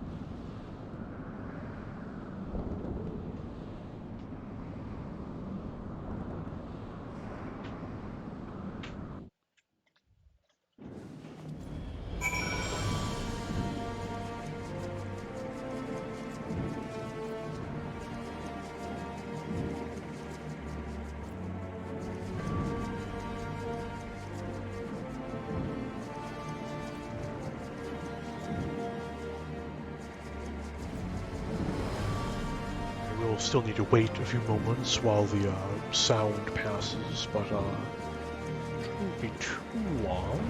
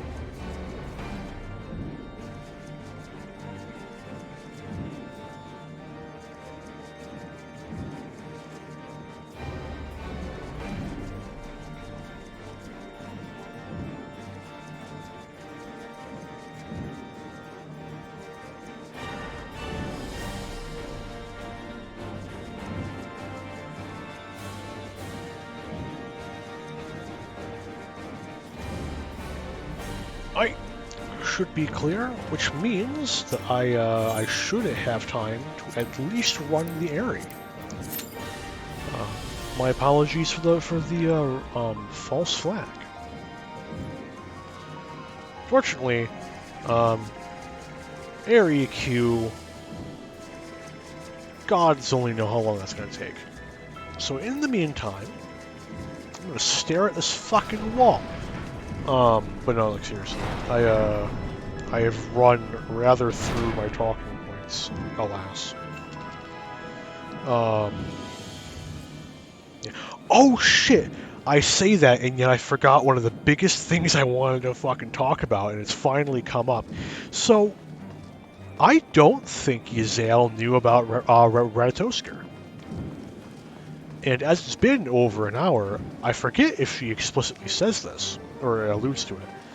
But, given the way that Yzael talked about the crimes committed by humanity or man, when she first brings it up, I think it was maybe even in the first stream when we first or second stream we speak with her briefly. I'm fairly convinced that Yzael did not, in fact, know about Renatoskar. And while this really doesn't affect terribly much, I have to wonder if she knew just how deep the betrayal ran, if she would have even bothered. Oh, I can't access the summoning bell in New Game Plus. I was going to tinker with my retainers. Pain. But it's like, I wonder if she would have ever even attempted this diplomacy mission if she had known just how deep the betrayal ran. Personally, I suspect not. But obviously, there's just no real point speculating on these things because that's not how it happened. This is a story that was written by people. But it's still fun to ponder about, you know, these minor details. That if they were different, how they might have written it differently to allow things to still line up.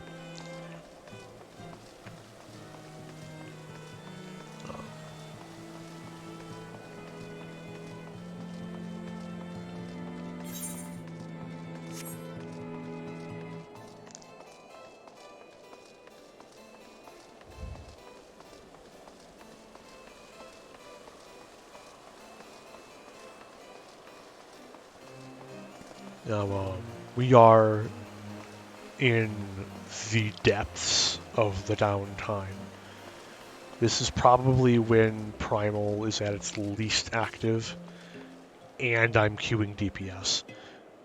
So, I'm expecting a fairly long queue. Yeah.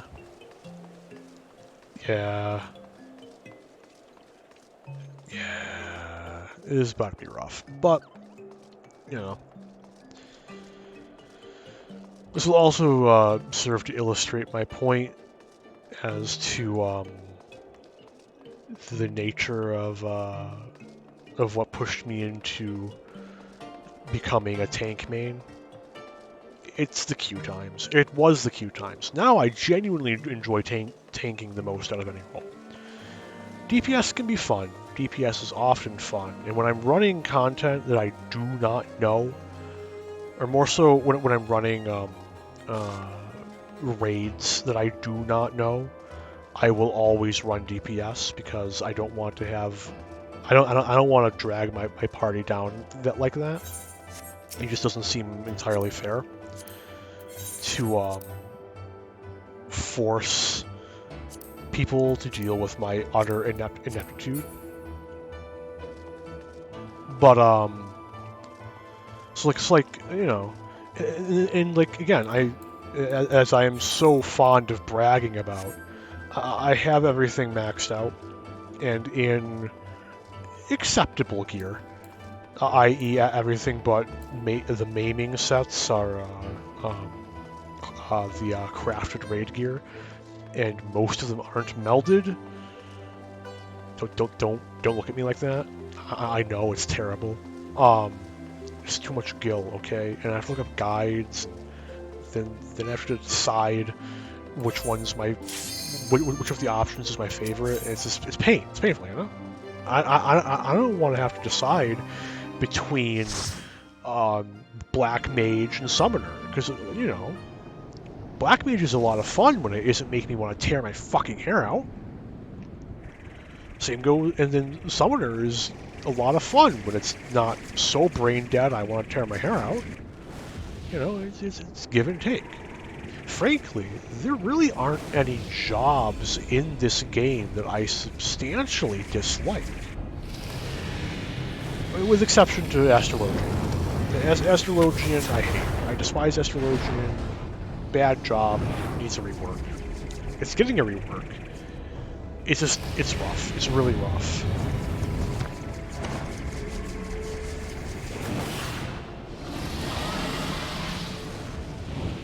It's really upsetting.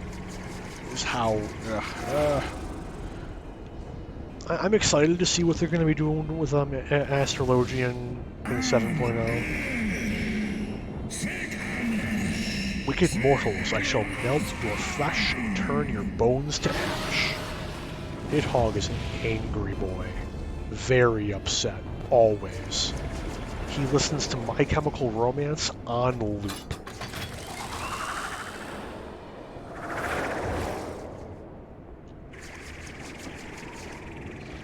This is a long enough cutscene where I do feel kind of bad that I'm putting other people through it.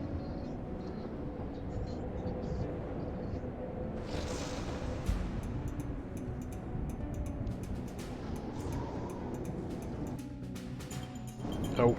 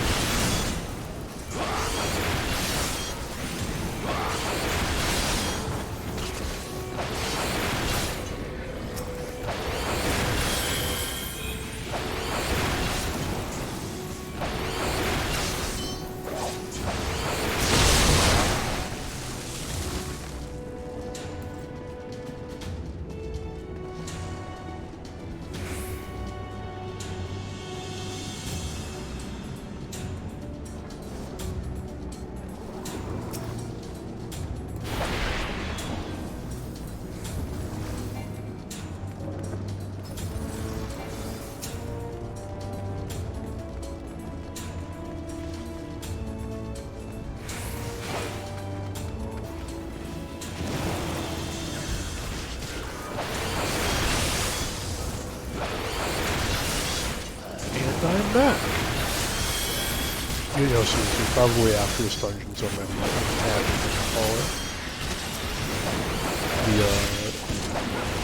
The atmosphere grows grim. I do not know how much longer I can occupy this space.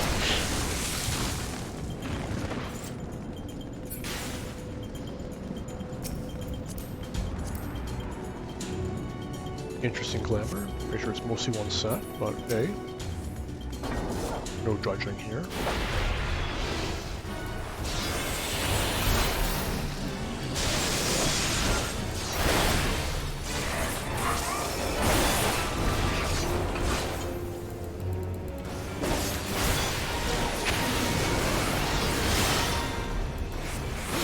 Oh, I got my first part of my combo. Oh man, this shit feels good. It feels like I'm actually playing a fucking class. Wild.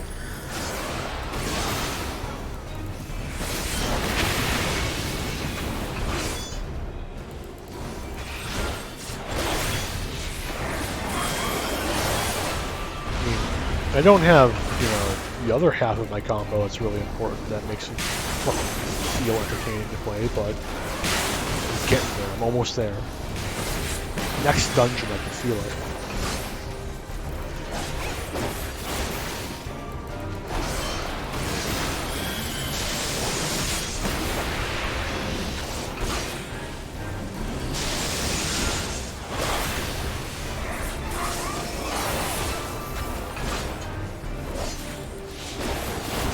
I never noticed that Chaos Thrust had the pedals as well. Maybe I'm wrong. Maybe it is still within the aesthetic. Maybe I'm the asshole. Learn more every day.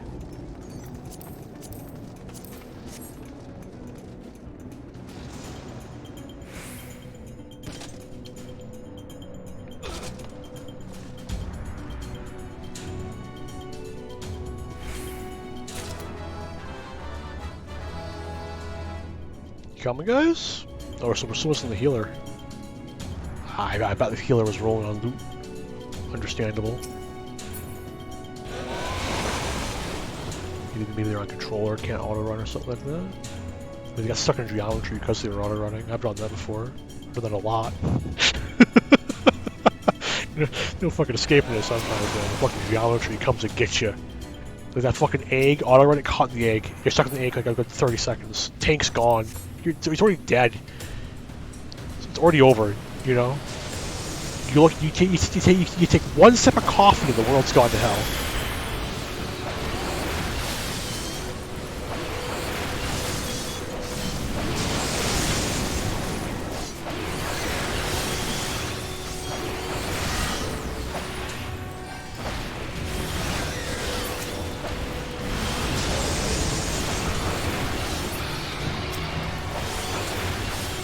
That is my tiniest complaint that I so often give to healers. And by give, I mean hold in my heart until I grow bitter and cynical.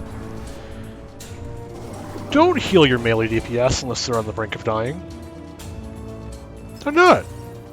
If they can't be bothered to cast fucking Bloodbath during trash pulls, boss is a bit different. But during trash pulls, if they can't be bothered to turn on Bloodbath and regen all their health in 3 hits, that's on them. That is 100% on them.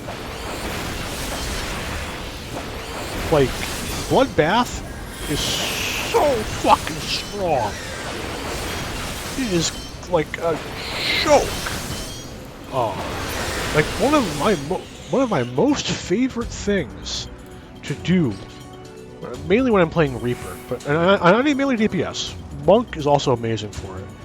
Is you purposely take large amounts of damage during really big pulls, and then heal it all back into 2 GCDs, because that's just how strong Bloodbath can be when you have a large enough pull to actually fully get everything out of it real quick.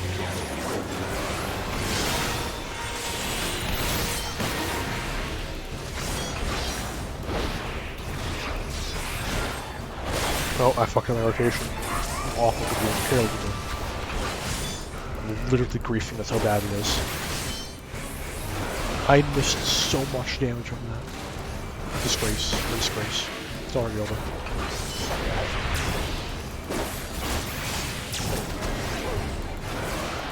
Stop! No! Don't get too up! No! Stop it!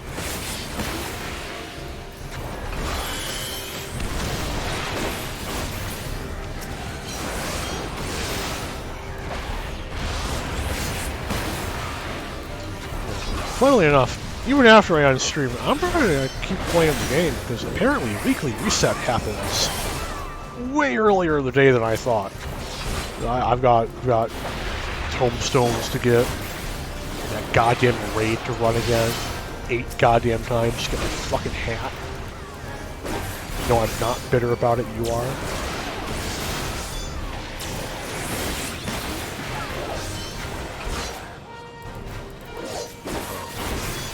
Well, while I can't go into any detail about it, Elegia is a really good alliance raid. I think Elegia might be my favorite alliance raid in the game. It's not a super high bar, as most of the alliance raids are very mid. But actually, it's a lie.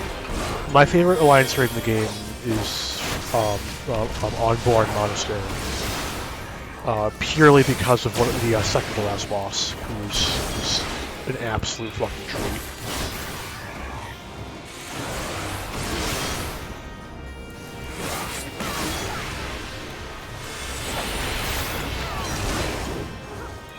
Alas, again, I can go into no detail about it because, you know, you spoilers. But I don't know. It's the only alliance raid boss that we lost a DPS. Uh-oh. I didn't even notice that. It's the only boss in an alliance raid that actually demands your attention, and it's a lot of fun because of that. I guess we're not waiting for the DPS. This tank is fucking brutal. I would have at least given him a minute.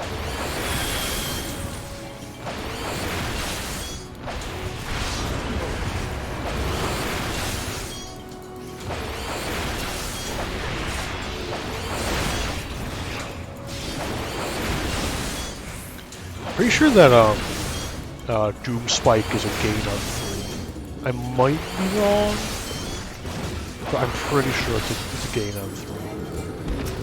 It's not a gain on 2. I'm fairly certain of that, just because of combo potency. I could look it up. I might look it up. I'm just going to assume it's a gain on 3. Why bother? Worst case scenario is it's like a gain on 4 and I'm dropping a tiny bit of damage. Or it's a gain on 2 and I'm dropping a tiny bit of damage. You know? These are dungeons. These aren't. This isn't fucking ultimate. We're not gonna bump into the fucking enrage timer.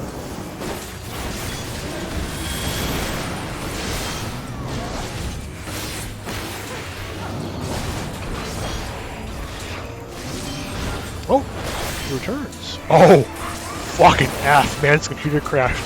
Due to a fucking Windows update. That's fucking rough. Funnily enough, I've never had that happen to me. I run Windows 10. I've never had it force an update on me. Now, of course, I say that it's gonna happen. It's gonna happen in like 5 minutes from now. Stream dead instantly. Wanna know why? It's guaranteed it's because of that. I guarantee you, I just jinxed it for the first time in my entire life using a fucking Windows PC. Windows update's gonna rock through and ruin my whole life. Guarantee it. I'd bet money on it if I had any money to bet. I'm not sure what this tank is doing. It's a bold strategy. I respect it.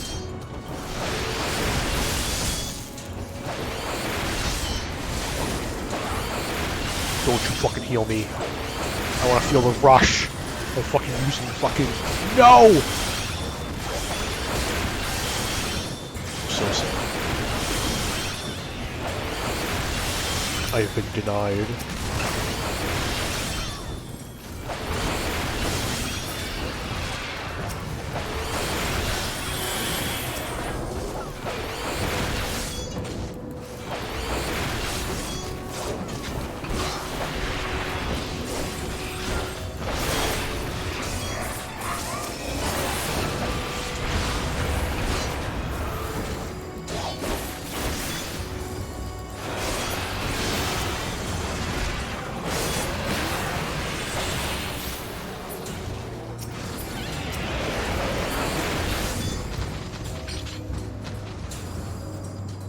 I should stop hitting the fucking, what's it called? Elusive jump. Just randomly. It's really annoying. I do not. I will enfeeble the worm and something, buffing and yada yada yada. It's really nothing important, I promise. Justinian's taking some fucking shit though. Look at him. Armor is fucked up. Okay, they're actually waiting for me. I wish I could give everyone in this party a comm, because they did not need to fucking wait for me. I am not a fucking sprout. Very evidently. And these sons of bitches are actually fucking wasting their time waiting for me. Quality people.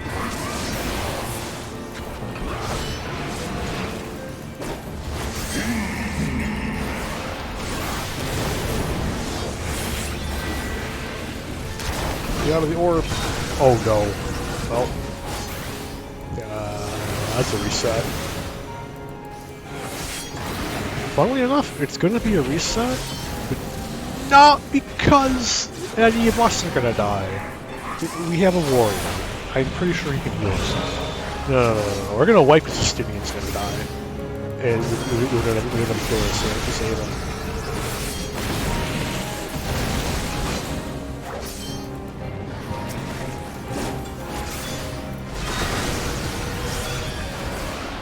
Because for whatever reason, Justinian does not at all have enough health to survive this encounter.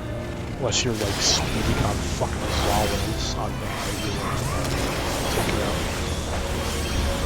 And your tank is like the most on their shit tank, savage level bullshit to keep the mobs off Nidhogg in the second phase. I don't know though, we might pull this off, but Stinning is not looking too hot. Unless... I don't think the Red Mage has Valkyrie yet.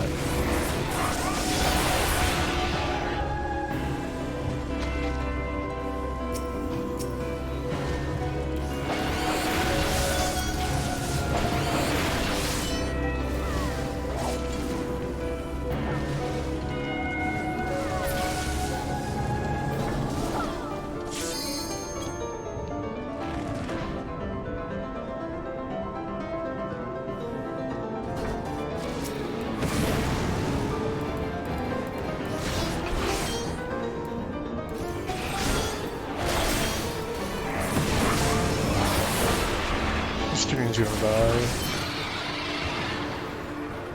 I don't know why the Red Mage is... That or the Red Mage is healing him, and it's just not doing shit, because, you know, Red Mage. Valkyrie is good. Might not be that good. Oh yeah, he's trying, he's doing his best. You can do it, Red Mage! Pseudo healer friend! You got this!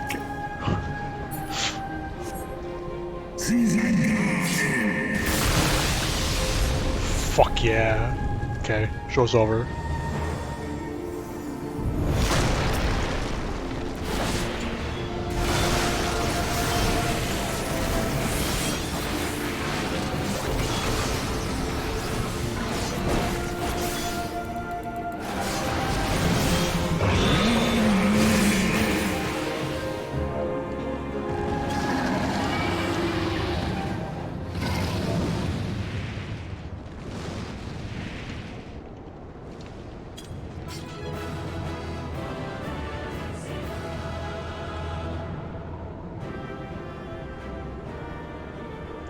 Quality shit.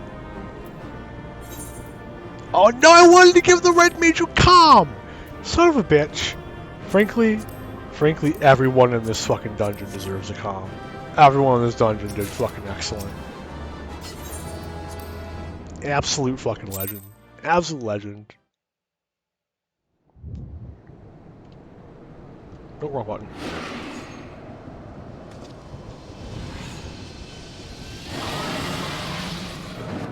Nidhogg also a very good looking dragon. A little bit of spoiler. All the great worms are really good looking dragons. And most of the other dragons are not good looking dragons.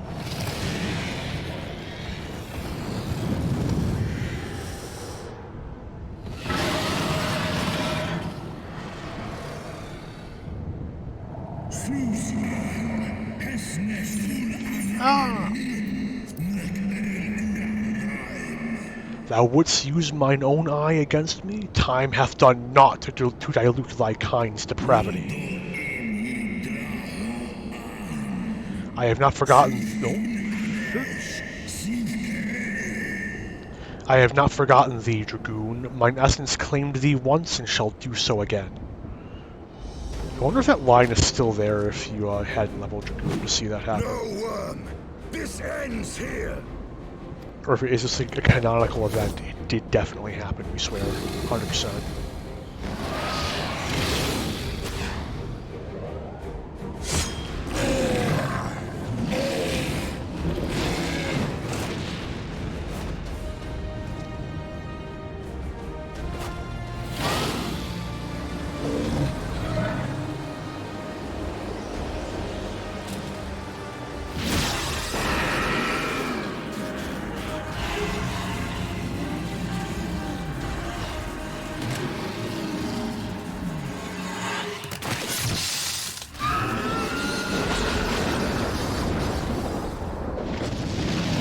F for Nidhogg. Rip Nidhogg. Nidhogg is dead. Forever. Rip Nidhogg is dead. Goodbye, cool looking dragon. I wish I could have a mount modeled after you. but it would make no sense. That's probably gonna end up in the fucking cash shop. But it's been like, what, 6 years? So I don't see it happening anytime soon. I don't see us getting a mount of any other Great Worms, frankly. You gifted my people 1,000 years of suffering. Probably turn this on. Now I gift you an eternity in darkness. Also, remember when he said that ere the end of things he wouldn't be surprised if his armor was stained crimson? Look, his armor was stained crimson. Look at it. Cool, neat, cool, neat, cool. Isn't it sick? Isn't it good? Good stuff. Foreshadowing. I sound sarcastic, but I'm being serious. It is something I did not realize my first time through. Oh, what flavor? What are we getting? Oh, grape? Oh, grape's a good Jolly Rancher. I like grape a lot. Grape's like top 3 Jolly Ranchers. You already have blue raspberry, so I already got the best. So I'll go down from here. Oh wait, there is going to be more dragon speak, isn't there? Fuck. Oh well.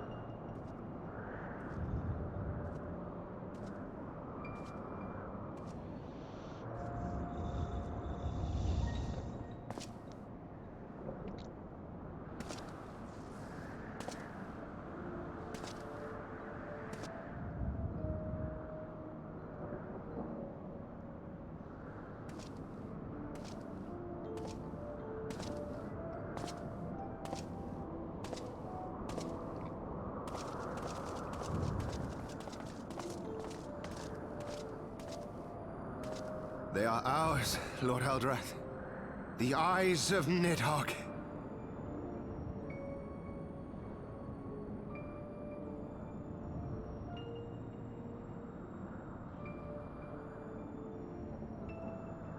Aye. The worm lies broken and my father is avenged.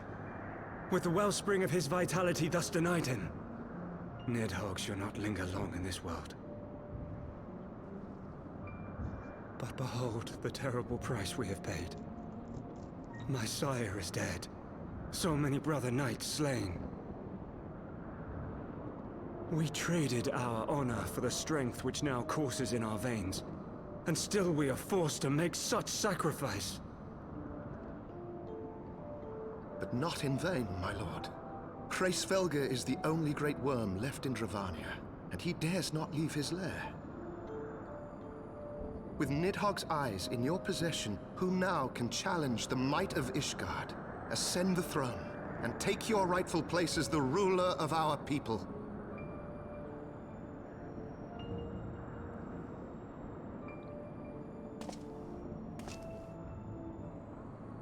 Nay, my friend. I must forsake the mantle of king. Though Nidhogg be defeated, his wormling horde yet darkens the skies with wings beyond counting. As one who partook of Ratatoska's strength, it shall be my penance to bear a knight's arms until death grants me leave to retire. When that day comes, no prince shall perish, but a hell's-bound hunter of dragons.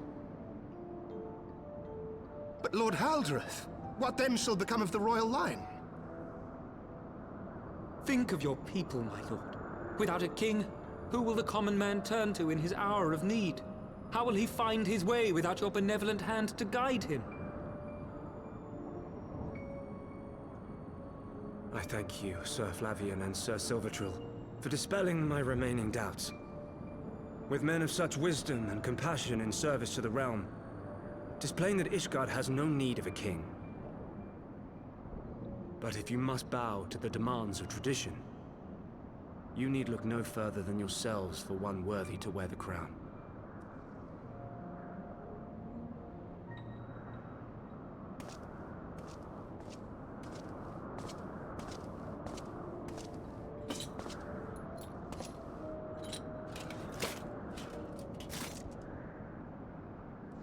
Fare thee well, my brother knights, my loyal friends.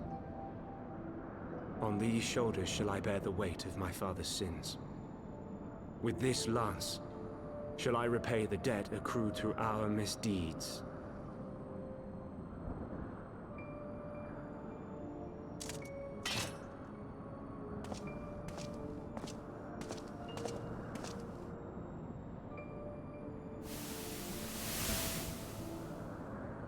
What cruel jest has fate played upon us? Have we seized this desperate victory only to lose a king? We can but act as our lord has bid. We few who remain must divide between us the rulership of Ishgard and her people.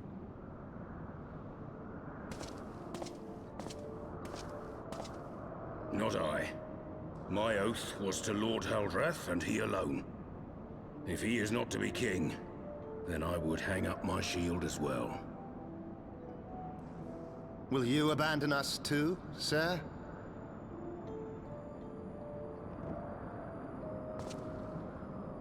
I would wash my hands of blood and betrayal, and take up an honest trade.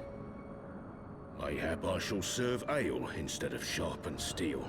Maybe, you know, the Forgotten Knight. He is a Forgotten Knight. Weird. Weird, really weird.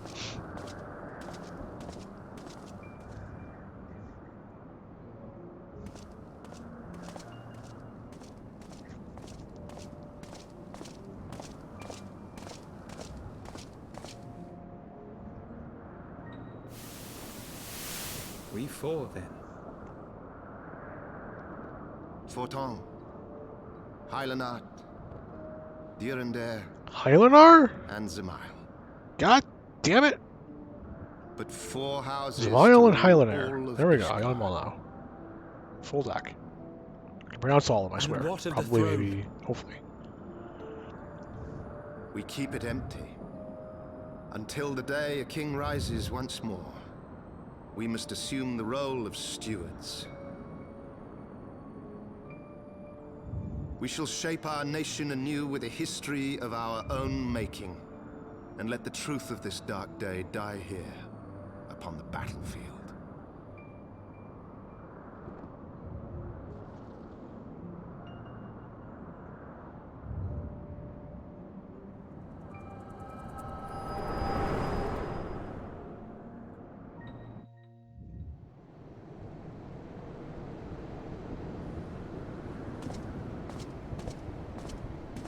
What ails you, friend?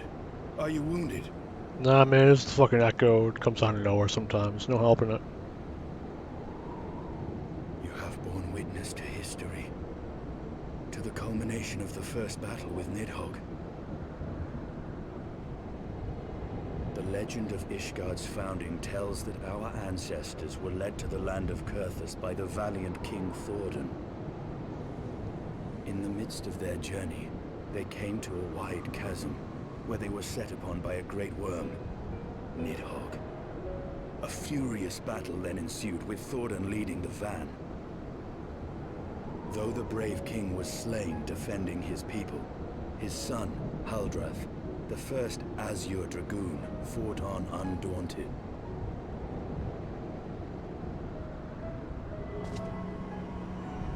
And with a mighty thrust of his lance, he gouged out Nidhogg's eye, forcing the wicked creature into retreat. Thus, did this eldritch orb become a sacred treasure of Ishgard, lending its power to every knight deemed worthy to bear the title of Azure Dragoon.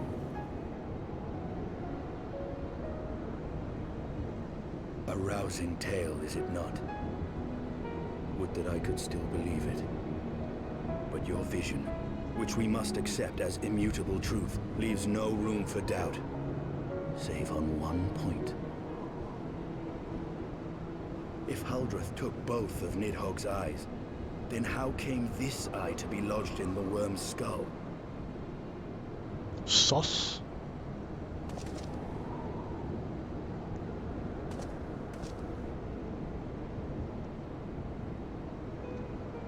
Beneath every answer we unearth, another question lies buried.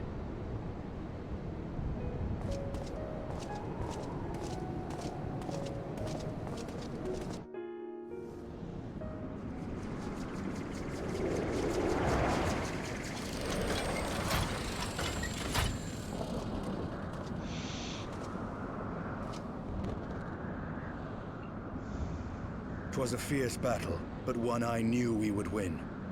Your fame is well deserved, warrior of light. Full proud am I to have fought at your side. I would fain return with all swiftness to Ishgard to inform the Lord Commander of our triumph.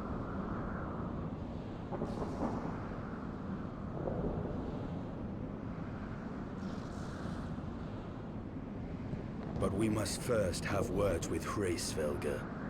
There are parts of this tale that the worm has kept from us, and I would know wherefore.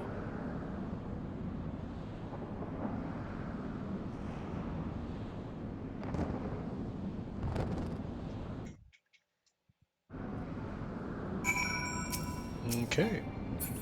So, we're going to get to Hraesvelgr, and then I'm going to call that it for the stream.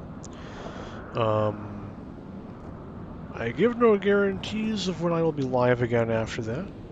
We shall see. But there's still yet another, 10 minutes. So let us get through that first before we share closing remarks. Though Nidhogg is fallen, my heart is yet heavy, and this stain of corruption pleases me not. When all has been put to rest, I must needs forge my armor anew.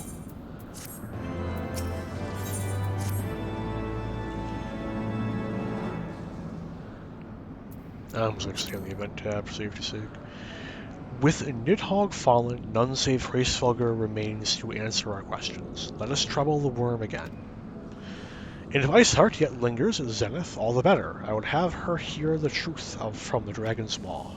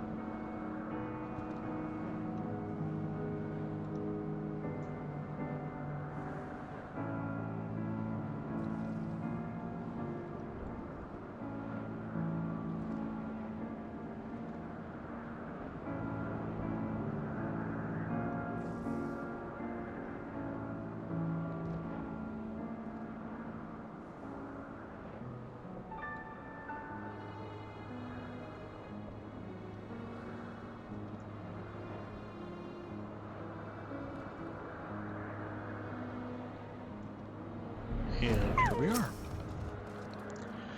She has scarce moved since last we parted. Hraesvelgr's confession will soon shake her from her stupor. 'Twas you, was it not, the furious screams of the dragon carried far? You have slain Nidhogg, what more could you desire from this place? Will you not allow Hraesvelgr to mourn the death of his kin in peace? Spare us your sacrimonious judgment, Ice Maiden. We have a gift for the Great Worm, and a mystery that can no longer lie buried. Lady Iceheart, the Dragon Song War has all but consumed your life and claimed many of your followers. It is time you learned the truth of its beginning, the whole truth, that we may at last bring this bitter conflict to an end. Sound the horn, warrior of light. One more cutscene, I suppose. There we go.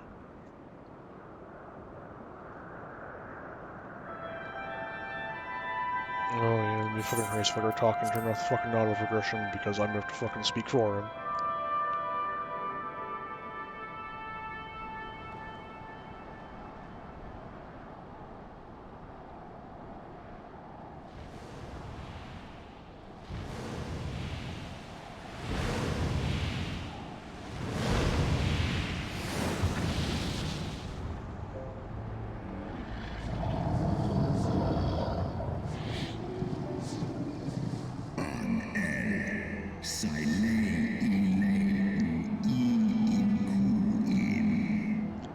Impotent mortals, ever seeking to bury old wrongs under new.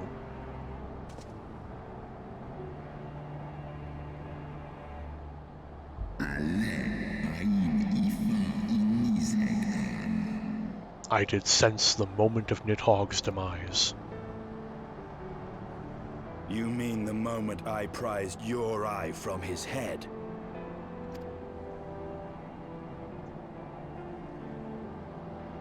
I'm sure I can just... Okay. Ignore me.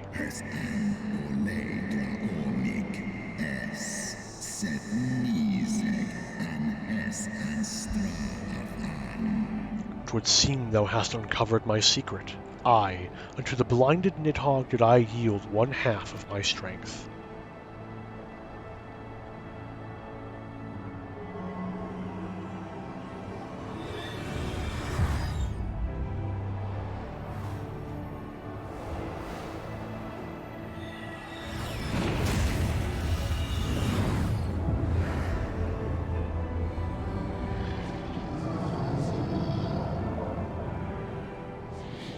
I will say my one biggest issue with Raceflugger: do not look at his eyes. Do not look at how his eyes look in his head. Just... if you think Raceflugger looks cool, do not look at his eyes.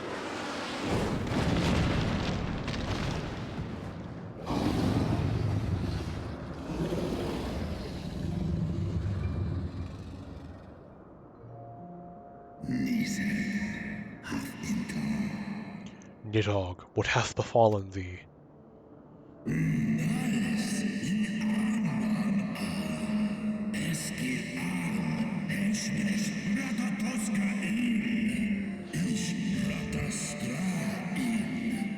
We are undone by covetous mortals.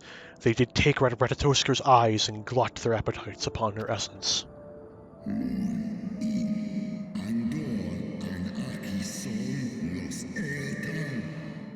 She is slain then? What madness hath unmade our peaceful accord?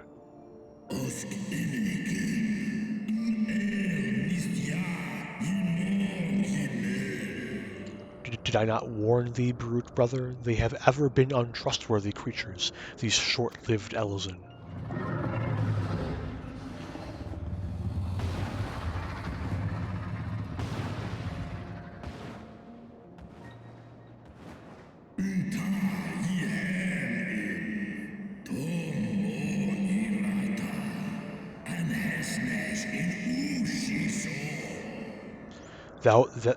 But thou wert enchanted by thy mortal maid.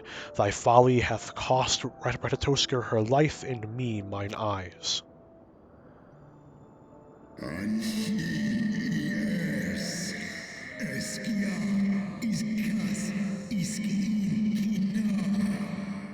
O my beloved Shiva, how swiftly are thy kin made bestial by their appetites.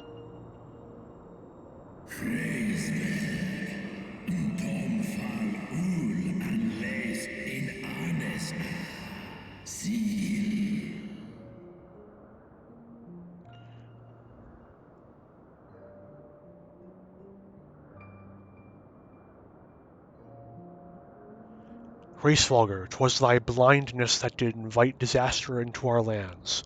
Surrender thee and I to me, and let that be thy penance. Nidhogg. Wait a minute, that's not what he said.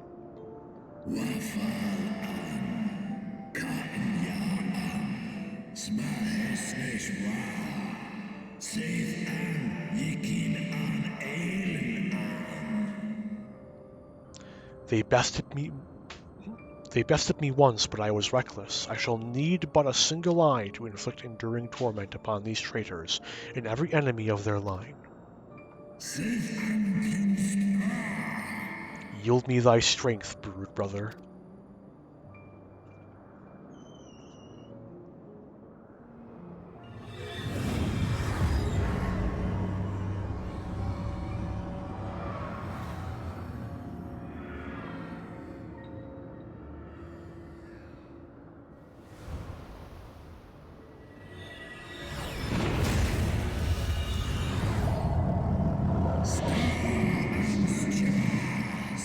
My vengeance is begun.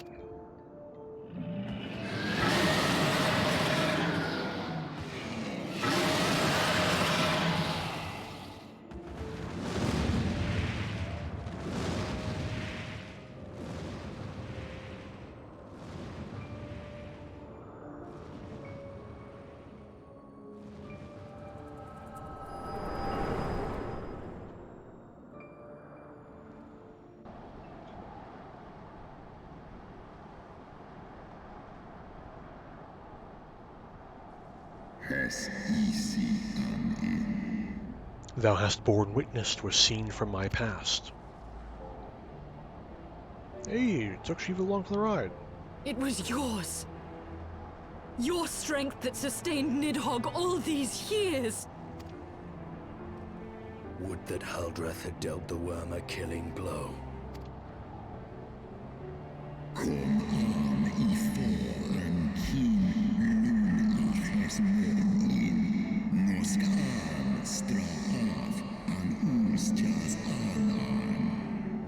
When my brood brother did appear before me, bloody and blinded, his life was all but spent. He demanded half my vigor that he might exact his revenge upon the mortals who had wronged us. And so you acquiesced. You surrendered your eye to Nidhogg, knowing full well the suffering he would inflict.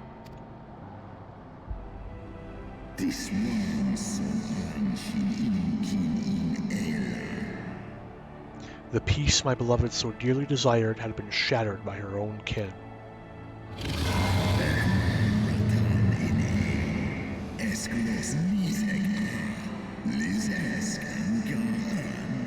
Their treachery claimed my brood sister's life and my brood brother's reason. Thinkest thou thy fits of indignation will move me to remorse?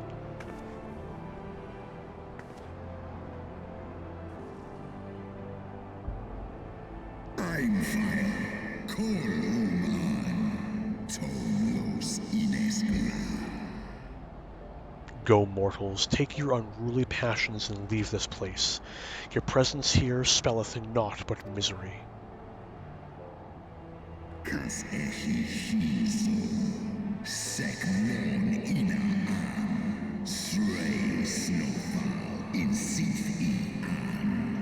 Were it not for Shiva's soothing embrace, I would slay you where you stand. Woe betide you should the bond we share ever weaken.